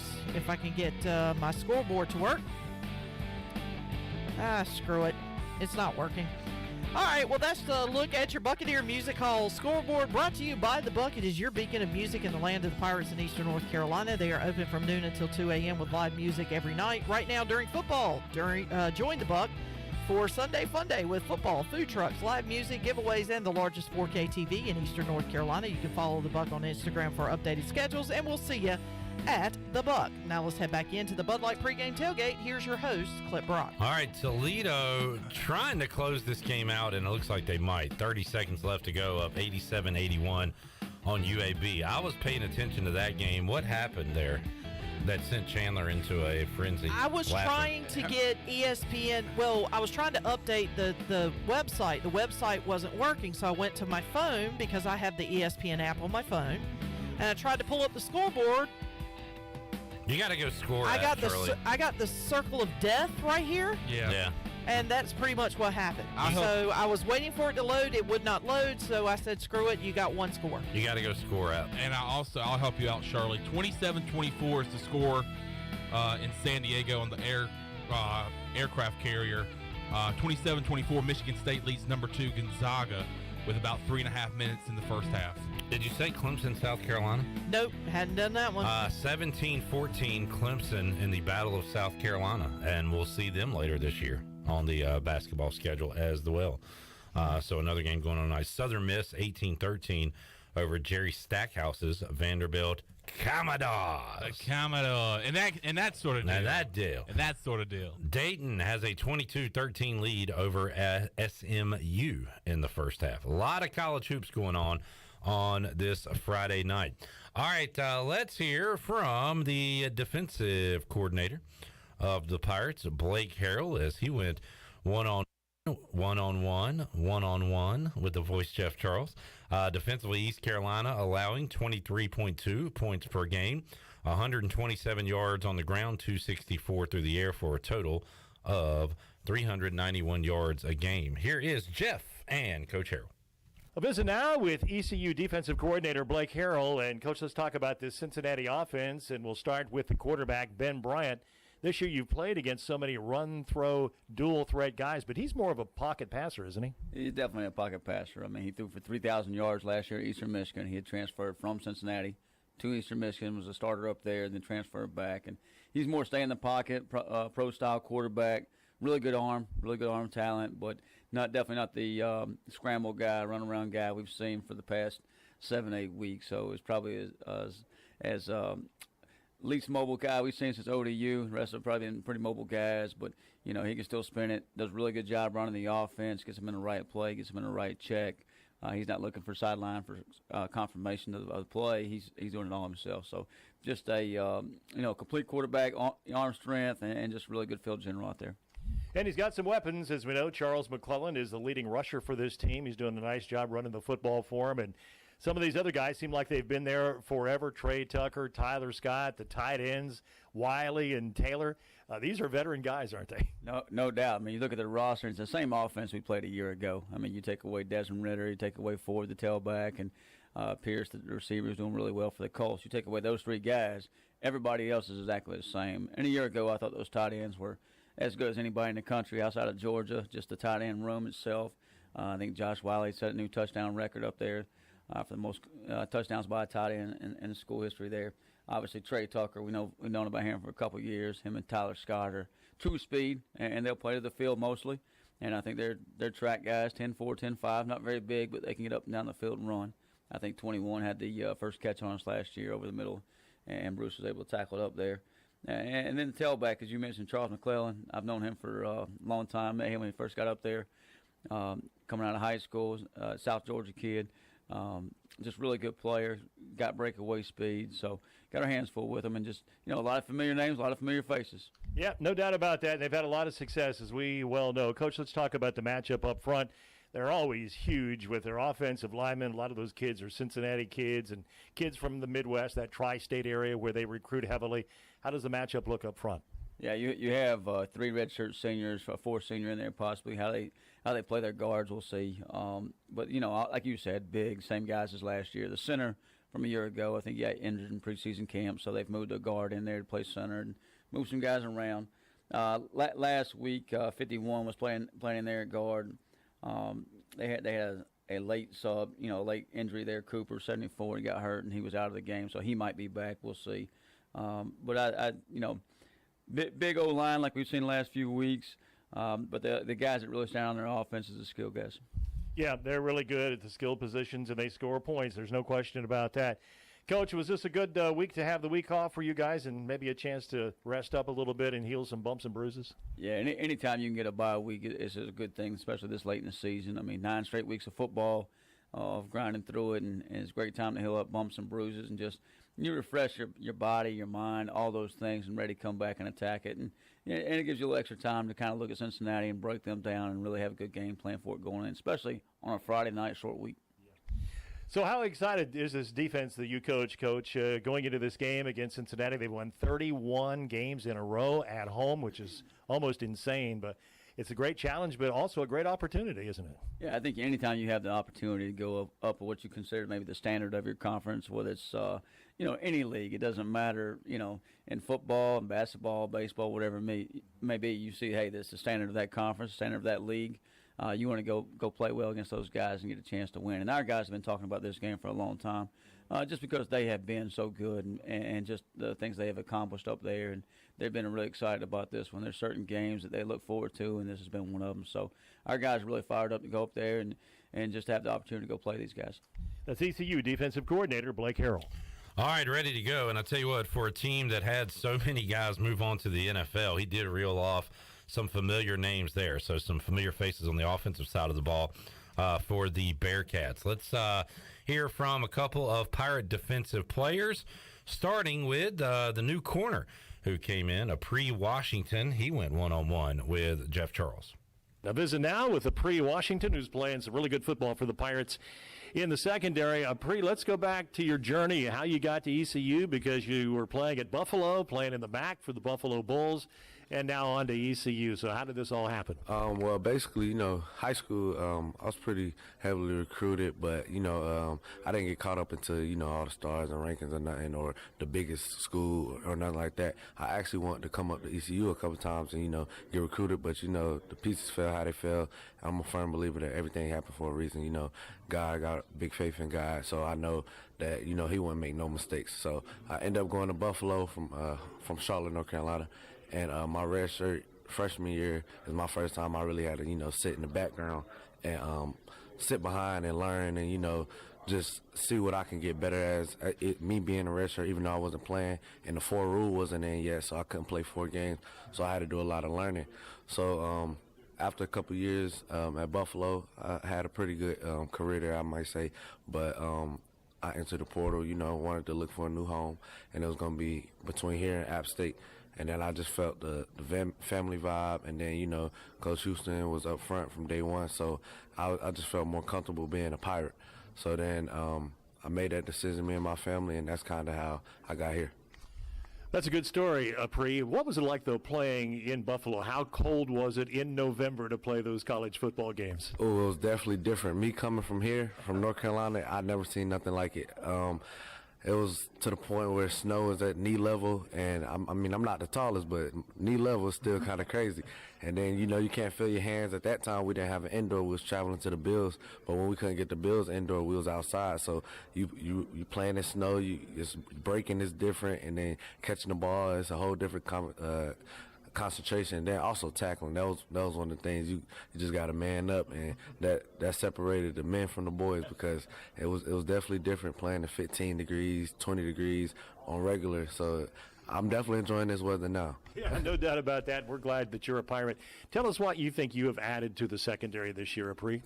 I think I just added experience, and then maturity, I say. There's a lot of younger guys that may not have been through the process, or maybe it's their first year going through the process, or they needed some type of guidance. So I feel like I brought definitely experience and maturity, and then, just seeing the game from different type of scheme or defense, I can show how to play this type of way, or I can learn the way they playing by just putting in my input and, also taking their input, because it's not all about what I bring, it's also what I can learn. So I feel like it worked hand in hand. So how much fun has this been for you? Here you are at ECU. You're in Greenville. A team of 6-3, going to school, part of the Greenville community now, the ECU community, just as a whole. With your experience here, how's it been? It has been well, honestly. Not to compare schools or anything, but we had a great atmosphere at Buffalo, but it wasn't as much support. Like when we're going to BYU, which is on the other side of the country, and I see that many people there in Pirate gear, it's just like, wow, we got a real fan base. And then coming in Dowdy Ficklin every home game, it's a different type of atmosphere. Like I said, I played in some good games, but this atmosphere, the energy, the crowd every week, I feel the support and the love. I feel like that takes us a long way, because that's motivating us to perform. And you seeing people come out, and they don't have to come out, but they're coming out and supporting us. I feel like it's something special going here. And then it's no NFL team here, like right here in this location. So I feel like it's a real college football town. So I feel the love. That's Apri Washington. And that was a fantastic interview. Apri Washington, awesome to hear from him. as we have not heard much from the first-year corner here at East Carolina, but really enjoyed him talking to Jeff there. Let's hear from a guy that we hear a lot from on game day.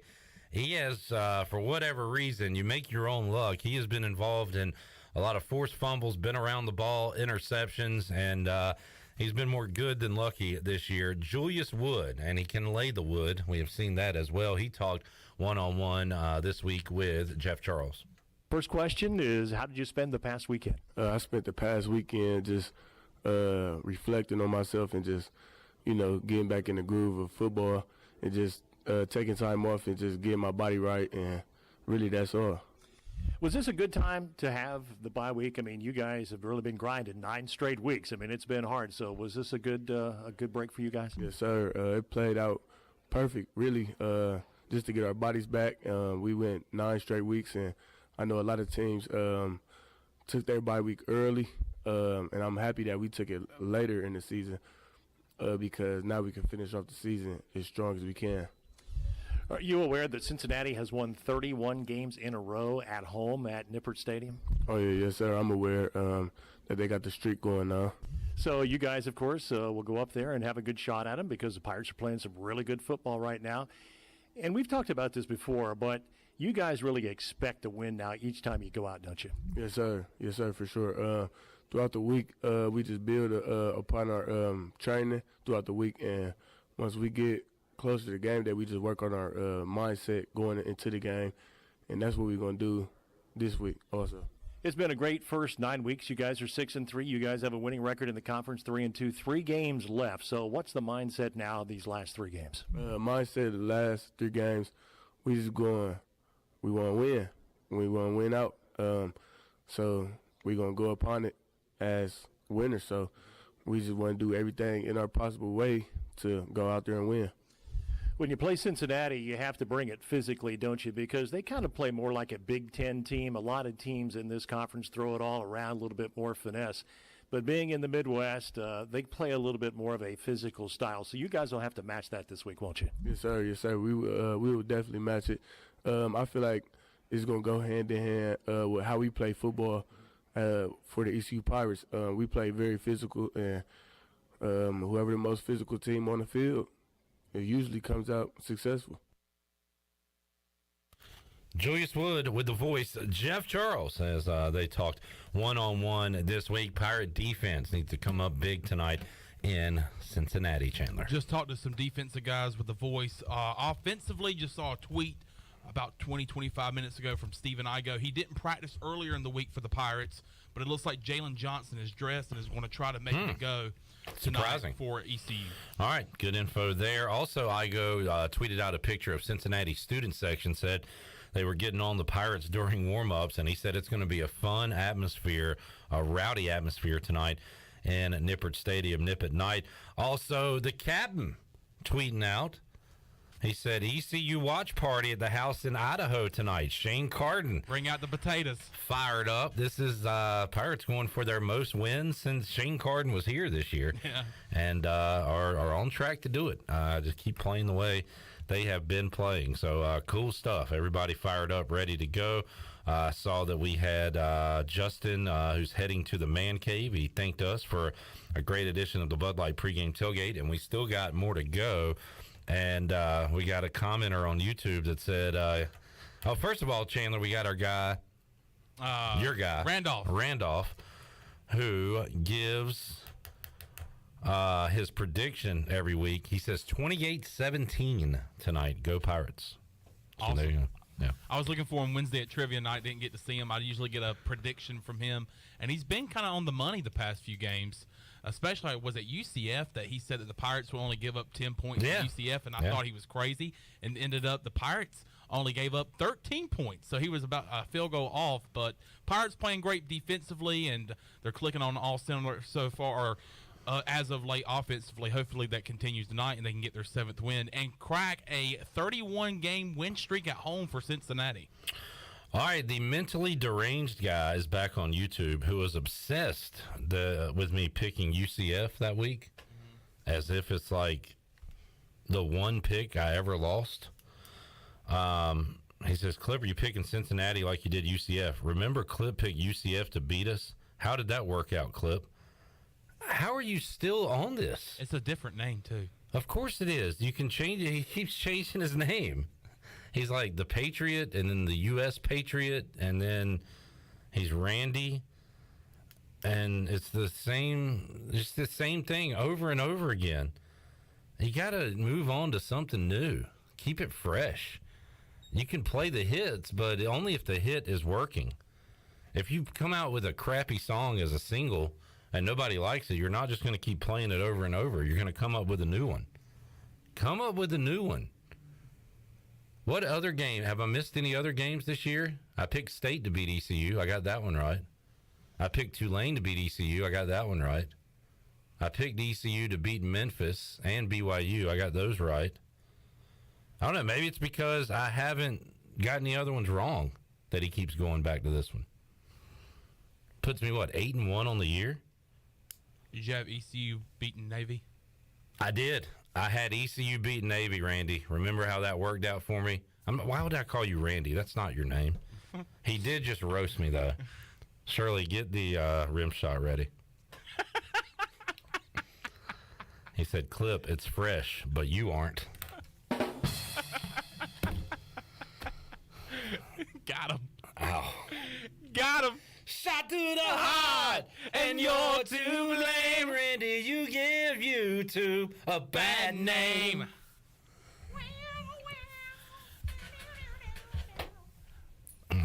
Pirate 2031 on YouTube. Oh, he said I picked Navy. Boom, another win for me. Even though I didn't. Oh, wow. But I'm taking that win. Thank you. So I do know what I'm talking about. 8-1 on the year in picks for ECU. Pirate 2031 on YouTube said, oh, man, I just went back and listened to Little Scary with Isaiah. The greatest segment ever. Oh, yeah. Thank you for hyping that up. Well, tune in to Monday's edition of the Players Lounge because Little Scary will be back post-Halloween with a diss track on Isaiah Winstead. That's right. We have a diss track coming up Monday. Boy, it'll be a lot better to play that after a Pirate win instead of a Pirate loss. But either way, we can get in the mood with Isaiah because he is fun to mess around with because he has such a serious tone that basically we just try to make him crack. We try to get him to laugh, and every now and then he'll chuckle at us, and that makes us feel good inside. If we can get that Isaiah smile and chuckle. And he usually puts his head down and smiles. Yeah, he doesn't want us to know that he's chuckling, and he's probably more laughing. He's like a mully. He's laughing more at us than with us, but it's still. Wait, are you that guy too? Are you all the YouTube maniacs wrapped into one? He said, "Are you gonna actually eat Parker's barbecue tonight? You say you are ways eating it. We never see it. What is wrong with this person? You are ways eating it. You are obsessed with a college football pick. Will we see you eat Parker tonight? Will we see you eat Parker Bird tonight? I will not. Will we see you eat Parker tonight? We don't think you have it in the studio. I will not eat human. I am not a cannibal. Like, the joke would be eating too much Parkers. I mean, look at me. That would be the joke. But you're going, I don't know. Let's see you eat it. What is wrong with this human being? He wants to see you eat. You need help. If you go grab like a boneless wing, can you get in front of the camera and eat it? No, I'm not going to do it. I'm not going to do it just because they're asking for it. You don't eat Parker's barbecue because it's not there. This is like the fake moon landing. It's just a sponsor is what he said. Yeah, we don't have Parker's here. We all joked about the barbecue sandwich that I put slaw on and ate 2 corn sticks. Shirley, what did you pretend to eat today from Parker's barbecue? Hush puppies, a piece of chicken, and a chicken sandwich. Okay. My imagination was great. With a buttload of hot sauce. Yeah. I had a chicken sandwich, a barbecue sandwich. Let me take a sip of this fake tea while you talk. And I thought that I was eating fried chicken. And, man, that imaginary slaw was delicious. It's like that scene in Hook where they like imagine they're eating the food and it appears on the table. That's what we do here. that this psycho has taken over the show here late. All right, let's take a break. We're going to enjoy some fake Parker's Barbecue sitting back in the back. You can enjoy real Parker's Barbecue, parkersbbq.com. They ship nationwide at 3 locations in Greenville to serve you. I pretended to go by the Memorial Drive location earlier and got shrimp burgers, chicken sandwiches, barbecue sandwiches, slaw, Hush Puppies corn sticks, fake sweet tea. Did you mention the boneless wings that are really good? We got fake, really good boneless wings that Billy Weaver is going to fake enjoy later. And also some ribs. Don't forget about the ribs, the fake ribs that we have as well. That we don't have. We do not have them. You're right, Randy, too. Randy, I would love nothing more for you to call in right now at 317-1250 and just have a conversation with you. Because I feel like it would be like must-hear, must-watch radio. Could you please call in 317-1250 and tell us your side of the story?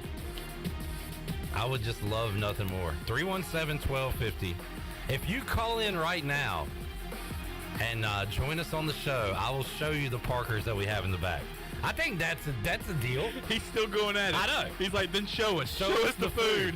I promise you, if you call 317-1250 and go on with us, I will show you the food. Deal. That's a compromise. Show us the food. That's called a compromise. What a weirdo. We're back after this.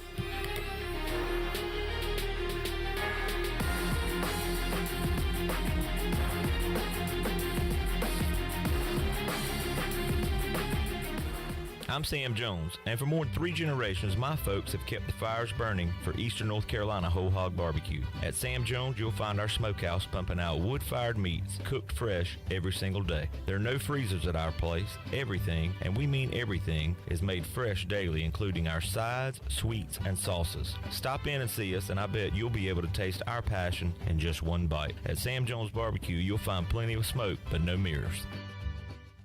U.S. Cellular has always believed that connection is the greatest gift of all. That's why we're giving everyone one line for $29.99 a month with unlimited data this holiday season. That's right, one line, unlimited data for just $29.99 a month. That's more than a great deal. That's locally grown connection from U.S. Cellular. Limited time offer, terms apply. Visit uscellular.com for details. This is Brandon Tate, owner and operator of Atlantic Wireless, an authorized agent for U.S. Cellular since 1997. Visit atlanticwireless.com to find the store near you. We go beyond the call. Don't stress this holiday season. Give the gift of beauty. A gift certificate from Beauty Bar Medi Spa will not only bring a smile to that special someone, it will smooth wrinkles, tighten skin, erase veins and brown spots, and get rid of unwanted hair. Visit the professionals at Beauty Bar Medi Spa in Greenville. Available now. Gift certificate specials for her or him. And BOGO stocking stuffers. You save and they glow. Visit us at beautybarmedispa.com. Go Pirates.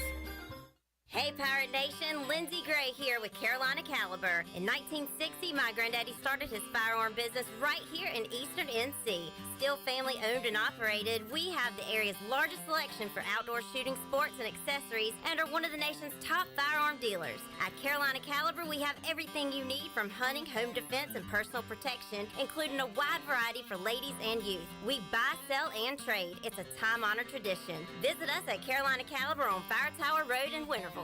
Greenville Utilities electric customers will soon be able to receive text notifications in the event of power outages. Enrollment is automatic, so make sure GUC has your cell phone number by signing into your account at GUC.com, then update the information in your user profile. Want to talk with someone instead? Call 252-752-7166 during business hours. 252-752-7166. Update us so we can update you. Visit GUC.com for more information. Do you have an old injury or some pain that's been holding you back all year? It's time for you to get better. With Kinetic Physical Therapy and Wellness, we can help you get your life back. Whether you need to get back to a sport, back in the gym, or just back to enjoying life, our team of specialists use a one-on-one, hands-on approach in our state-of-the-art facility to get you back moving again. Don't settle for where you are. Don't stay in pain. Visit kptonline.com today to see how Kinetic Physical Therapy and Wellness can help you live well, move more, and hurt less. Your vehicle is a big part of your life. That's why you should trust the team at Greenville Auto World for all your vehicle needs. Greenville Auto World believes in fair prices, superior service, and treating customers right. Visit greenvilleautoworld.net to see their fully stocked inventory of SUVs, trucks, and cars. Need a lift kit, custom rims, or wheels? Greenville Auto World can upgrade your vehicle today. For sales or service, visit Greenville Auto World on Highway 43 in Greenville. The Buccaneer Music Hall is your beacon of music in the land of pirates. The doors open at noon, 7 days a week. And the Buck has live music every night, along with football. Monday is open mic night, the first Monday of each month. Tuesday, it's karaoke with DJ Captain Morgan. Wednesday, it's acoustic night. Thursday, it's the dance party with DJ Kid Scene and live music every Friday and Saturday night with the best bands on the East Coast. Follow the Buck on Instagram for information and schedule of events. This season, party like a pirate at the Buck. This is Coach Blake Harrell, defensive coordinator for East Carolina football, and you're listening to Pirate Radio, the voice of the Pirate Nation.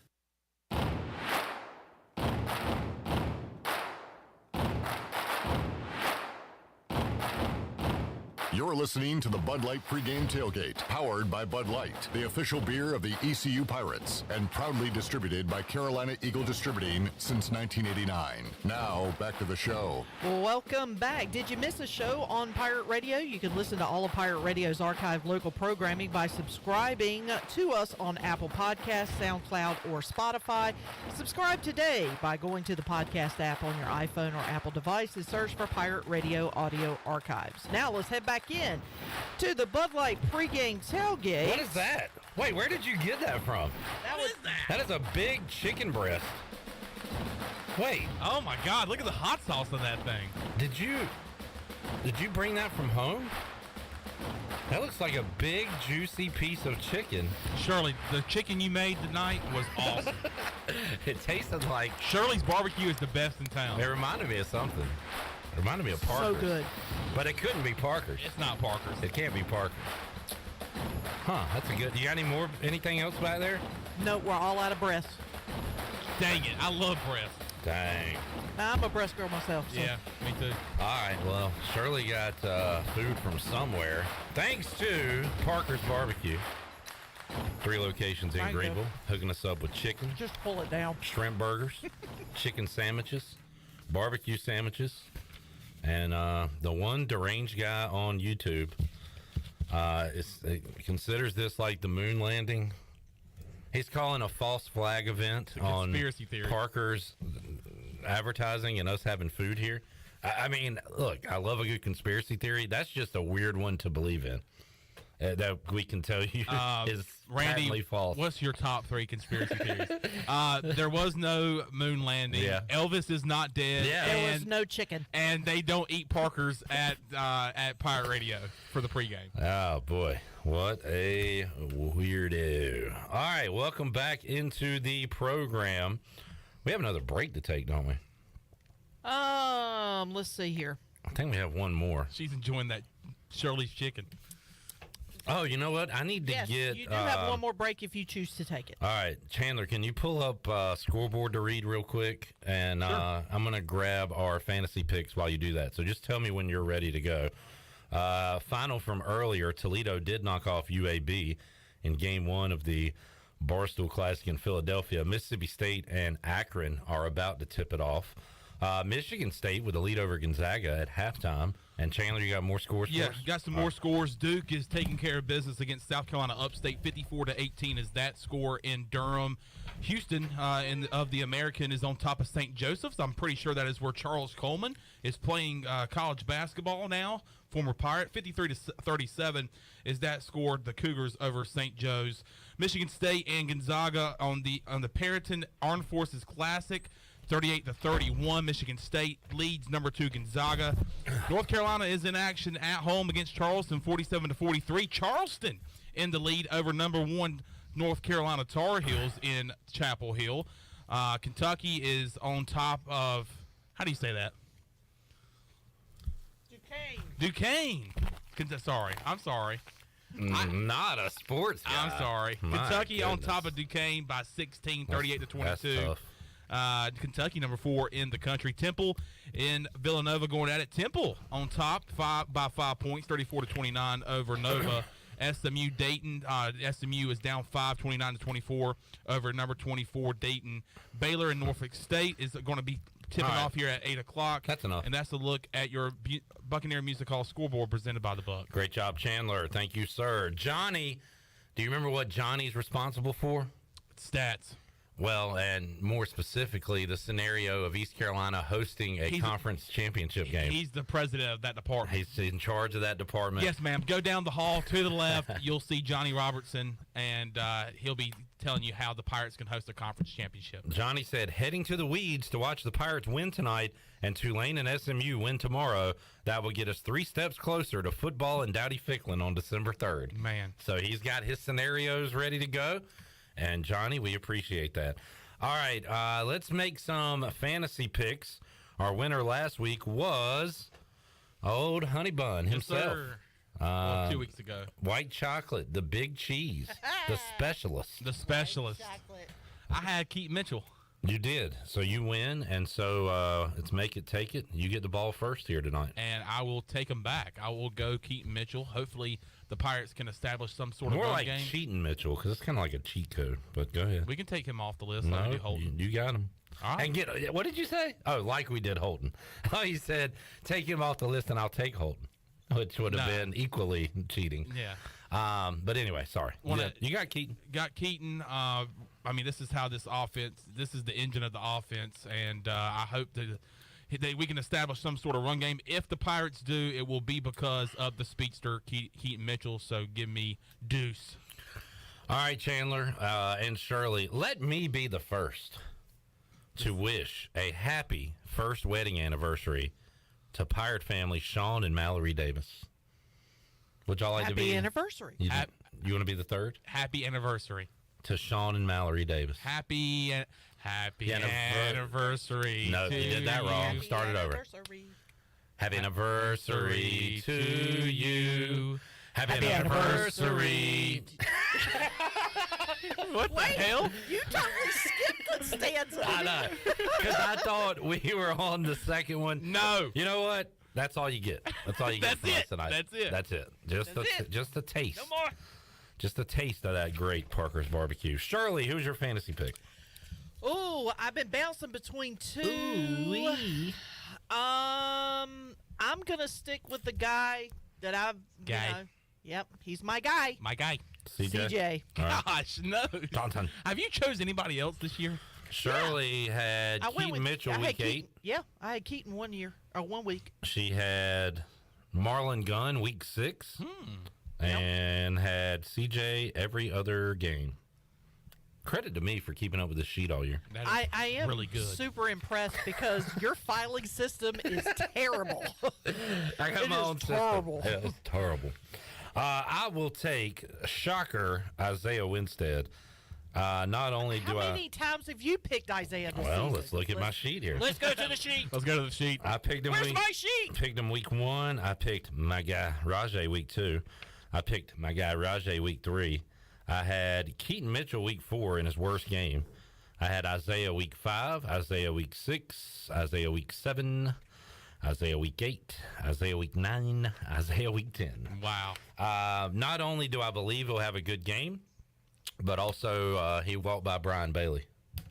This is true, and I believe, and he's just showing his abs. I believe his stat is sitting at 871 yards for the season. Oh, let's go ahead and get 100 tonight, or 1,000, I should say. I was going to say, because Isaiah is creeping close to that 1,000 yard mark. I did say my hot take for the year was that CJ was going to reach the 1,000 yard mark. I still believe that is still possible for him. Keaton could hit the 1,000 yard mark because he's got to be pretty close. He's in the 800s. Yeah, he's in the 800s. He could get to 1,000. So could you imagine? Could you imagine 2 wide receivers and a running back with 1,000 yard seasons this year? That would be crazy. It could happen. All right, you want to just keep it here and wrap it up in a moment? I say so. All right, good deal. Fun show tonight. Thank all of y'all for chiming in. If you could, give us a courtesy like on the way out the door. Just kind of smash it. Since you can't give us a dap or a handshake or a high five. Or a high five, hit us with a like on the way out. That'd be nice. And make sure you are back with us immediately following the game on the U.S. Cellular 5th Quarter Call-In Show. Also, make sure you keep an eye out, have our notifications on, because we'll probably jump in here like we did last time with a live watch-along at the end of the game, especially if the game is close. So we'll probably pump that on maybe midway through the fourth, start of the fourth. We'll see. We'll see how it goes. So stay tuned for that. Thanks to UBE for providing the stats, the Orthopedics East injury report, the Buck scoreboard, and, of course, Parker's Barbecue for the awesome pregame food. And a Bud Light. Bud Light pregame tailgate brought to you by Bud Light, reminding Pirate fans, stay in the game, drink responsibly. Bud Light, the official beer of the ECU Pirates, proudly distributed by Carolina Eagle Distributing since 1989. We will talk to you after this one, East Carolina and Cincinnati. We'll talk to you then. Go Pirates. You've been listening to the Bud Light pregame tailgate, powered by Bud Light, the official beer of the ECU Pirates. Stay tuned and join us after the game for a complete recap and your phone calls on the U.S. Cellular 5th Quarter